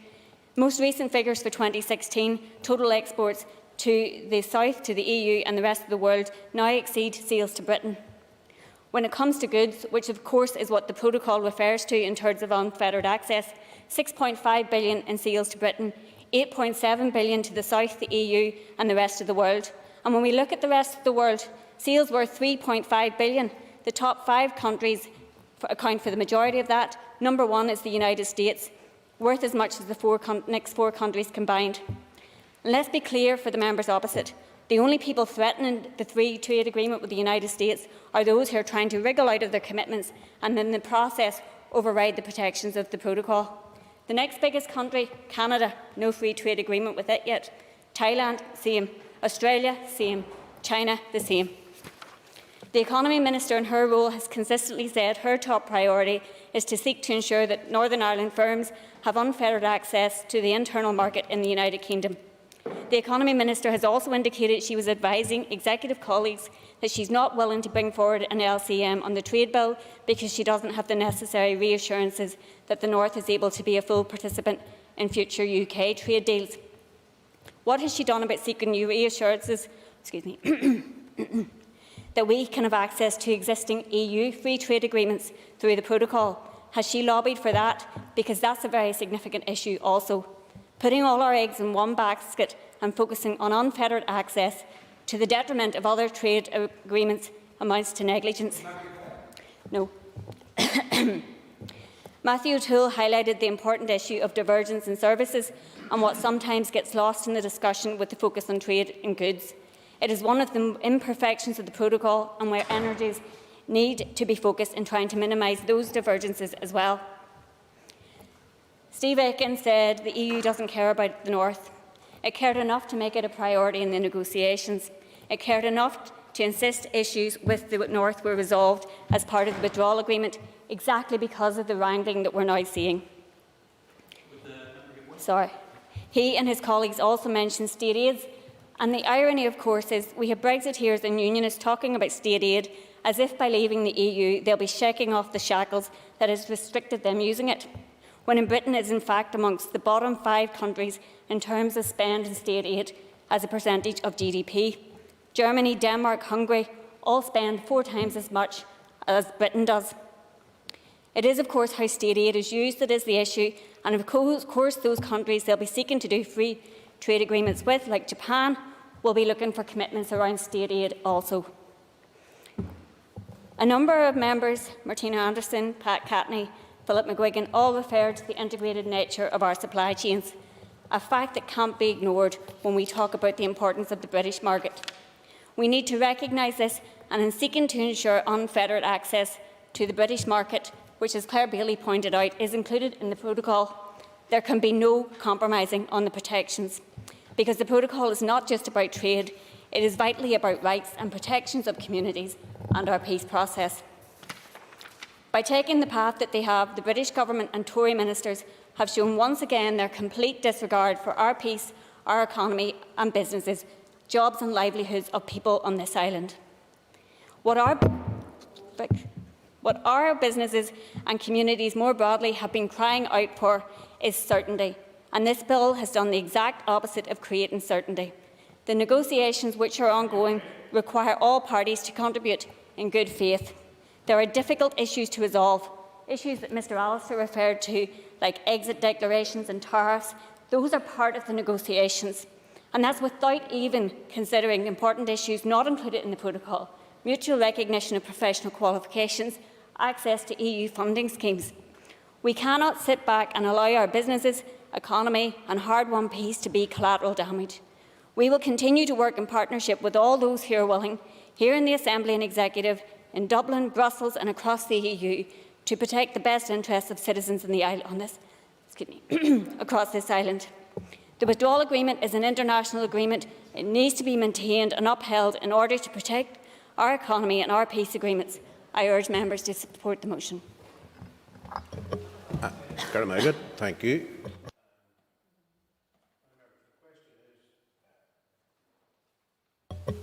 The question is that the motion standing on the order paper be agreed. All those in favour say aye. Aye. Contrary, no. No. I think we have division. So clear the lobbies. The question will be put in 3 minutes. I would remind you that we should continue to uphold social distancing and that members who have proxy voting arrangements in place should not come to the chamber. Thank you.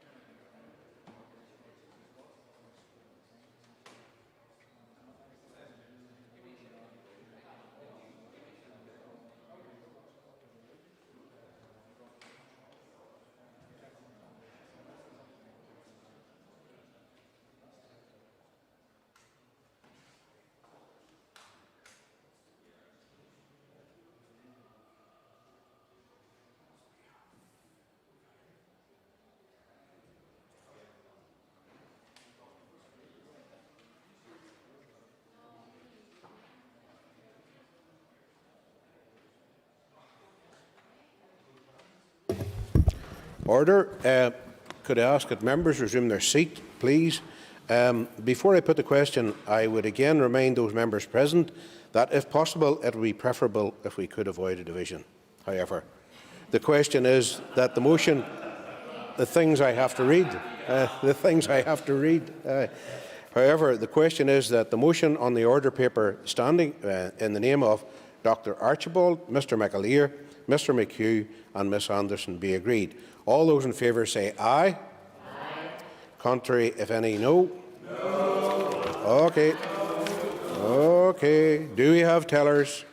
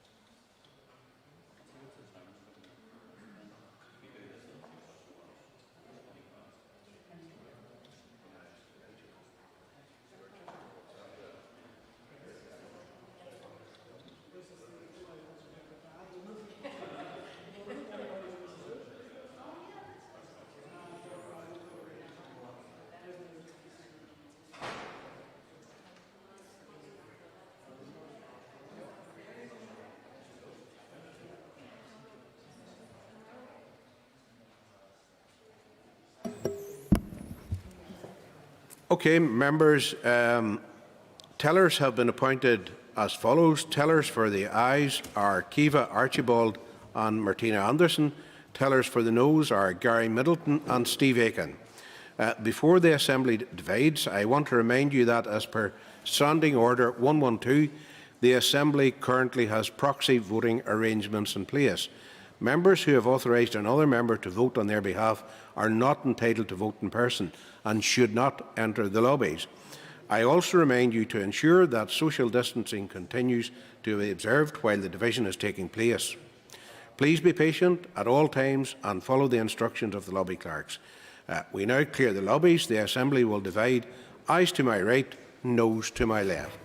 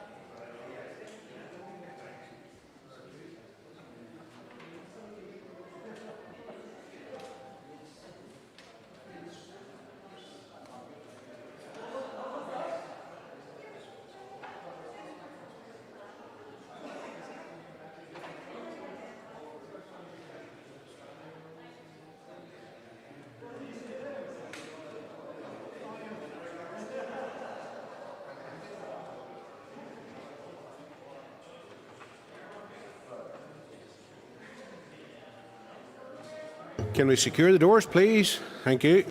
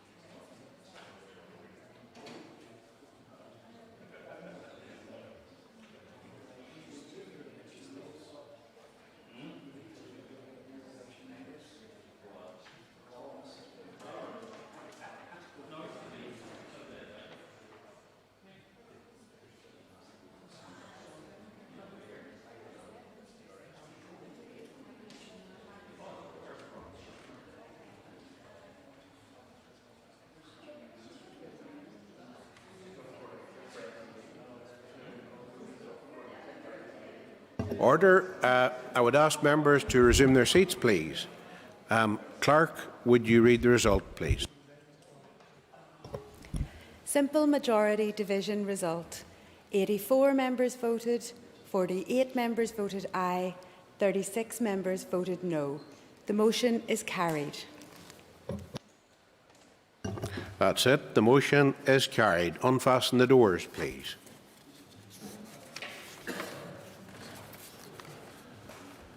Okay. Okay, members, we'll just suspend for comfort break time for a couple of minutes, okay? Thank you.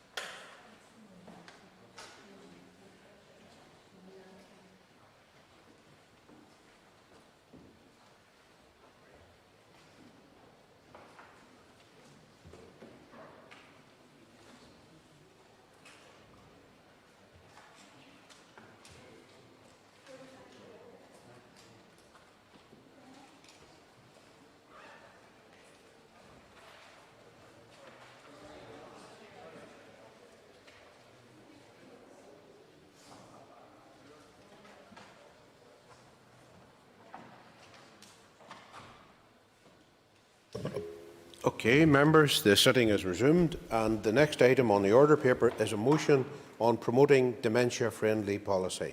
I will ask the clerk to read the motion, please.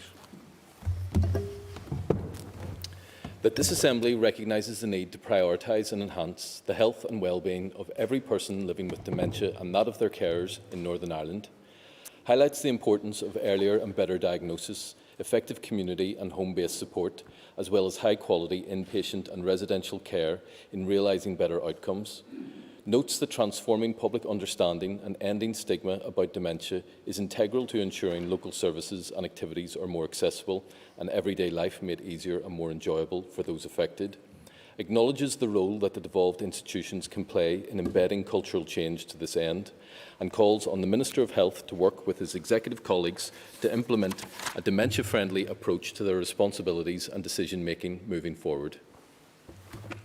Thank you. I call Paula Bradley to move the motion, please. Thank you, Mr Deputy Speaker. And can I first start by thanking the Business Committee for allowing this to take place today. If I just could interrupt just a wee moment, please, just to outline some of the rest of the business, please, Paula. Thank you for moving just a wee bit of detail around this. The Business Committee has agreed to allow up to 1 hour and 30 minutes for this debate. The proposer will have 10 minutes to propose and 10 minutes to wind. All other speakers will have 5 minutes. And now I ask you to continue opening the debate, please. Thank you. Thank you, Mr Deputy Speaker, and apologies for not moving at first and then sitting down in my place. I have to get used to doing that. I just want to start off by saying thank you to the Business Committee for allowing this debate to take place here today, and also to all of those parties that signed the all-party motion. I first met with Martin Riley and Michael Keenan from the Alzheimer's Society back in February, and we had a debate and a discussion about bringing a motion forward for May time, and then COVID hit, and then we are where we are now. But I'm glad to say that this is taking place today on World Alzheimer's Day, and what is even more special about that is that their strapline for this year is let's talk about dementia. So I hope that through this debate we can reduce some of that stigma, and we can talk openly in this chamber about how we as an Assembly want to bring about changes when it comes to dealing with people with dementia. Mr Deputy Speaker, I'm not going to come off with too many facts and figures during my time talking, but I'll leave that to people who are better than I to come off with those. But what I do want to just say is that at present there are currently 22,000 people living here in Northern Ireland with dementia, and that's a scary figure. And when I was looking through all of the packs that we received and the information that we received, something struck me as I read all of that, and it brought back a very early memory to me.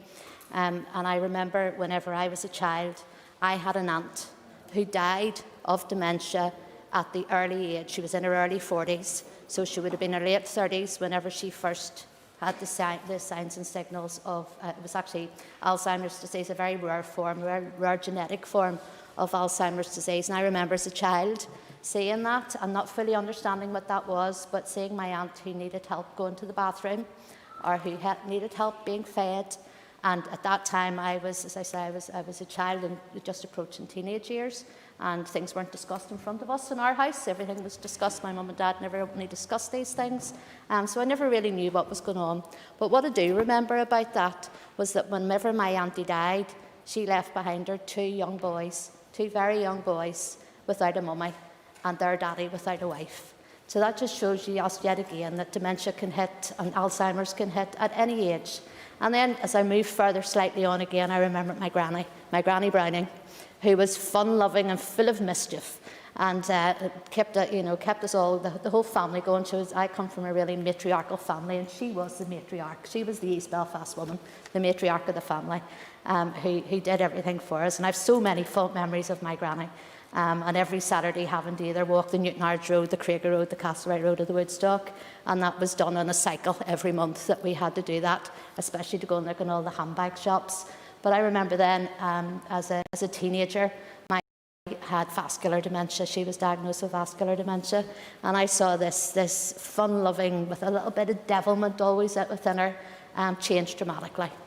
And I suppose my granny was really, really fortunate, because she came from a big family, a big East Belfast family, where she had 4 daughters and 4 sons and numerous grandchildren. So we were really fortunate that we were able to keep my granny at home, that we were all able to look after her. We all had our own days that we had to spend with her. But I remember all of those, and we laughed about some of the stuff that she did, and some of the memories we have. And she was always just wanting her ma. She just kept saying to me, "Where's my ma? My ma will be looking for me. Where's my ma?" But then she thought her ma was my auntie, because she lived with my auntie. So I've happy memories and I've sad memories around Alzheimer's and dementia, and the effects that has on people. And I suppose just to come on, I mean, most of us here in this chamber will talk today and will have some experience of Alzheimer's or dementia in our life. When we look at the statistics for Northern Ireland, we're all bound to have something. And the motion today, it's not only here that we want to highlight this special day, we want to highlight World Alzheimer's Day, but we also want to encourage not only our Health Minister, but all of our executive to do whatever they can to promote living well with dementia. Because as I said there earlier, people can get it of any age group. We have people who are working, who are bringing up families, who have diagnosis of Alzheimer's, and none of us know what's ahead for any of us. And I know certainly over the past 6 months, the impact of COVID-19 on people living with dementia has been devastating. We also know that in Northern Ireland, over 30% of those people who have died had dementia mentioned on their death certificate. Now, I don't have the statistics, some others in this room may well have them, to say how many of those deaths were in care homes and how many of those deaths were in their own homes. And we know there's issues, and that's for maybe another day and another debate for the Health Committee when we look at care homes and how that has manifested itself during COVID-19 and some of the feelings around that. But also I know during COVID is the social isolation has been a major factor for many people suffering or living with dementia, and not only those living in private nursing homes or residential accommodation, but all those living at home. And I know I've spoken to many friends and family who have said they had to make judgment calls during COVID-19 to go and visit their parents because they knew that for some of their parents and their elderly relatives, that the social isolation, the lack of confidence was going to play a major part on how they would come out the other side of COVID-19. So I know there's been many families have had to make those judgment calls and doing them for the right reasons.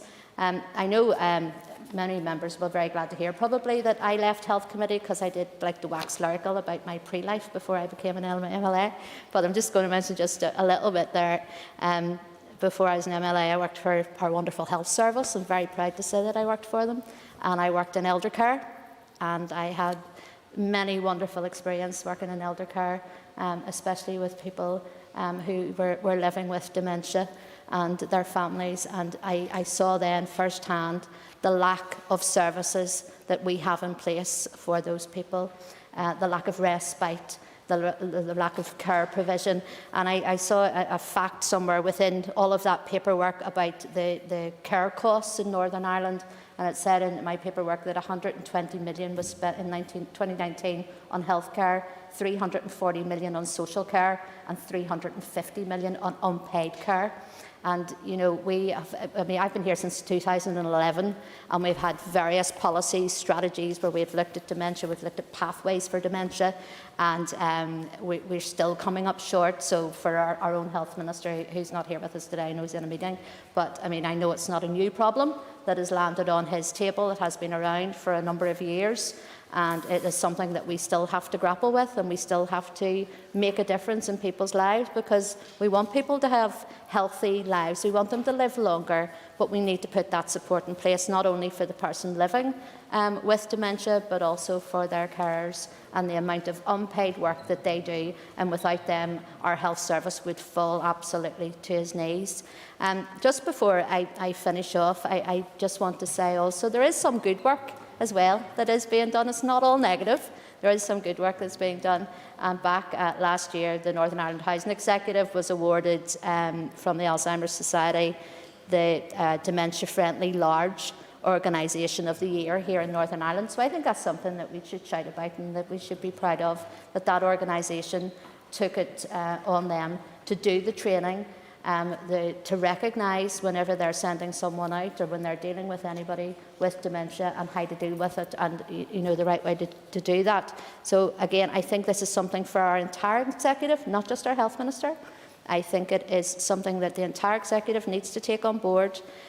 We know, and I'm sure somebody will say it later on, about the figures as we go forward into the years ahead. Just how many people we will have living here in Northern Ireland with dementia, and the amount of money that will cost to manage that. So we need to put efficient, plans in place now to deal with that. Thank you, Mr Deputy Speaker. Here, Sir Colm Gilder on Lords. I call Colm Gilder new too. And I am delighted to be associated with the motion today and to have asked to be. This is an area of huge importance to all of us, and I think to all of our society. I too met with the Alzheimer's Society in the early February time, and I have to say that they, as they always do, impressed me with their level of detail that they have around this.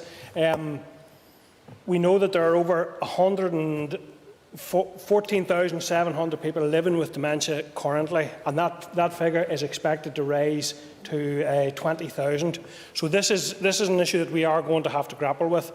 I have to say, from my previous role as a social worker within the older persons team in the South Tyrone area, I worked with very many families who were struggling with the issues that dementia brings with it, and indeed the additional pain and worry that people have when they're trying to plan care for their loved ones.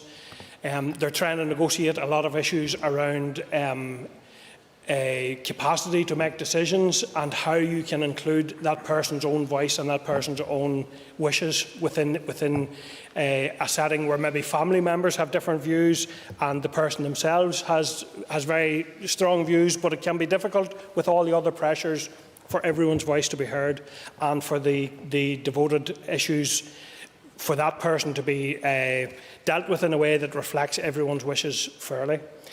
I have also come across in my time as an MLA of some very serious issues in relation to deprivation of liberty that arise from dementia care, and I have to say at times I have found the health and social care system can be difficult to navigate for people who are trying to explore the wishes for their loved one, and also to retain as much of their normal way of living or way of going on, as we often talk about here, that people, sometimes it can be easier to just wrap people in cotton wool, and that gives everyone the comfort of knowing they're safe, but people maybe are not being able to live lives in as full a way as they previously were, or indeed in as full a way as they are still capable of, despite the issues of dementia. So I think there are issues there that we need to look at how we engage with families and support families in that. I also know from having worked with them in my social work role that the Alzheimer's Society provides fantastic support to a range of people and in fact provide bespoke individual family planning sessions, which I have found invaluable, because one of the things I discovered as a social worker was the services aren't always there, and very often it's the community and voluntary sector that you're relying on to provide additional input into cases, and they do that very well, and I think we need to ensure that they are supported to do that. I'm conscious that within the Power to People report that there is they have flagged up the issue of carers' rights, and that we need to see carers' rights being put on a more statutory basis, that carers have the right to know what to expect and what they can expect. And I am currently working, and I would hope that many members who are here today will join with me in terms of putting together an all-party group on carers. I think it's very important that is an area of focus for the Assembly, because it impacts so many of us, and because of the huge amount of care that informal family carers are providing to the system. We need to reciprocate and recognise that and support those carers. I also think there are other cross-cutting issues in terms of even in terms of how we do planning and planning dementia-friendly towns and cities and streetscapes in the future. And there are some very, very simple steps that we can build into planning that will allow people to continue to live at home longer, engage in their community longer, and I think it's very important that we try to gather in that learning and implement it in a way that we have genuinely cross-departmental cutting. And I do recognise the Minister hasn't been able to be here today, and no doubt would have been, but that while there is a focus on him to lead that all of our other executive colleagues should assist with that. And I would also urge the Minister to consider the issue of carers legislation and to try to bring that forward as soon as is possible. So I would like to support the motion, and I welcome this debate today and the chance for us to, indeed, as Alzheimer's and World Dementia Day say, let us talk about it. Sir Dolores Kelly on Council. I call for Dolores Kelly to speak. Thank you, Mr Deputy Speaker, and I thank the DUP for giving up their slot today in order to be able to progress this cross-party motion on Alzheimer's Day. Like previous speakers, this is something which is very dear to our hearts. I think there's very few of us who don't have family members who are currently suffering from dementia, and in my own case was actually my grandfather who had pre-senile dementia, and his symptoms started to be on display from the age of his late 50s actually, which then points to the increase in numbers that we're seeing in society today of younger people with dementia in their 50s and in some indeed in their 40s. And I know Alzheimer has dementia has a number of different causes. There's vascular dementia, Alzheimer's dementia, and there's Lewy body dementia, which is a particularly nasty, not that there's any good one, but it's a particularly nasty one. And I have a friend who's currently having to care for a 69-year-old husband who's receiving that dreadful diagnosis.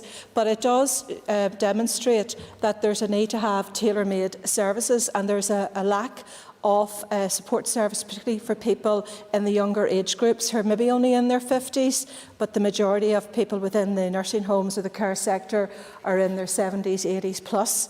So that is a particular area of concern.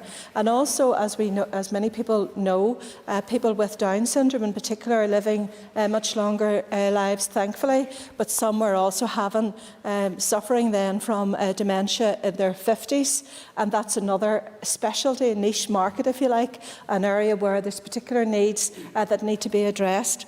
I know that COVID-19 has had a huge impact on both people with dementia and their carers, and we hear the stories of people not understanding why they can't see their loved ones and don't understand FaceTime, but also has put a sharp spotlight and focus on the social care sector, an area that has been neglected.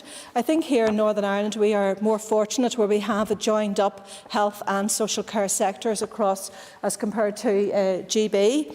But nonetheless, I think the social care sector in particular has suffered from a huge lack of investment. And I want to raise with the Minister's Department, unfortunately I know he would be here had that been possible, but there is a huge problem as we are struggling to get back to some sort of normality or the new normality over the coming weeks and months, that the support mechanisms have not been put in place for families, not just for families who are caring for loved ones with dementia, but also for the daycare services, for the rehabilitation services, for the home help services. So we haven't heard very much, Mr Deputy Speaker, about how health trusts are actually responding to the particular challenges of COVID in working with carers and in supporting them and in giving a quality of life to those who are suffering from dementia and other illnesses. The other speakers have said about the need for investment, as I also have, but some of the asks from the Alzheimer's survey are not about necessarily big money investments. They're about doing things differently, about uniformity across trusts and consistency across trusts. It is, as Mr Gildernew said, about preparing and being able for people to get their diagnosis early so that they can make informed decisions. How many of us in our constituency offices are faced with people coming who have not had their wishes presented in their wills and have been a subject of family disputes? And sometimes the law isn't very clear in terms of at what point of reasoning, if you like, can a will be made and adhered to. And I know of at least 2 cases that I've had to deal with where there have been disputes and it has been going to be fought out in the court. So I think there is an element that we need some clarity around the legal system for people who want to have informed early decisions, but also at a time whenever other people are trying to interfere in those wills and testament, that there's a halt, and that we see that the Law Society and others are given very clear guidance to their membership in terms of giving the correct direction to families and carers to ensure that the dementia sufferers' wishes are adhered to. Thank you, Mr Deputy Speaker. Mr Alan Chambers. Thank you, Mr Deputy Speaker. I don't believe that there is one word in this motion that anyone in this House today could disagree with. For those people whose families are not directly impacted, dementia is often a catch-all phrase. However, in reality, there are over 200 subtypes of dementia, but of course the most common being Alzheimer's disease and vascular dementia. But across the types, the impact can be debilitating. It can rob people of their memories, their thoughts, their relationships. It can also be particularly difficult for the families affected, as they can only watch while their loved ones remain often physically healthy but mentally slipping away. As our population ages, there is no doubt that dementia is going to become a growing problem. So we should be planning and taking steps now to prepare for that. Dementia is perhaps seen as like some sort of a new medical condition, but in reality, it has always been among us. The reason why we are so aware of it, and I doubt if there is a family that has not been touched by it, is testament to the success of our NHS and its medical practitioners in increasing the life expectancy of our citizens over recent decades. It is an invisible condition in the early stages and can be excused as simply being the forgetfulness that we associate with the ageing process. However, it is a condition that has no regard for age or any social condition or standing. I believe that over 22,000 people are currently living with dementia in Northern Ireland. As many as 1,600 of these sufferers are under the age of 65, and that reinforces a point made earlier by Paula Bradley. Thankfully, there is much more awareness of it now, so the Ulster Unionist Party would strongly support continued efforts to dementia-proof our health service for future years. That should start with our health service staff so that they can spot the signals and perhaps preempt the very practical but important challenges of communication and surroundings. There is no cure. The only comfort we can draw is that, unlike back in the day when much less was known about dementia, patients could have found themselves in a lockdown ward of a hospital or even in an asylum, with no stimulation to help them through the day. Now we have nursing homes that deal exclusively with the care of dementia patients and have staff trained to deal with patient mood changes. There is also a growing body of evidence to suggest that it is possible to reduce an individual's risk of dementia. Research, both here and in the UK and internationally, suggests that smoking, excessive drinking, and lack of physical activity, for instance, can all contribute to a higher risk of an individual getting dementia later in life. With this in mind, healthcare practitioners and public health bodies can aid the population to reduce or mitigate the risk of developing dementia, along with other conditions such as diabetes. Finally, it would be remiss of me not to mention and pay tribute to the many tens of thousands of people locally that care for people with dementia, both family members, staff members, volunteers, and support groups and associations.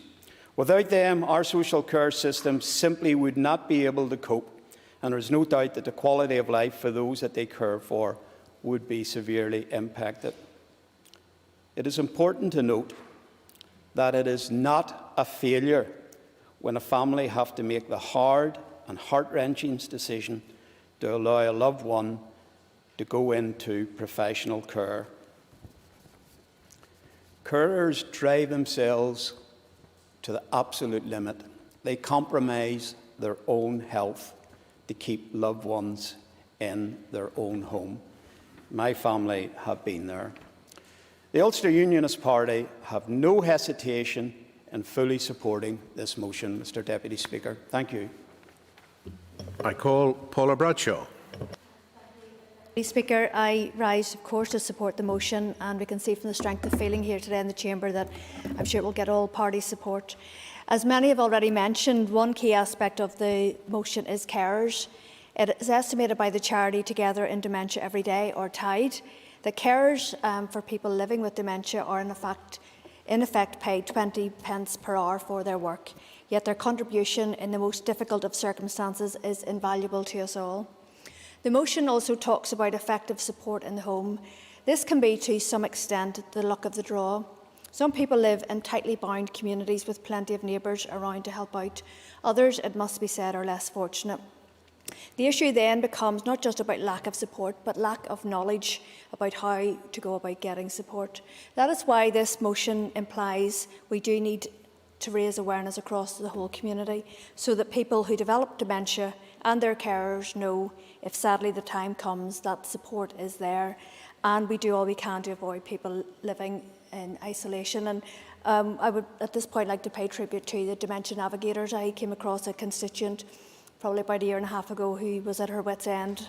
She was caring for her husband and very isolated, and I told her about the navigators, and a few weeks later she phoned me back. A changed woman. She was absolutely thrilled with the support she got. So, the support is there, it just needs to be connecting the dots. We are relatively fortunate in Northern Ireland that rates of dementia diagnosis are amongst the highest and quickest in the UK. However, it remains perhaps harder than it should be to secure a diagnosis, and the differential between trusts remains a concern. Diagnosis is vital for a whole host of reasons, not least to gain access to the right treatment and a pathway which can still enable people with dementia to live life to the fullest possible extent. If I may add one key point to the motion from personal experience, the issues for people with dementia and their carers often extend well beyond the health service and indeed well beyond public services. Managing to get phone contracts entered into accidentally or via scams cancelled. As my father-in-law, I think at one point he had 6 phones. He just kept going down and taking out a new contract and then had to keep going back and explaining his circumstances. But he hadn't got his full dementia diagnosis at that point, so it was very, very difficult. Then moving on, then the next part of the process is recognising and making necessary legal arrangements for power of attorney and such like, and for all aspects of caring for people with dementia, which can draw little attention but can cause the greatest practical difficulties, particularly at the outset. Across all sectors, there needs to be awareness of dementia and particularly of the role played by carers, not just in caring directly, but also in managing so many other things, from access to the right healthcare to household administration and finance. And we must remember that a lot of these carers themselves are elderly and may have other health conditions, so it's a very, very trying time in people's retirement years to deal with. We are right in this Assembly, of course, to focus on the health service and the broad public services, but we also must recognise these broader issues. The key point, in turn, is that dementia brings with it, for people who live with it, a significant change, which often leads to other difficulties, such as depression, itself quite possibly undiagnosed amongst those in the early onset stages. For carers too, it brings a form of living grief.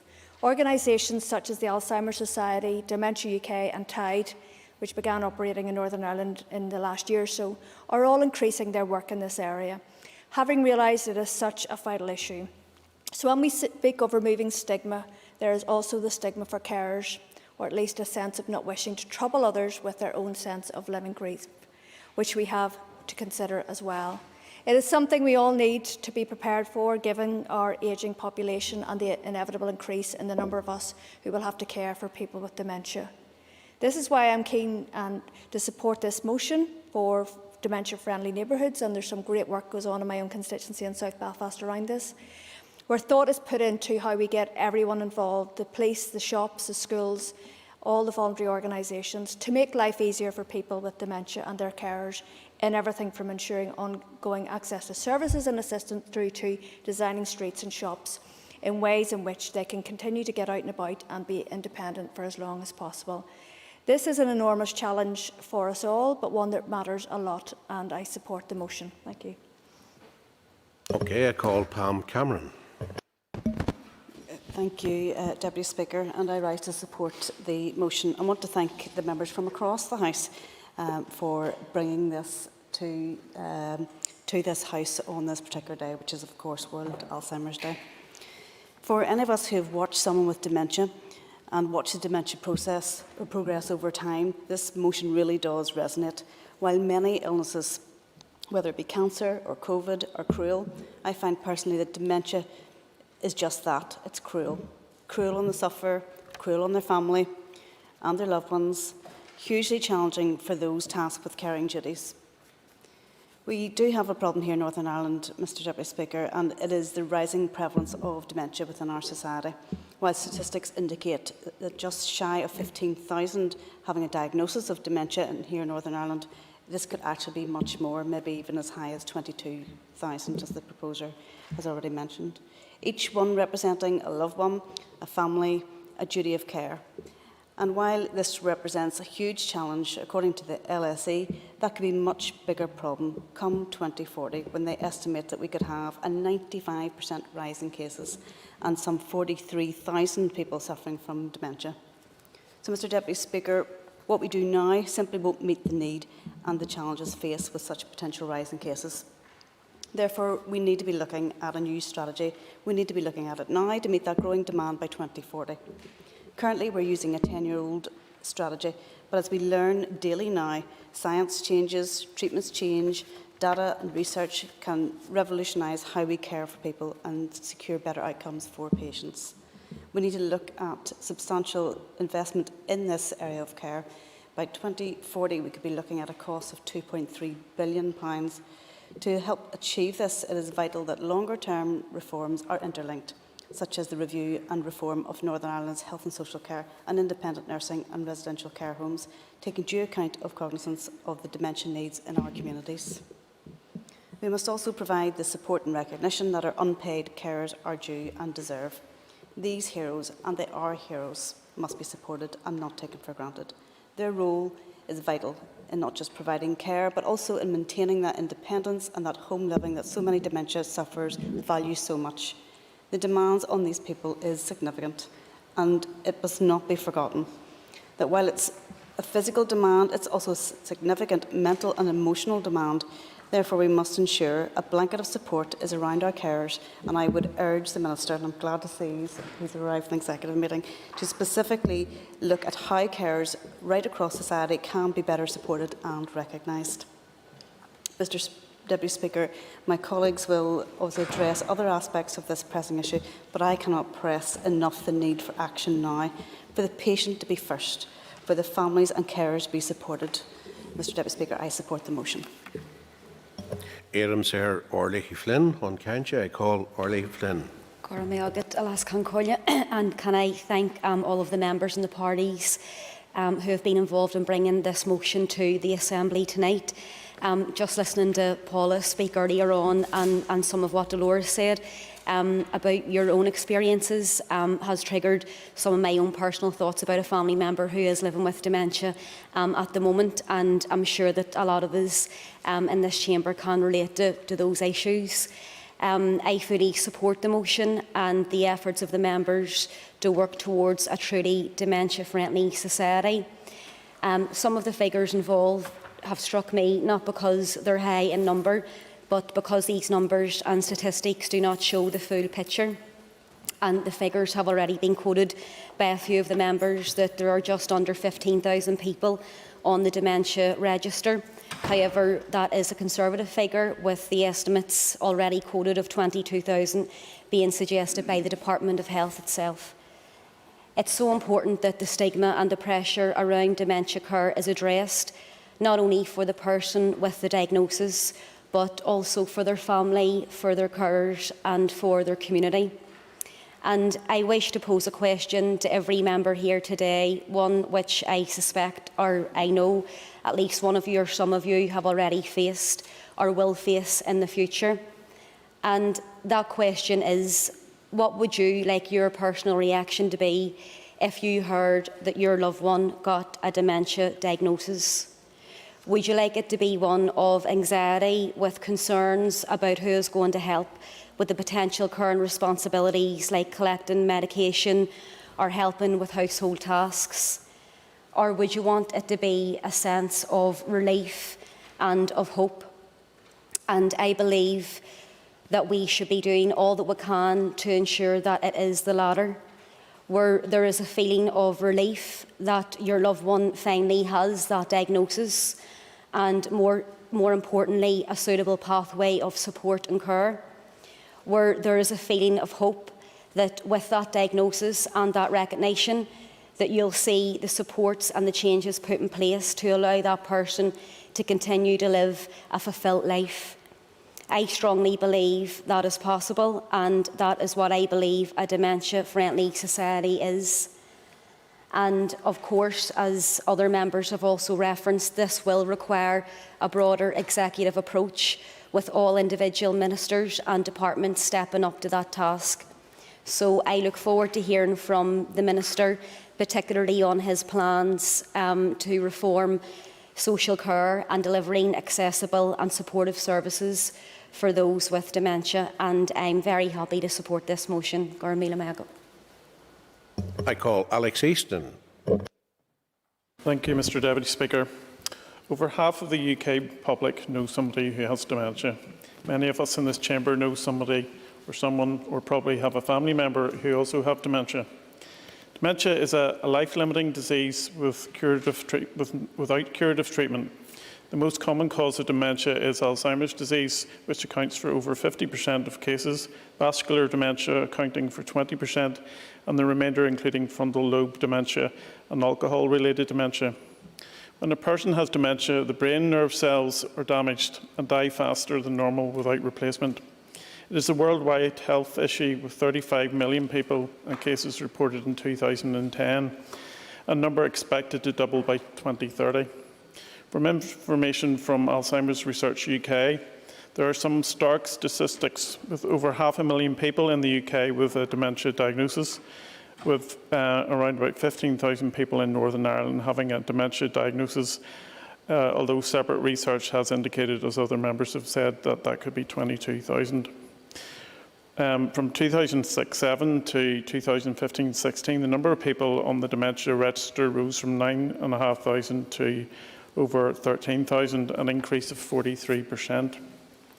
1 in 3 people born in 2015 would develop dementia in their lifetime, which, if reflective of this chamber, 30 members out of the 90, if born in 2015, will develop dementia, which is quite frightening if you actually think about that.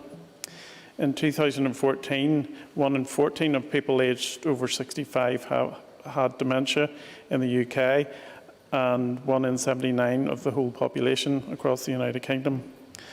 In Northern Ireland, there is 73% local diagnosis rate, which is significantly higher than any other part of the UK. Mr Deputy Speaker, there is also a huge financial cost associated with care. The London School of Economic Care Policy and Evaluation Centre calculating that in 2019 care costs, as were mentioned, were 120 million for health care, 340 for social care and 350 unpaid care. Overall costs will increase by 192% by 2040, with a total annual cost of 2.3 billion.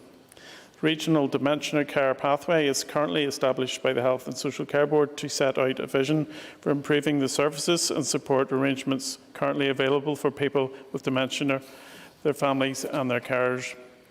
It aims to deliver on the recommendations of the 2011 Northern Ireland Dementia Strategy, improving dementia services in Northern Ireland, which was published in 2011. Dementia Improvement Collaborative was also established by the Health and Social Care Board in spring 2015.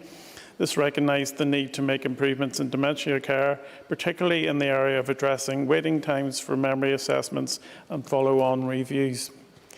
A Health and Social Care Board review of dementia services in Northern Ireland recognised the need to develop a standardised dementia care pathway to ensure high-quality care in the right place and by the right people. Dementia Innovation Lab was also established in the summer of 2015 to review the long-term implications of dementia for Northern Ireland. However, the current dementia strategy for Northern Ireland is almost a decade old. It is time to rethink and redouble our approach. Much of the good and valuable work being undertaken across health and social care trusts has stemmed from the 2011 strategy and recommendations. We need to assess whether this is still relevant and ensure the evidence base is up to date and, most of all patient-centred. We want to see the traditional focus on tackling service expanded from just a simple care provision basis to a dementia-friendly approach throughout all our homes and communities. At present, there are real barriers to people with dementia accessing important community services and activities. We need to change public perceptions of this disease in order to make tangible differences to the quality of life of those affected. It is vital that we take steps now to put in place approaches, ambitions and sustainable funding arrangements to meet the rising demand in coming years. Mr Deputy Speaker, I support the motion. Éireann Sir Martina Anderson, hon Cancha. I call Martina Anderson. Go me agad, Tommy County Faver and Ruan Shaw. I rise to speak in favour of this motion, and I welcome the motion, especially today on Alzheimer's, World Alzheimer's Day. As Pam has said, there is no doubt that dementia is an utterly horrendous disease. Witnessing the shock on a loved one's face when they realise they have just repeated themselves, noticing the quiet panic when they realise that something is wrong with them but they don't know what it is, seeing the frustration a loved one expresses when they cannot remember something or they forget what they wanted to say or do.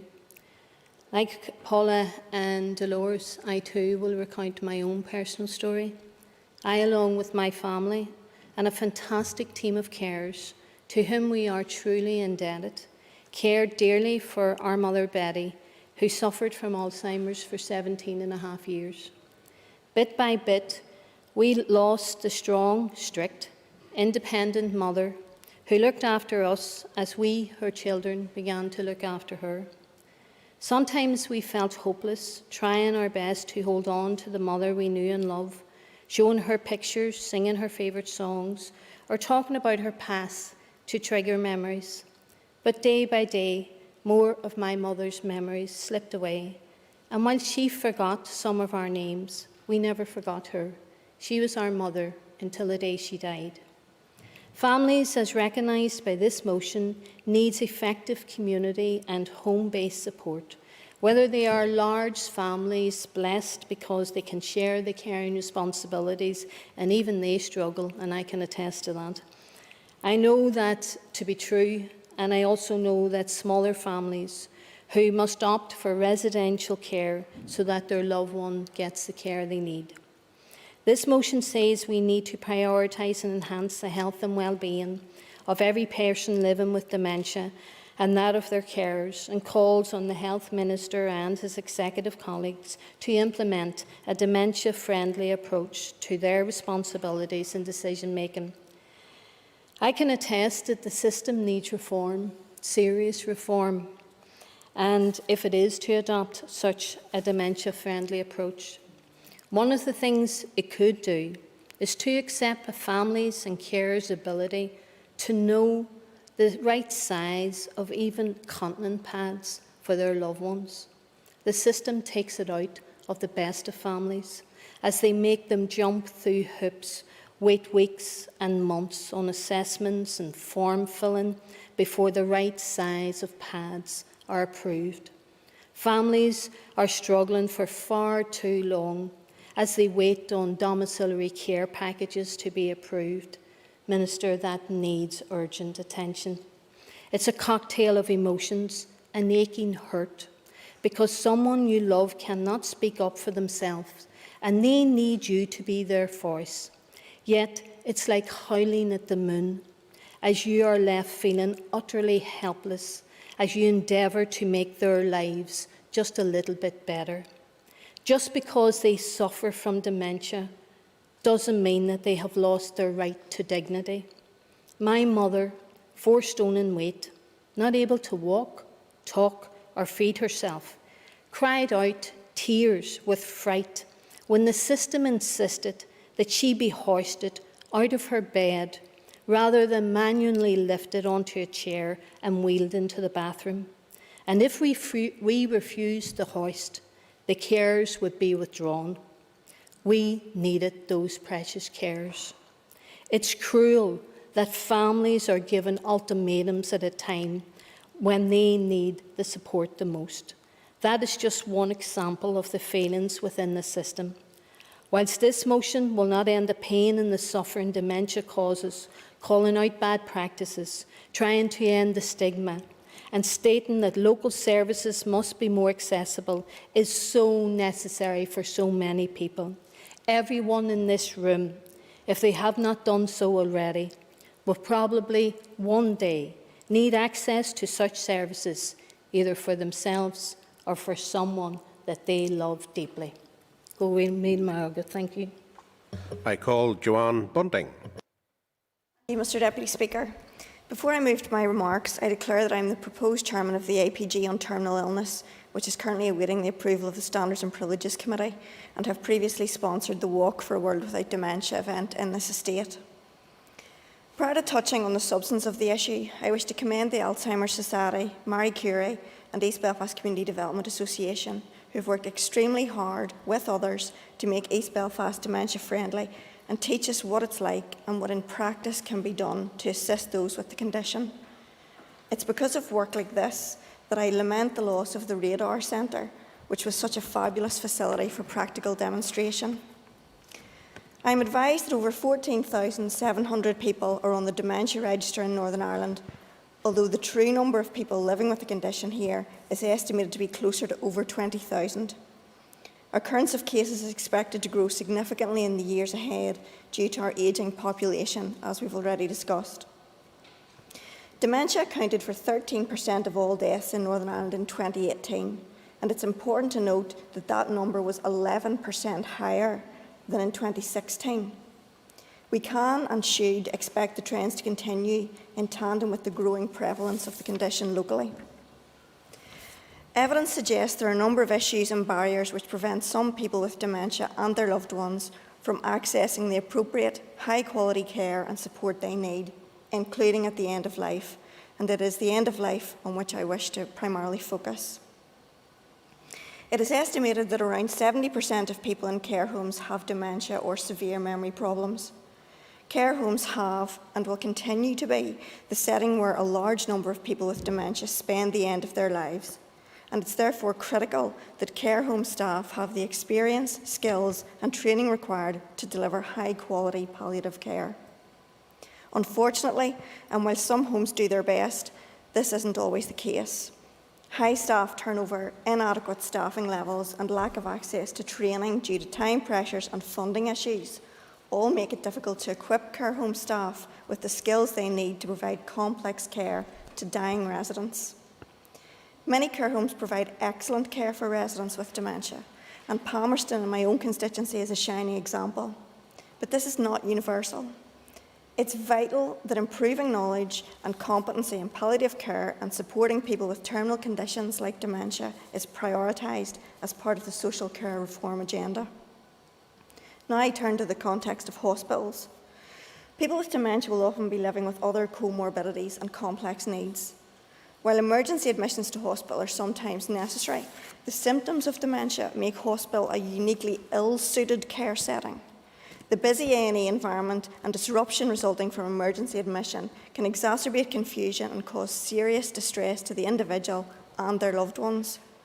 It's therefore in the best interests of many people with dementia that emergency trips to hospital are avoided or minimised where possible, especially when they are approaching the end of their lives. In 2015, it is estimated there were over 2,560 emergency admissions to hospital in Northern Ireland among people with dementia in the last year of their life. While some of these admissions will undoubtedly have been necessary, it is also reasonable to assume that a significant number could have been avoided with greater support in the community. Action to address this issue and build up greater resources and care capacity in community settings should be pursued as a matter of urgency across health and social care trusts in Northern Ireland, in my view. Finally, I wish to address the matter of support for dementia carers. Caring for someone with dementia is a demanding experience. To name but a few, carers will largely be responsible for tasks such as providing personal care to their loved one, administering medication, collecting prescriptions, preparing meals, maintaining the home and coordinating care among a wide range of different health and social care professionals and providers. In many cases, this role is 24/7, round the clock, and can leave carers feeling burned out, especially as many dementia carers are spouses who are likely to be in older age categories and living with their own health complaints. Training and information to help them perform their caring role and access to respite is therefore vital. Mr. Speaker, Mr. Deputy Speaker, I had other remarks, but I'm going to conclude by saying this. It is clear then that some people with dementia in Northern Ireland, as well as their carers and loved ones, are missing out on the high-quality care and support they need throughout the disease trajectory, including at the end of life. With so many more dementia deaths expected in the coming years, it's critical that we address these barriers and gaps in care as a matter of urgency. So I commend colleagues for bringing this issue to the House, and I'm proud to support the motion. Éireann Sir Pat Sheehan hon cainse call Pat Sheehan to speak. I've and I suppose the only disagreement there's been in this debate so far is the numbers of people here in the north who've actually been diagnosed with dementia. It's varied between 15,000 and 22,000 plus. But one thing is for sure, and I'm sure we all agree on it, is that given our ageing population, the numbers of people diagnosed with dementia is going to increase very significantly over the next number of years. And that's something we're all going to take account of. And everybody here has had some experience or another in relation to dementia. Some very close members of families have been diagnosed with it. I remember when we were youngsters, my mother's aunt had to come to live with us because she had dementia. And eventually, with 4 kids about the house, it was just impossible for my mother to look after. And that decision that Alan talked about, when families have to decide to put their loved one in care, that had to happen. And I also had a friend, not much older than me. He was a great athlete in his youth. He played soccer for Distillery. He's one of our top strikers in the 70s. And he was also captain of the Antrim Gaelic football team. And he was diagnosed in his early 60s with a very aggressive form of dementia. And as it turned out, he died a few months ago from COVID. And that's another one of the issues that we need to take account of. It does appear that dementia is one of the significant risk factors in terms of contracting COVID. So those are some of the things that we need to take account of. And it was also mentioned that back in 2018, almost 15% of deaths, all deaths, were attributable to dementia. And dementia, of course, is an incurable, progressive, neurodegenerative disease. As I say, there's no cure for it yet, and I'm sure there's plenty of research going on, but to date, nothing has transpired that's going to cure it.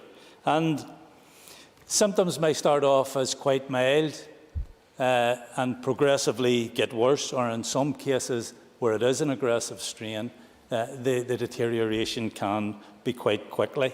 And as the condition deteriorates, there is a need for greater care and greater support for people who are caring for those who are diagnosed. And it's critical that we address the deficiencies in care as a matter of urgency. And a lot of the problems have already been touched on. In care homes, for example, I think it was Joanne Bunting mentioned, up to 70% of residents in care homes are suffering from dementia of one degree of severity or another. And many people in care homes are seeing out their last days there. And the staff need the appropriate training and skills to deal with people at the end of their lives. And we all know of excellent care homes that are doing that. But of course, there are other care homes that aren't so good. There isn't a universal level of care right across the piece. And I suppose that's no great surprise, given that in the care sector, there's a large turnover of staff. Often there are inadequate staffing levels in the first place, and there is a lack of access and time for staff to take up training. And of course, there are always funding issues. In fact, carers in the care sector are often at the very bottom rung of the ladder. There's no sort of career progression for them. They receive the minimum wage and so on and so forth. So, certainly. Thanks to the member, as well as the points that he raised there. We also share concerns raised with me, and I'm sure with himself, about some care home owners refusing to allow people access to trade union and allowing trade unions actually into the site to organise. And I would have no disagreement with that whatsoever. And, you know, it's difficult to provide care home staff with the training and the skills that they require when, you know, they're trying to deliver and provide complex end-of-care life for patients who are literally going to die. So it's important that the proper resources are put into our care sector. It's important that our carers are supported. And those who fortunately are able to remain at home, it's important also that the people who are caring for them get the proper support that they need and deserve. And there's a high incidence of mental ill health issues among carers.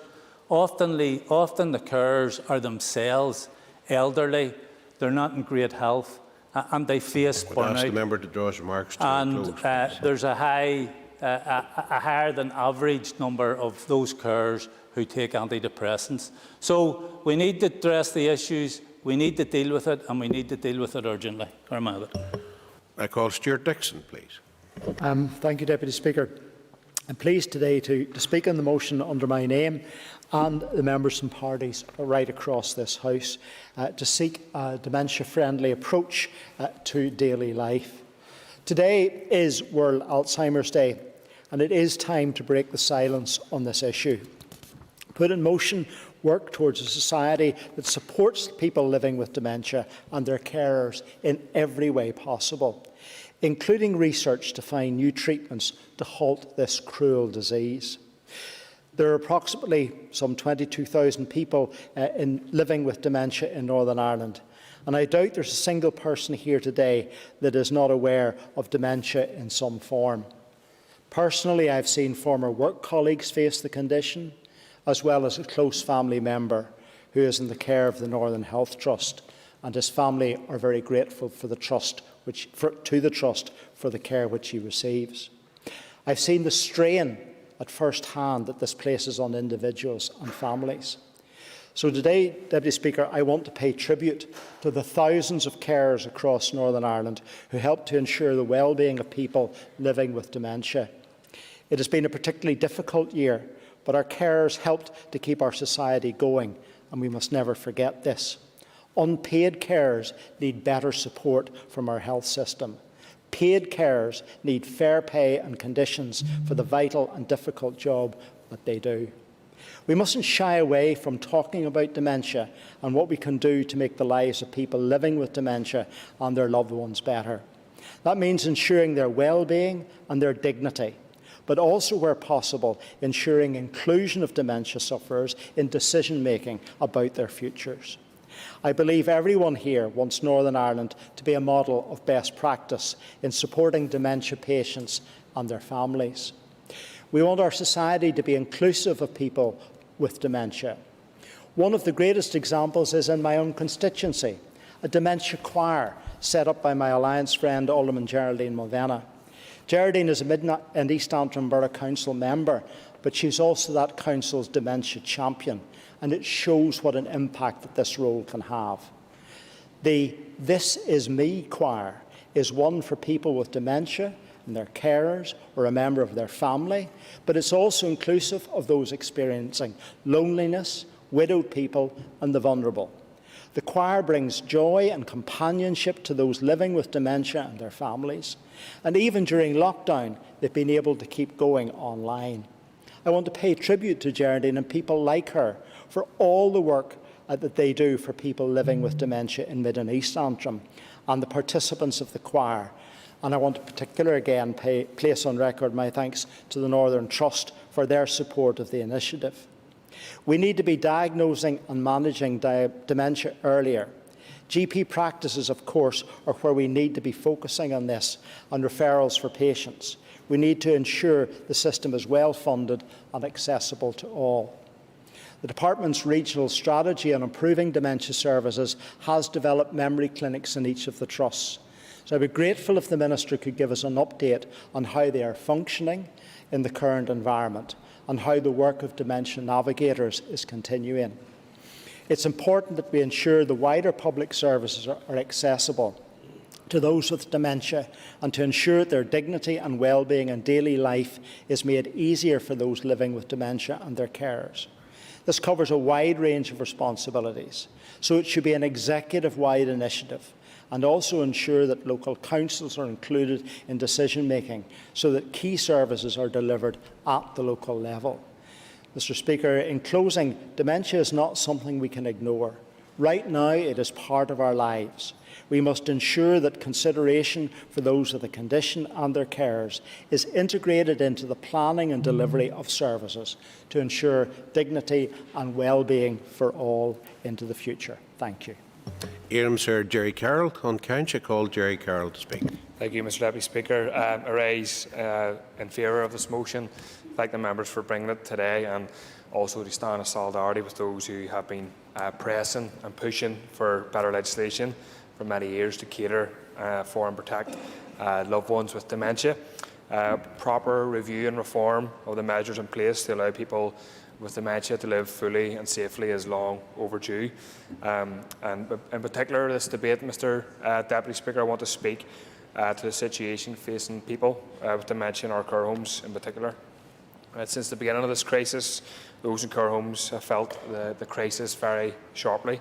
We know how many care homes endured the pandemic with little to no PPE at all for far too long, how little testing was put in place for those who arguably needed it more than most, and how residents were discharged from hospitals straight into the care homes without being tested. I hope for the sake of residents and the carers involved that they will one day be armed with answers who decided that their care should be deprioritised, and that hopefully accountability will follow, and more the Health Committee is currently looking at some of these issues already.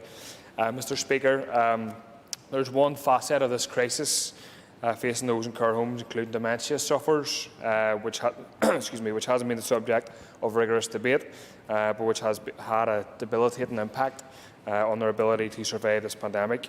Care home residents living with dementia have endured 7 or 8 months without seeing any of their loved ones. They've been calling for clarity and action on this matter, and the response has been found lacking. Some families have been stopped from visiting their relatives at their bedroom windows, while the car park visits have also been banned, and access to carers has also been limited. While the restrictions behind this are in place to stop care home residents falling ill with COVID-19, those with dementia and their families are speaking out about how some of the most vulnerable members of society are coming to come to harm as a result of these measures, because they were not made in consultation with those on the front line of care. To me, Mr Speaker, it seems incredulous that our bars and workplaces have been flooded with workers and punters that is deemed safe, but is not deemed safe for care home visits, which can alter the very living experience for some of the most vulnerable people in our society and our communities. And we're not just speaking about the elderly or those who are vulnerable. Many young people with disabilities are in the same position as well. And as the massive political drive to get the economy restarted has overhauled regulations, those people feel utterly forgotten about, and to be frank, they feel let down. Yes, I will give way. For raising this particular point, I think there are increasing concerns about the level of elder abuse, which is quite often hidden, and therefore I would appreciate his point is very well made in relation to checking in on those who are most vulnerable. I thank the member for her point, and it's a concern that has to be raised, and I thank her for raising it today. In conclusion, Mr Deputy Speaker, I want to call on the Executive and the Minister to relook at the priorities going forward and to seriously consider where the recent spikes in the pandemic are coming from. And I cannot see a situation where anyone could come to the conclusion that it is people with dementia or other conditions in care homes who are spreading this virus when compared with the thousands and tens of thousands of people in cities and town centres every weekend. And if our regulations don't reflect that reality, then the approach of this executive needs to be seriously reconsidered. I just want to, in conclusion, to welcome the correspondence and the work from the Alzheimer's Society and Marie Curie, who have also been referred to already, and who both contacted us to remind us of the scale of the people who have died with COVID, who had dementia, and the scale of deaths, generally speaking, from dementia in our society. Thank you. Thank you. I now call the Health Minister, Robin Swan, who will have up to 15 minutes to respond.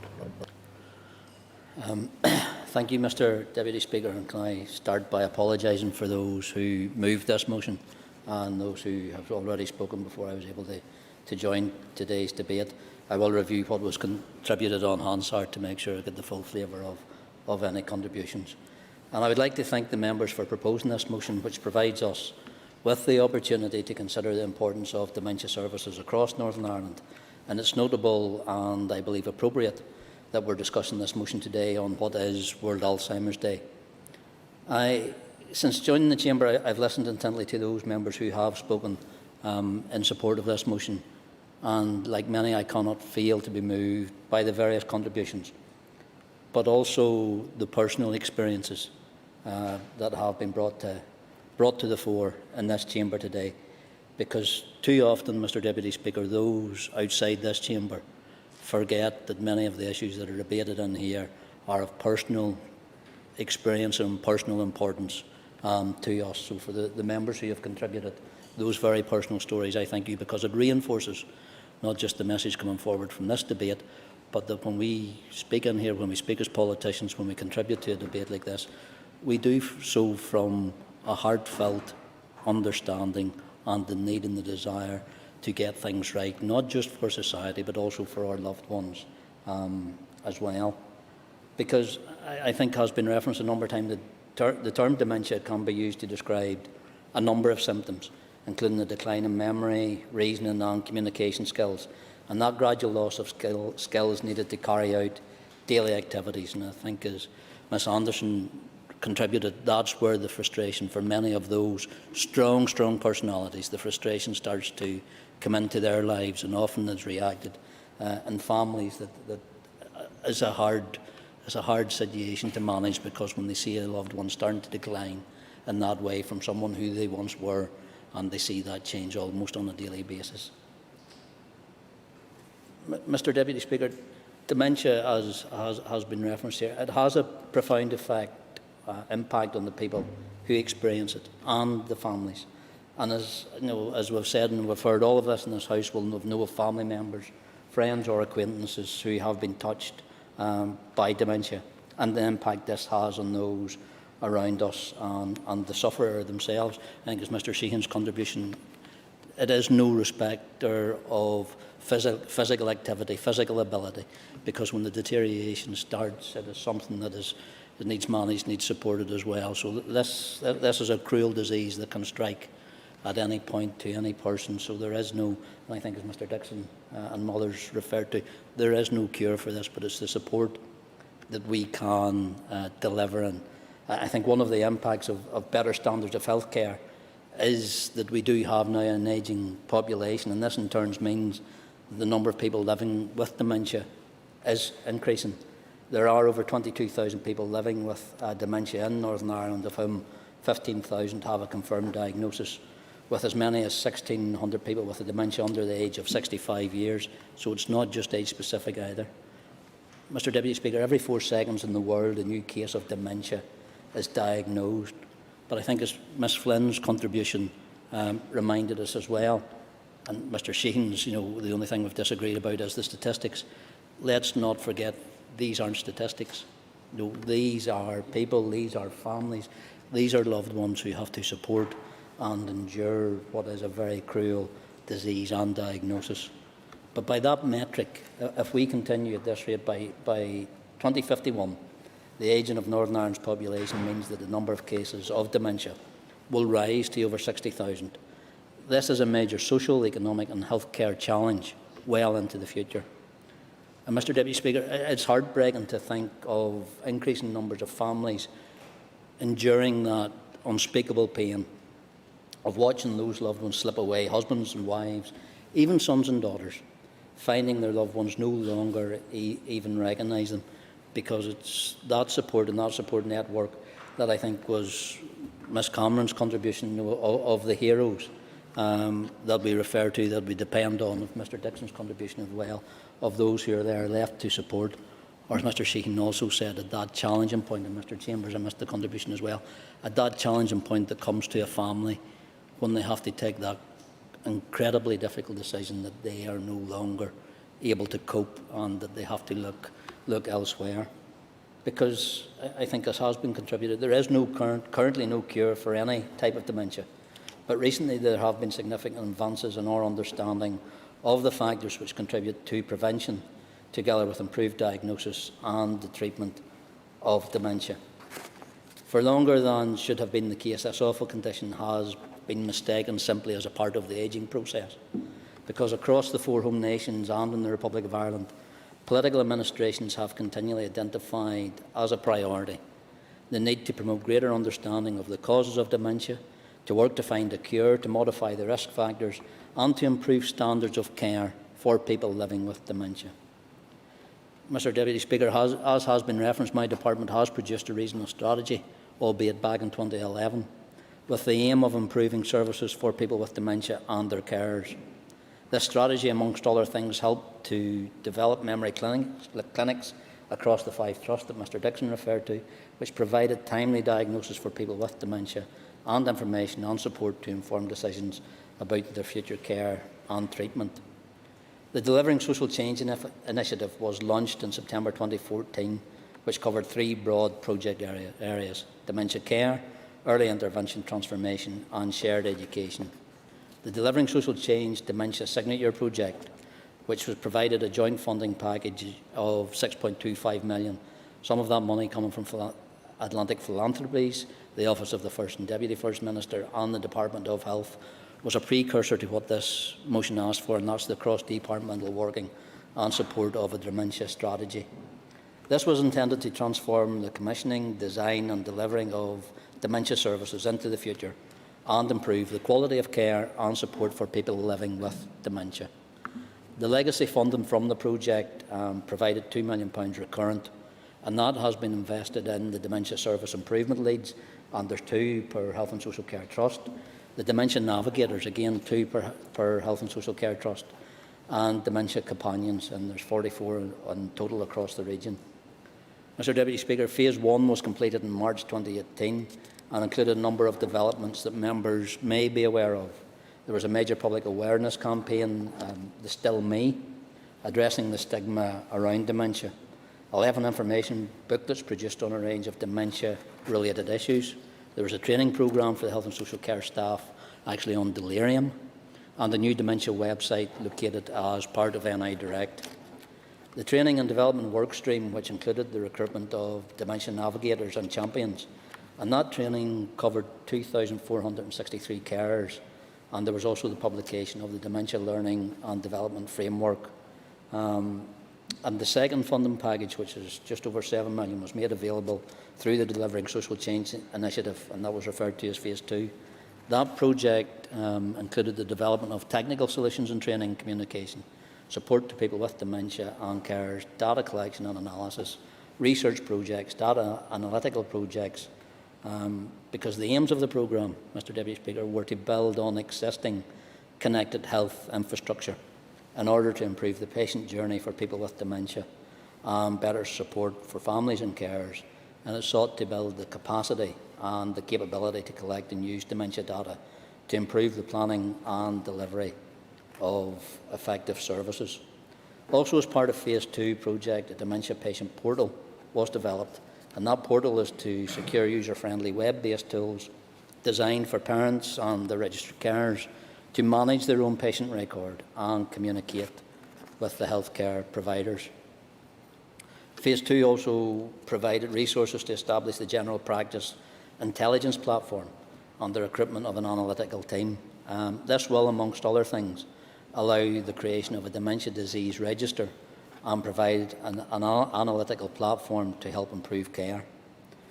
GPIP is a hugely ambitious development for the health and social care sector. When implementation is complete, it will enable the routine collection of a broad data set of granular codified activity and registered data from GP clinical systems.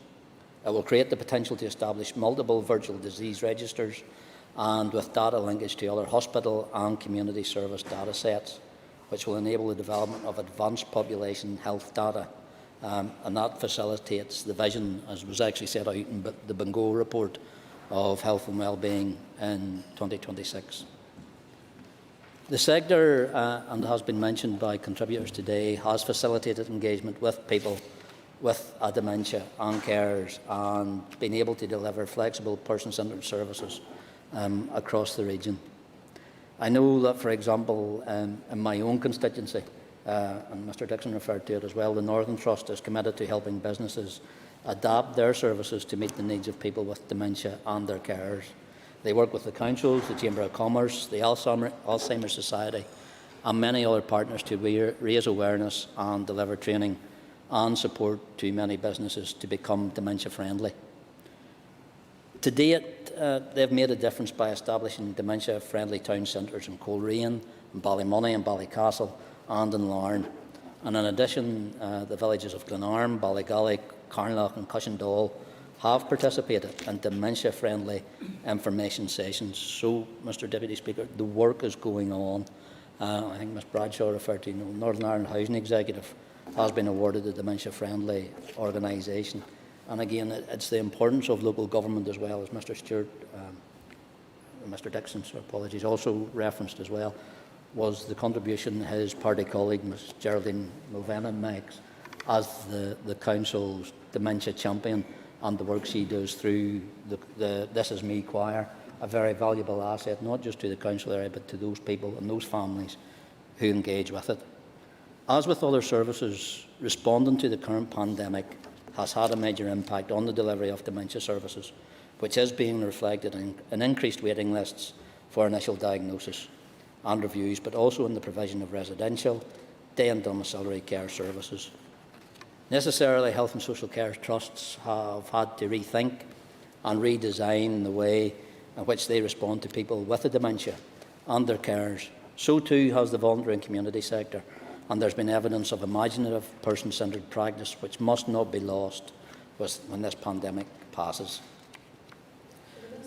Well, yeah. Minister for giving way. I'm sure he, like many of the rest of us, are dealing with PIP applications. I just wonder if there's a delay in diagnosis and yet, the condition is so obvious in a sense and the demands that it places on carers, whether or not he would consider writing to the Minister of Communities to accept, a GP indication that the person's on the waiting list for a confirmed diagnosis in relation to dementia, because that would allow carers to buy in additional resources to help them in their caring role. It's certainly an issue I'll look at and engage with the Minister for Communities now that the member has raised it, to see if there is an easier way and a better way to support those who are waiting the diagnosis, but also the support that is needed for the families as well. In regards to the regional dementia care pathway, 14 of the recommendations in the regional strategy refer to the development of the memory services. And in order to address these recommendations, an agreed dementia care pathway has been developed.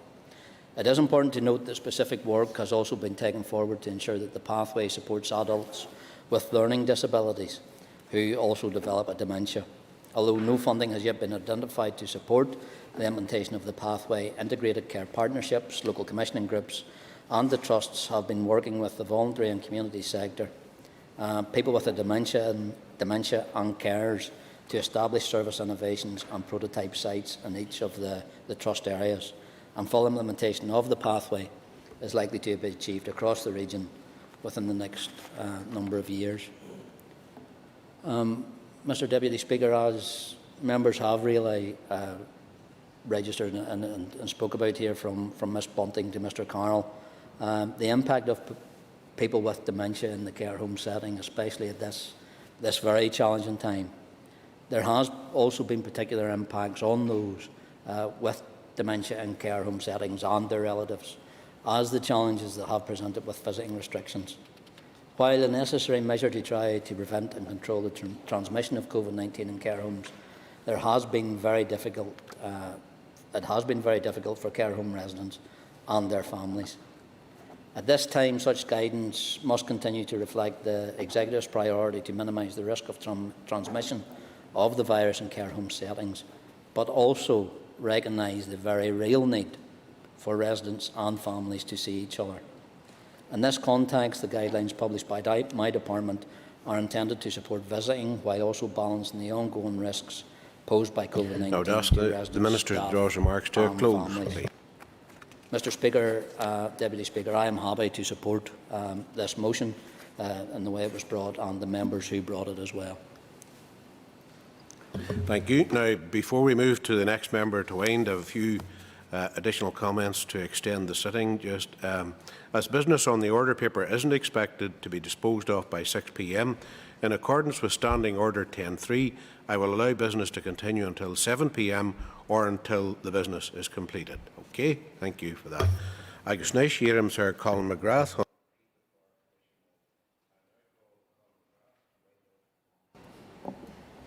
Thank you very much, Mr. Deputy Speaker.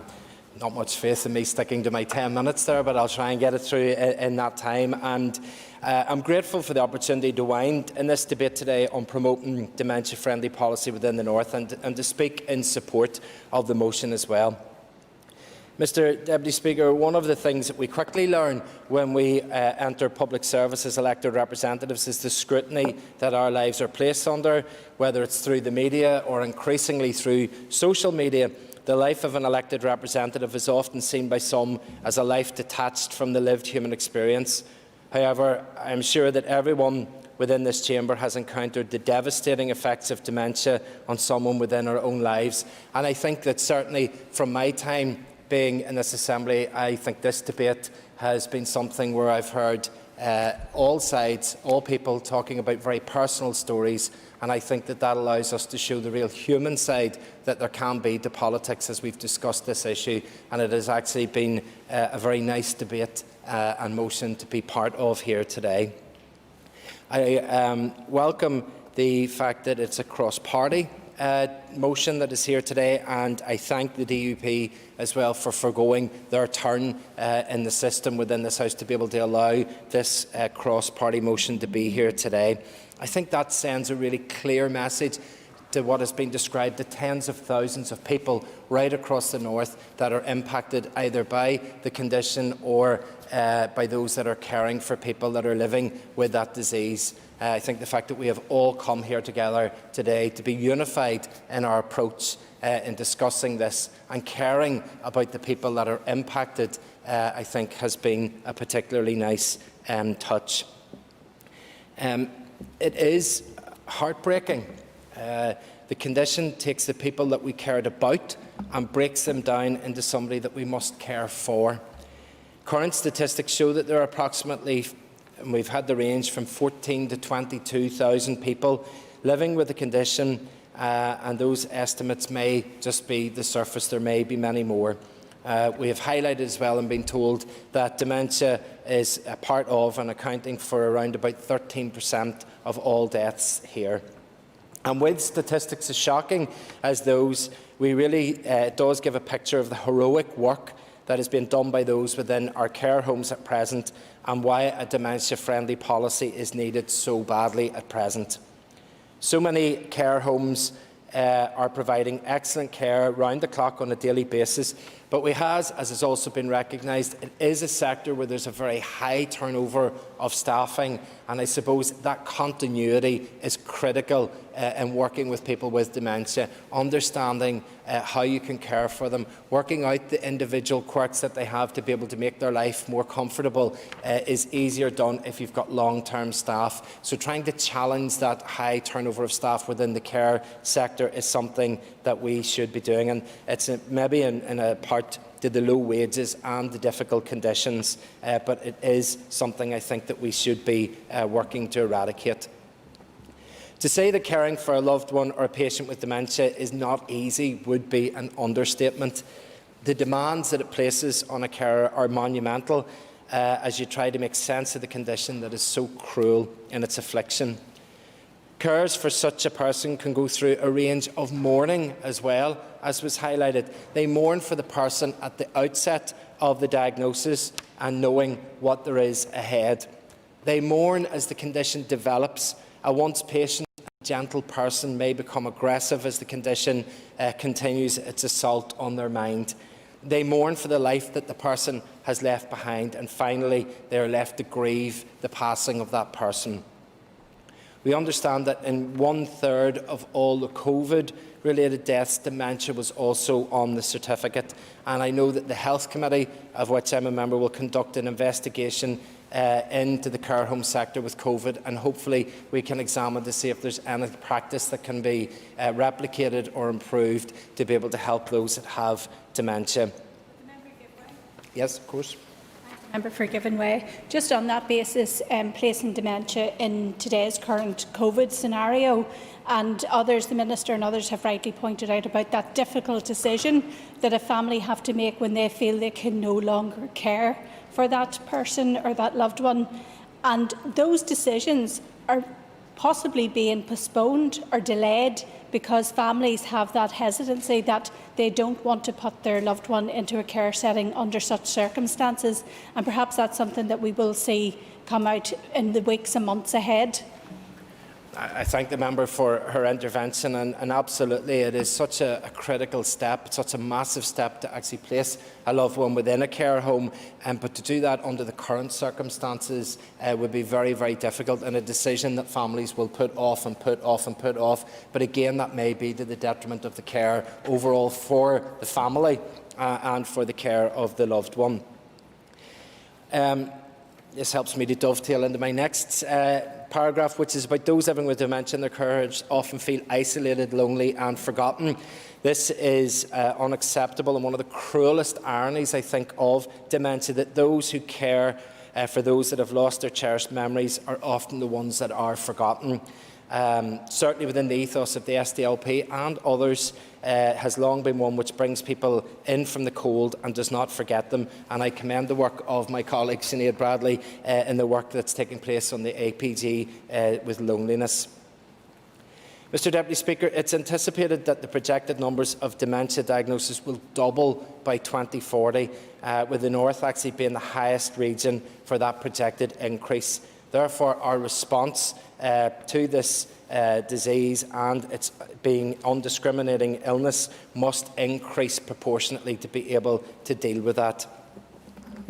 I know that this was a cross-party motion, and what I'll do is I'll just take a few of the points that were made by one rep from each party, just again to give that breadth that it is a cross-party motion that was signed up. Paula Bradley began by highlighting some of the true impact of dementia, which can be children left behind, husband and wives left grieving, and that is a real concern for people that they know maybe years in advance whenever the condition starts.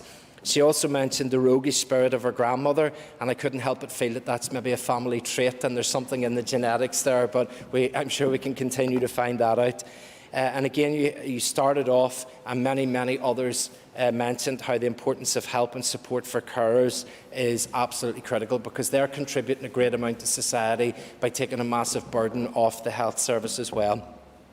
The Chair of the Health Committee, Colm Gildernew, highlighted the impact of the condition on those suffering and mentioned some of his professional work as a social worker and social workers right across the North as they try to help families. And he also highlighted the importance of the charitable and voluntary sector. And I think many of us got photographs today with some of the charitable sector, voluntary sector there as well, to help support them in the work that they do. My colleague Dolores Kelly mentioned the issues and concerns around COVID and just the impact that it is having, and I know the Minister in what was a very extensive and detailed response, and it was I think a ministerial contribution that told us lots and lots of the things that was happening and occurring and taking place, and the help and the support that is there, and that's good, because sometimes I suppose ministers come in to be defensive and talk about the things that they're trying to do, but I think that there was plenty of detail in your response, and I know that will be appreciated. I know that Dolores mentioned about the limited visits that there are for people in care homes and how that's having an impact. Alan Chamber mentioned the impact of living longer. People are living longer, and therefore it is a condition that we're going to see an increase of. And Paula Bradshaw mentioned how Support is available, and various projects and highlighted the dementia navigators and how they can help. So I suppose matching people to the help and support that there is available is a critical job for all of us to do, because people may be feeling lonely and isolated, but there is help and there is support out there, and we should be trying to connect them together. It has been highlighted as well that no patient should be left waiting more than 9 weeks for dementia services.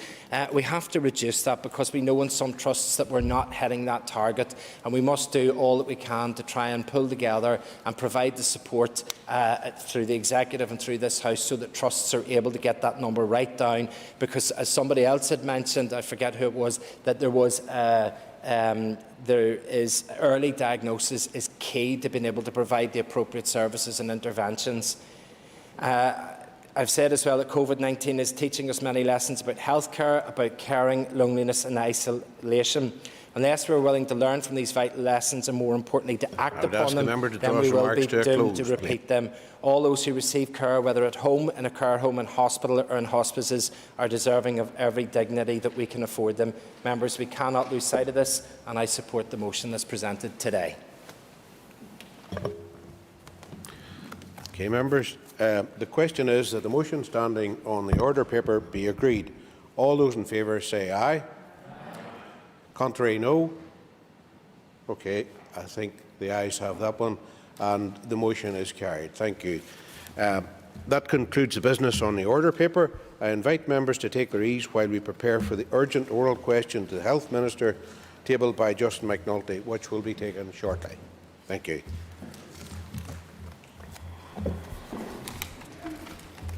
Right, a wee wiper.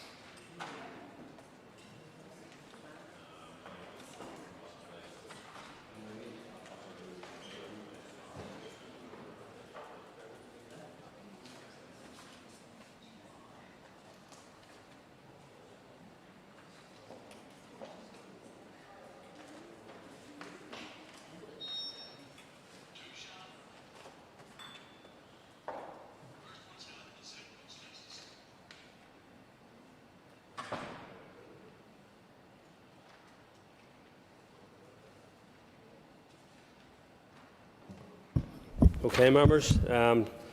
Justin McNulty has given notice of an urgent oral question to the Minister of Health. I would remind members that if they wish to ask a supplementary question, they should rise continually in your places. The member who tabled the question will be called automatically to ask a supplementary. Clerk, please read the question.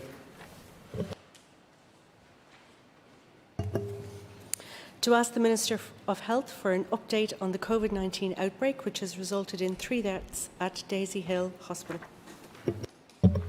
And just before I call the Minister of Health, could I just thank both the Minister of Health and the Minister of Justice for being able to attend the Chamber this afternoon, notwithstanding the fact that there was an emergency executive meeting. So thank you very much. So, Minister of Health.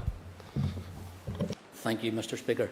I want to take this opportunity to provide the House with an update on what is a very serious situation at Daisy Hill Hospital. As members will know, on Friday the Southern Health and Social Care Trust confirmed that 11 patients and 21 staff connected with the male medical ward at Daisy Hill had tested positive for COVID-19, and that 67 staff contacts were off work and self-isolating. Mr. Speaker, at that point, 3 of those patients who had tested positive had sadly passed away. And tragically, I can now inform members that over the weekend, a further 2 patients have sadly lost their lives. I want to again express my deepest sympathies to the families of those who have been plunged into grief in these particular difficult circumstances. Thorough investigations are absolutely essential, and I am determined that no stone will be left unturned to ascertain the facts about these cases and any learning that we can take to prevent further reoccurrence. The deaths of patients, along with the 6 deaths in the haematology ward at Craigavon Area Hospital, will all be subject to a detailed review through the SAI process. That investigation will be independently chaired and its findings will be made public. And there's also a piece of work connected to the learnings of these outbreaks that are being delivered across all trusts. My department and I are in regular contact with the Southern Trust, and I want to assure the public that all necessary measures are being taken, firstly, to control these outbreaks, and secondly, to investigate the circumstances that have caused them. I call Just McNulty, supplementary. Can I thank the Minister for coming to the House today, and I welcome his confirmation that an investigation will now take place. I hope the Minister will join with me today in communicating a strong message that Daisy Hill Hospital is a first-rate hospital with a committed and dedicated staff. 5 families are grieving. My thoughts and prayers are with those families. Minister, staff should not have to come to me. I hope the Minister will ensure that an appropriate mechanism will be put in place for staff to raise their concerns and for them to be listened to. Minister, I have a list of questions that patients, families and staff want answers to around testing protocols and delays, infection control, ward deep cleaning, lessons that were not learned from Craigavon. But Minister, the overarching issue now is that staff, patients, their family and the wider community need to know that their hospital is safe, and they will be safe when in hospital. What actions have been taken and what additional resources have been put in place to ensure that is the case? Can you reassure them today, Minister? Mr. Speaker, in the specifics that the member has asked, I want to assure him, I want to assure the staff and I want to assure the families that we will do all we can to ensure the support of the staff and of the patients and the loved ones, and that the support in their work and the daily challenges that he rightly acknowledges that the staff members face. They are supported, because I think, as the member is saying, this now is not the point of apportioning blame.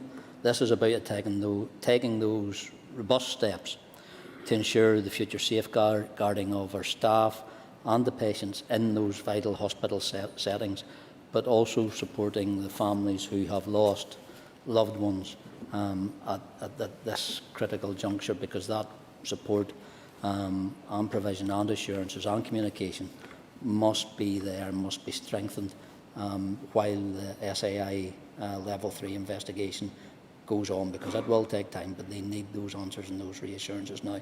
And that's why I and my department officials are in regular contact with the senior leadership of the Trust as well. In regards to, he mentions cleaning as well. I've been informed by the Southern Trust that enhanced environmental cleaning has been taken on 5 times a day, and then at the end of this outbreak there will be a final terminal clean of all the facilities as well. I call Pam Cameron. Thank you, Mr. Speaker, and I thank the Minister for his attendance this evening on this very important matter. And of course, our thoughts are with those 5 families and indeed their friends who have now been delved into grief prematurely. Minister, can you confirm if you will expedite as far as possible the timescale for the completion of the Serious Adverse Incident Review to help restore public confidence and implement stringent safety measures to protect staff and patients at Daisy Hill Hospital? Join with the Vice Chair of the Health Committee in sending those condolences to the family and friends of those who have lost loved ones. in the past number of days. In regards to the serious adverse incident, I did say it was going to be at a level 3, and I did commit to publishing the findings of it, because I do know that our SAI process has been challenged in the past and to the validity, but I want to give the reassurance to this House and to the families and to the staff that we will ensure that the answers are sought to the questions that are being asked. The chair will be in place. I am informed by the 25th of September, which is the end of this week, to ensure that that process can be commenced. The Southern Trust is not just working with the Public Health Agency here; they're also working with Public Health England to ensure their management of the process of the highest standard, and to assure that there is learning across the entirety of our health and social care system. Liz Kimmins. Corla, and again thank the Minister for coming again this week in relation to this important issue. And I too have had quite a number of contacts over the last 2 weeks, I suppose, since this issue first arose in Daisy Hill. And like others have said, I've had very concerned patients, their families and staff regarding their safety to be in hospital, and also the safety of staff in the workplace. And I really welcome the reassurances you have given here this evening. Can I ask, Minister, because as the weeks have gone on, this has been a major issue, and when we hear news like this around a COVID outbreak, it obviously raises concerns. Daisy Hill has been without A&E for 6 months now, and I have been liaising with the Trust on many occasions, and really appreciate those engagements. Can you give confirmation today that this COVID outbreak will have no implication on the reopening of A&E in the next few weeks? I thank the member for her concern, but I'm reluctant to join the two incidents specifically together, because I know the Southern Trust have given specific timelines on opening the facility in Daisy Hill. It has been delayed, I think, and that has been communicated to elected members. I haven't received any update that it will be delayed further. We have a number of staff who are currently off and self-isolating, but that should complete within the 14-day period, so the new date should still be reinforced. But I'll check that with the Trust, and I'll get back to the member and other members who are participating in this debate to provide that reassurance or an update. Could I call Sinead Bradley? I too would like to add my name to those condolences offered to all families who have lost loved ones due to COVID-19. I welcome the Minister coming, because I do think there are words of reassurance needed. And I ask the Minister specifically, can the Minister give an assurance to the patients, their families and the staff that all those areas in Daisy Hill Hospital that have been affected by COVID-19 have been subject to a deep clean under the instructions of the Public Health Infection Control? And I know he did mention a little bit towards the latter end of his statement, but if he could elaborate on that, please. And I thank the member on the specific, because I know I'm led to believe this afternoon that it is an issue that staff have raised. I'm seeking assurances from the PHA and the Trust themselves, but what I have been informed that staff have carried out enhanced environmental cleaning 5 times a day in those areas, and at the end of the outbreak, which is determined by the Public Health Agency, there will be a final terminal clean as well. So I'll seek further reassurance from the Public Health Agency and also the Southern Trust as well, to ensure that that is being done to the extent that the PHA is requiring it's being done. I call Paula Bradshaw. Speaker, thank you, Minister, for coming to the Chamber today. Are we getting to the point where some of the health services in this hospital might have to be moved to another neighbouring facility just to accommodate this? I suppose I'm concerned that some people may not turn up for appointments if they're concerned about the hygiene control in this location. Yeah.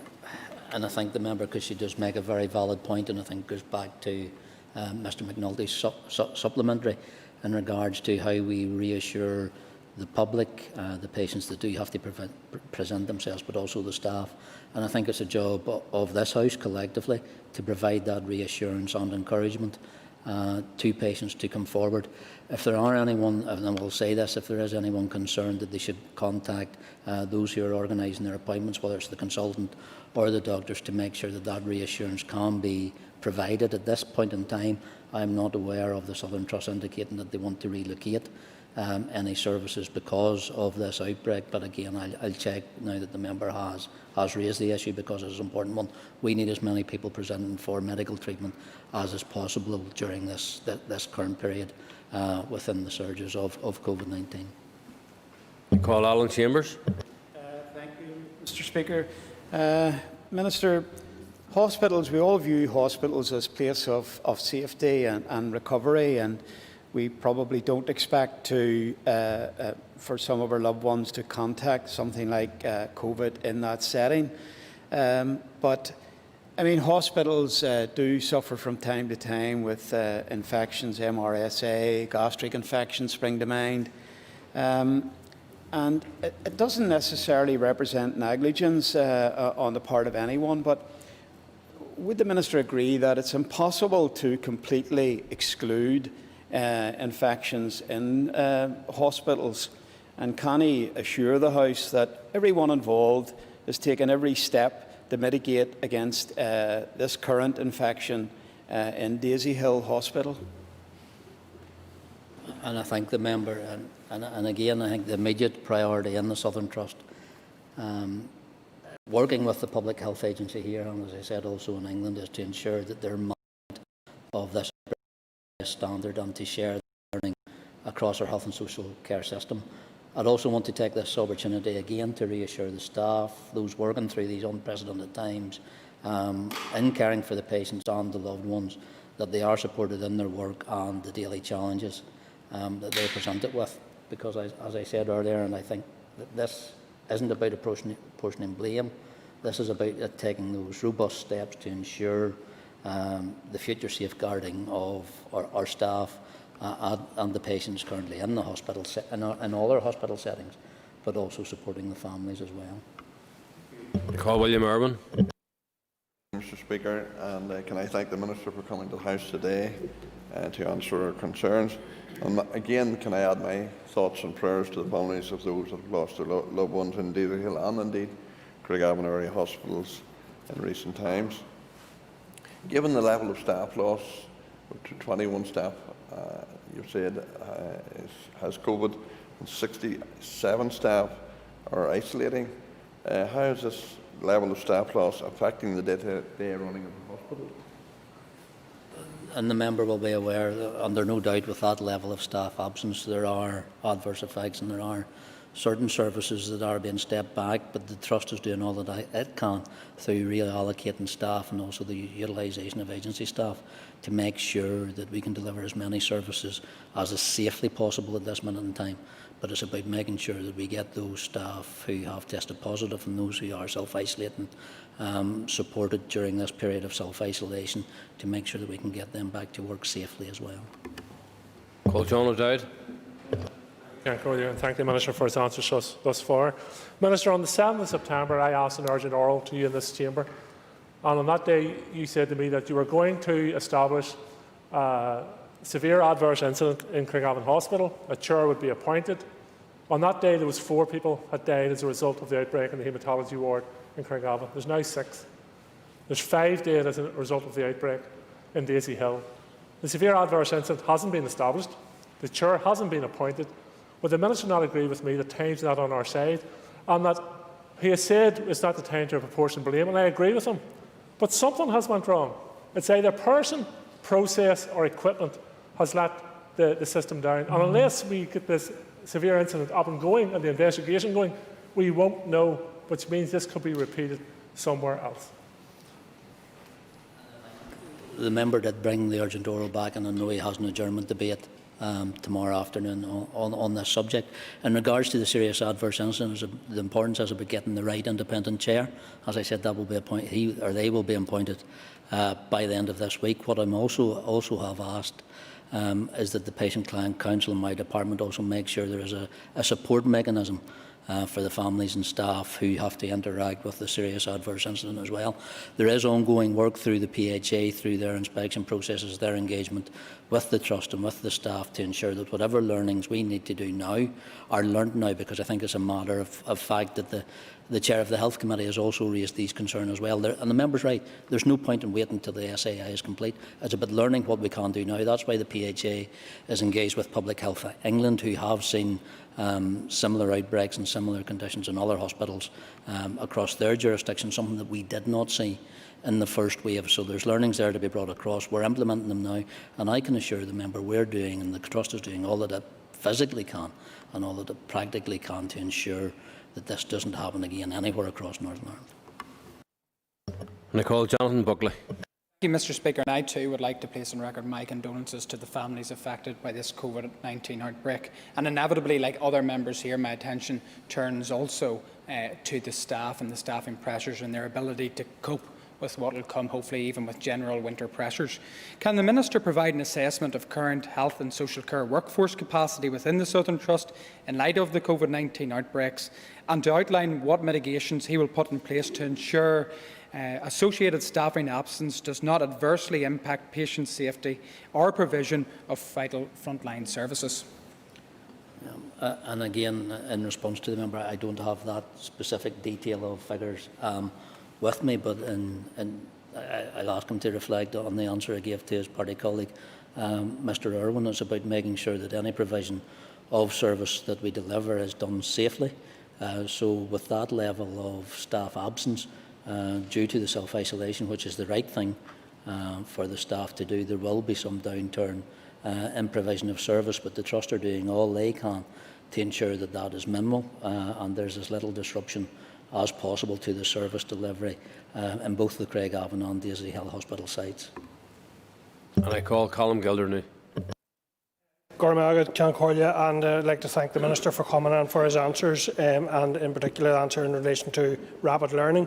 But given the bereavements that we have seen, and I extend my condolences to every one of the families impacted, can the Minister outline what specific bereavement support and guidance has been put in, both for those who have lost loved ones, but also for people who are continuing to experience the impact of the disease? Their loved ones also need support. Could the Minister outline any steps?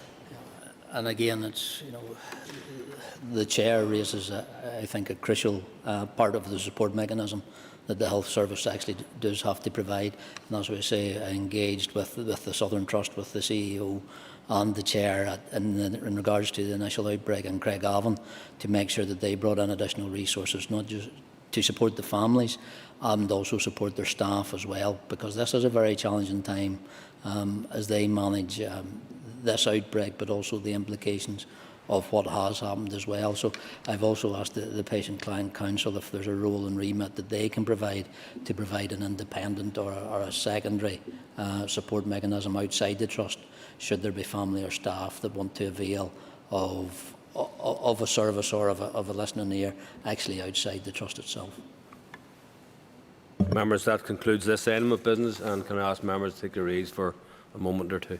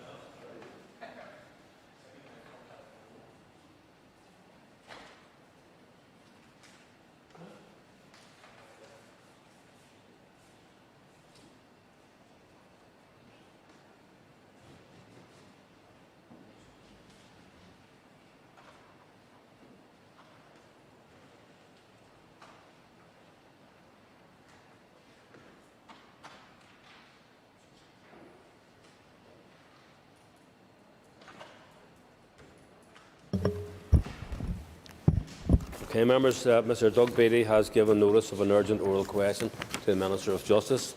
I would remind members that if they wish to ask a supplementary question, they should rise continually in your places.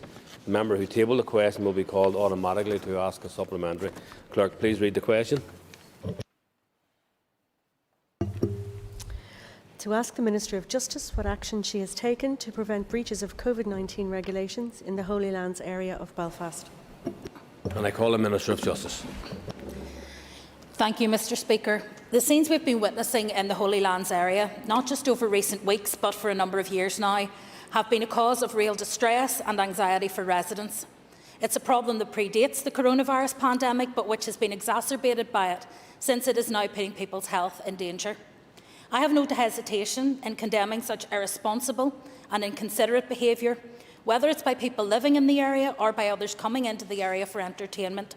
And I welcome the actions by the PSNI, Belfast City Council and others that they have taken to deal with those caught breaching the public health regulations and making residents' lives a misery. The Executive has a collective responsibility to encourage people to comply with the COVID-19 restrictions, whether these are contained in guidance or given legal effect through regulations. Enforcement of public health restrictions is not the sole responsibility of my department, nor am I, as Minister of Justice, leading this important piece of work. A working group has been recently set up by the Executive to assist in its response to compliance and enforcement, which is a cross-cutting matter. The working group is led by junior ministers in the Executive Office for this reason. It held its first meeting on Wednesday, the 16th of September. My department is represented at senior official level alongside a number of other departments and statutory agencies. Partnership working between all of the relevant agencies is crucial at both strategic and local level to deliver a swift and coordinated response to problematic behaviour, and I can assure the member that I and my department will play a full part in that. And I call Doug Beattie to ask a supplementary question. Thank you, Mr Speaker. And I genuinely thank the Minister for coming along, because I know you've got an awful lot going on at this moment in time. And I totally agree with her that these COVID breaches have their genesis in antisocial behaviour in the Holy Lands, which has been going on for an awful long time. And although I'm not from Belfast, I have watched the residents be absolutely tortured by what's going on there.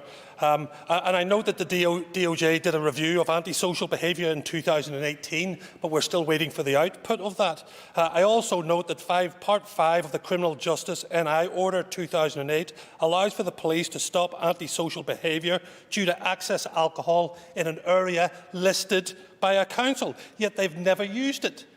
The Minister could legislate for public space petition orders, but we have not. So the question is, what has the Minister done and what measures has she brought before the Executive COVID Enforcement Working Group, which I believe you should be heading and attending? With respect to the member, the composition of the working group was not a matter for the Department of Justice. It was a matter for the Department of Health and the Executive Office. So I would suggest that perhaps it's something that he should take up with them. In terms of what we have brought forward, we have been facilitating the police to ask for additional powers where those are required. We have asked them specifically if they need additional actions taken. And to date, where they have required additional powers, we have sought to have those implemented. However, they have not been asking for additional powers because many of the regulations, in terms of health regulations, are effective in controlling what happens within people's homes. And that is a very hard area for the police to actually have control over. This is a point that has been made repeatedly by the Executive, that we rely not on enforcement but on people being willing to comply with those regulations. The complex issues in the Holy Land go way beyond simply the coronavirus regulations. They extend into antisocial and sometimes criminal behaviour, and the police have been acting to deal with those issues, both in terms of criminality, there have been arrests, and also in terms of breaches of the coronavirus regulations. I call Paul Gibbon. The vast majority of people of Northern Ireland will follow these regulations and indeed don't need the law to get them to act with common sense. But where regulations are being used as the tool to best combat COVID-19, if they're going to be implemented, for them to have any credibility, they then need to be enforced. And where you have blatant breaches of the COVID regulations, like the Bobby Story funeral, like what we have seen in the Holy Lands, it's vital that the police then act and enforce those regulations. What confidence has the Minister got that the PSNI are effectively policing these regulations where we have blatant breaches occurring?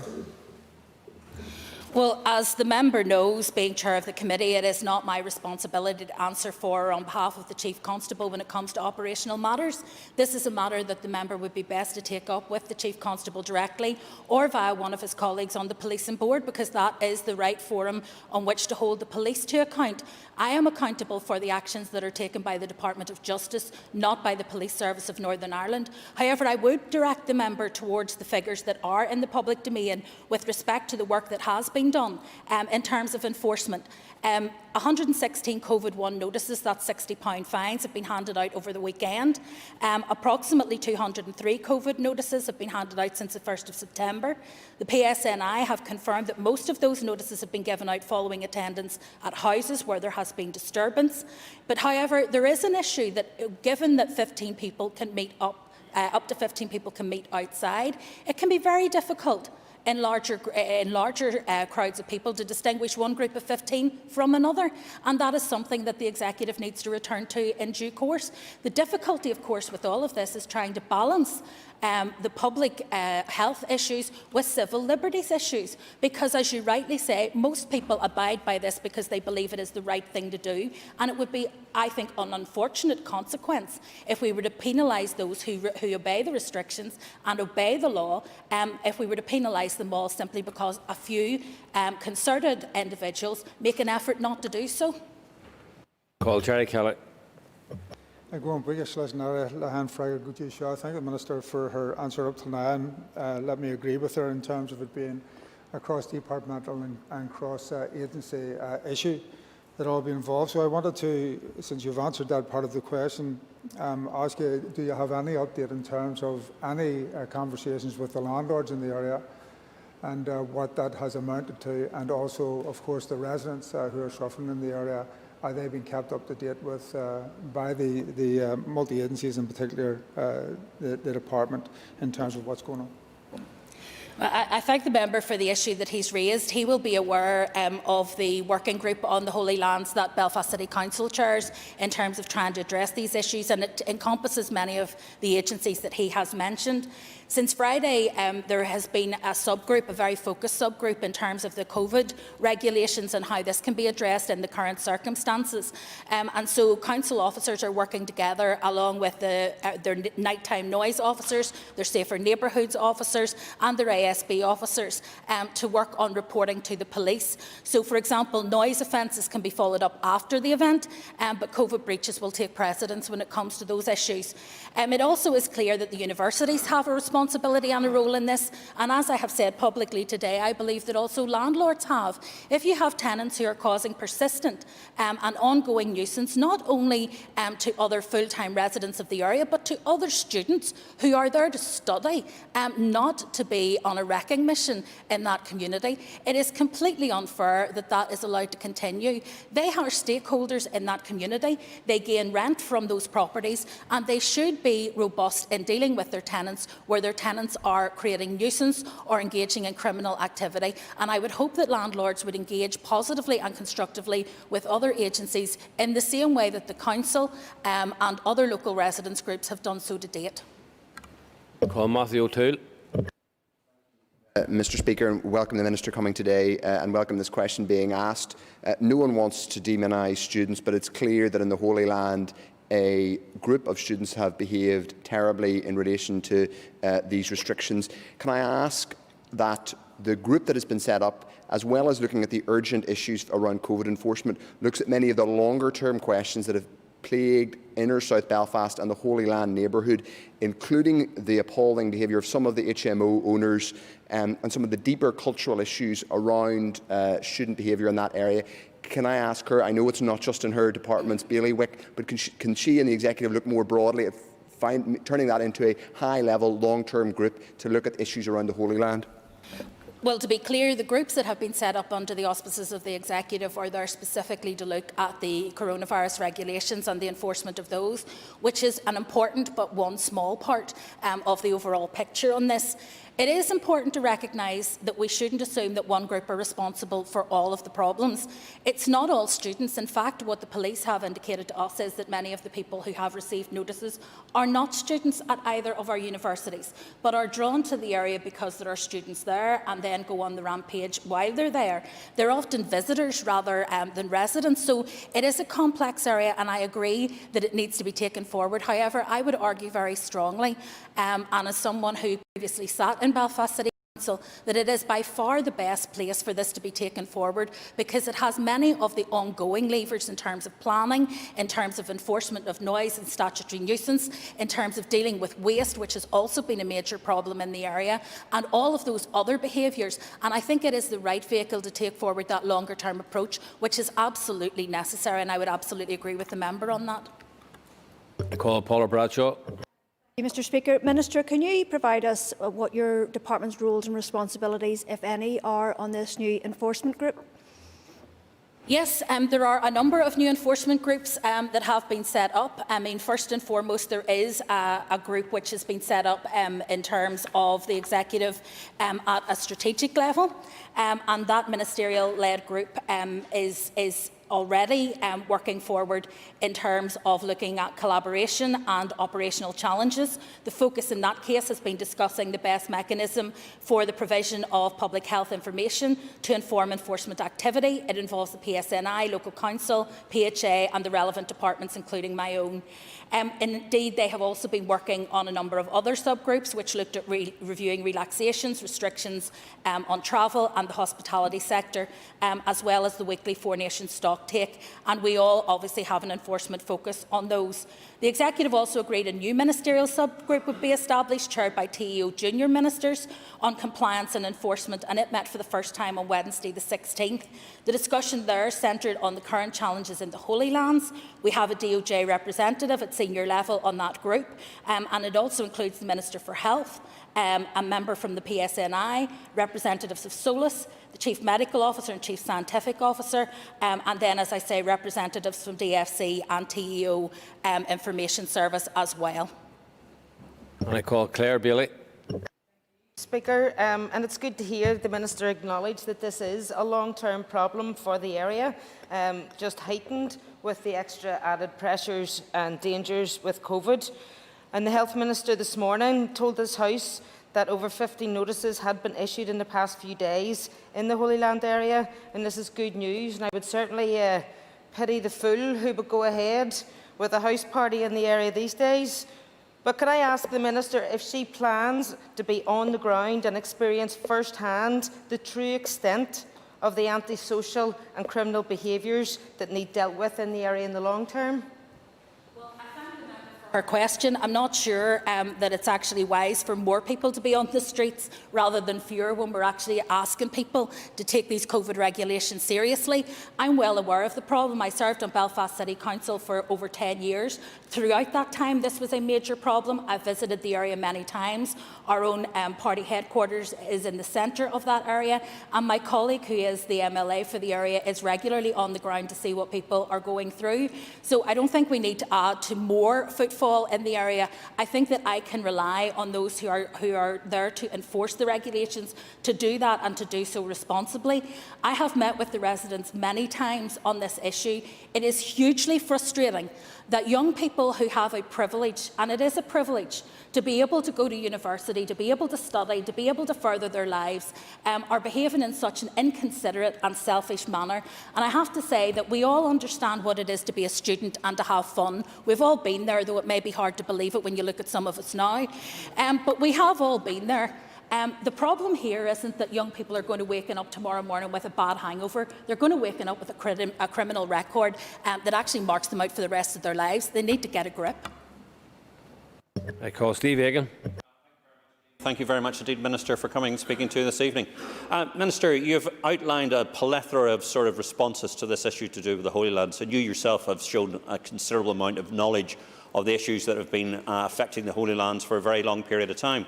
But what I think we all think this needs is senior leadership and a ministerial direction and somebody with your experience to take personal charge of this. Would you commit to actually getting this moving and taking personal charge of this issue yourself? Well, I mean, I am delighted to hear that the leader of the Ulster Unionist Party has such faith in me as an individual to be able to turn around such a long-standing problem in the Holy Lands. However, I would point out to him that the danger, of course, of the Minister of Justice taking this issue on is that people focus entirely on police enforcement.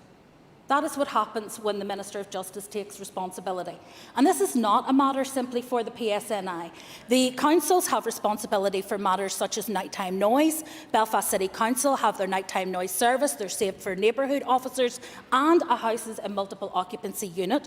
Queen's University are also dealing through their community engagement, working with a wide range of partners in terms of how they're going to return students, but also looking at what sanctions will be applied to those students who do receive penalty notices. And the University of Ulster is also engaging with students living in problematic properties and has maintained a presence on the ground throughout. So whilst I am flattered that you believe that I could turn it round simply by taking leadership of the group, I will resist the temptation to step into the shoes of my colleagues in the Executive Office, whose job it is to coordinate those matters which are cross-cutting in the Executive. I call Gordon Dunn.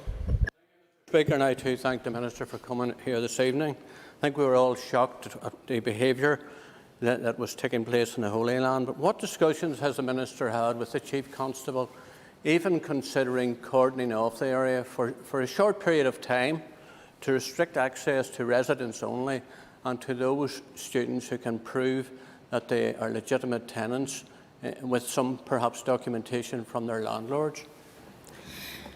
I have had no conversations with the Chief Constable about that particular matter. I think that to introduce some kind of a cordon sanitaire around the Holy Lands would be incredibly difficult, given the transient nature of the population, given the multiplicity of businesses that operate in that place by daytime, and the number of services that operate there in the evening. So I think it would be incredibly difficult to do so.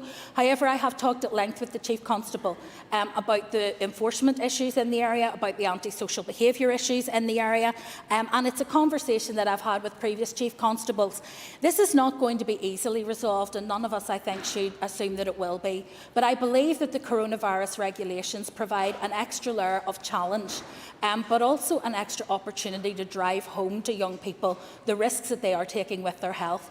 As I say, this is not just hijinks. We have had people's property damaged, wing mirrors kicked off cars, windows smashed. I mean, this is not minor and trivial. This is a significant impact, not just on the residents who live there permanently, but on other students who are there with a view to getting an education, not a criminal record.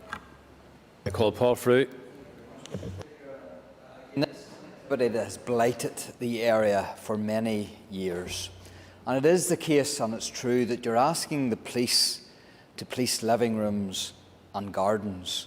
Is it not the case that messaging must do the job in order that we get compliance?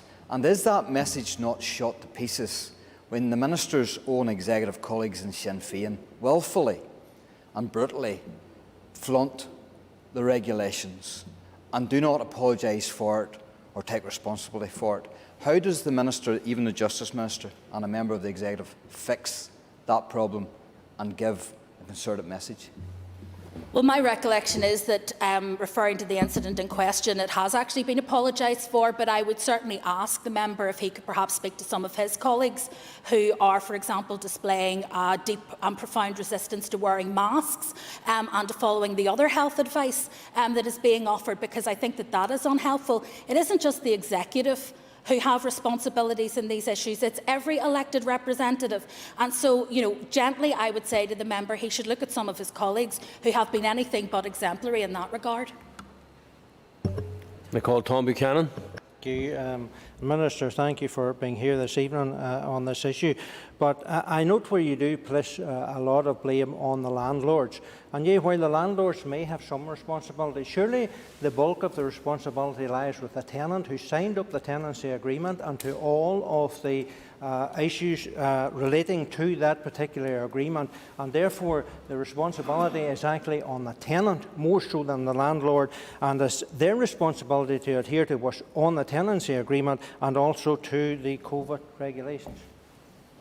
I have no problem in saying that it is entirely the responsibility of the tenant to adhere to the COVID regulations and to abide by their tenancy agreements. And when they fail to do so, we then look to enforcement. We've talked about the role the councils can play in enforcement. We've talked about the role that the police can play in enforcement, that the universities can play in enforcement. So we're looking at a multi-agency approach. I see no reason why landlords should not be part of that multi-agency approach, given that huge numbers of students are residing in those properties and are in the area because they have tenancies, and many of those who come and stay in the area are staying in those properties with their friends. So I think that there is a serious issue for landlords to address, but you're absolutely right. It is not their fault that this is happening, but they must take responsibility for those elements where they can actually have a positive impact. This is a community in which they have invested in terms of buying a home. It is also a community in which they make their business and their money in terms of the rents that they receive. They are invested in that community, and they should play a role, along with everyone else who is a stakeholder, in trying to improve the situation for all of the residents. Because let's be clear, this is as much for the students themselves as it is for the full-time residents of that neighbourhood. Members, that concludes this item of business. Item 6 on the order paper is the adjournment. The question is that the Assembly do now adjourn. The Assembly is adjourned. Thank you.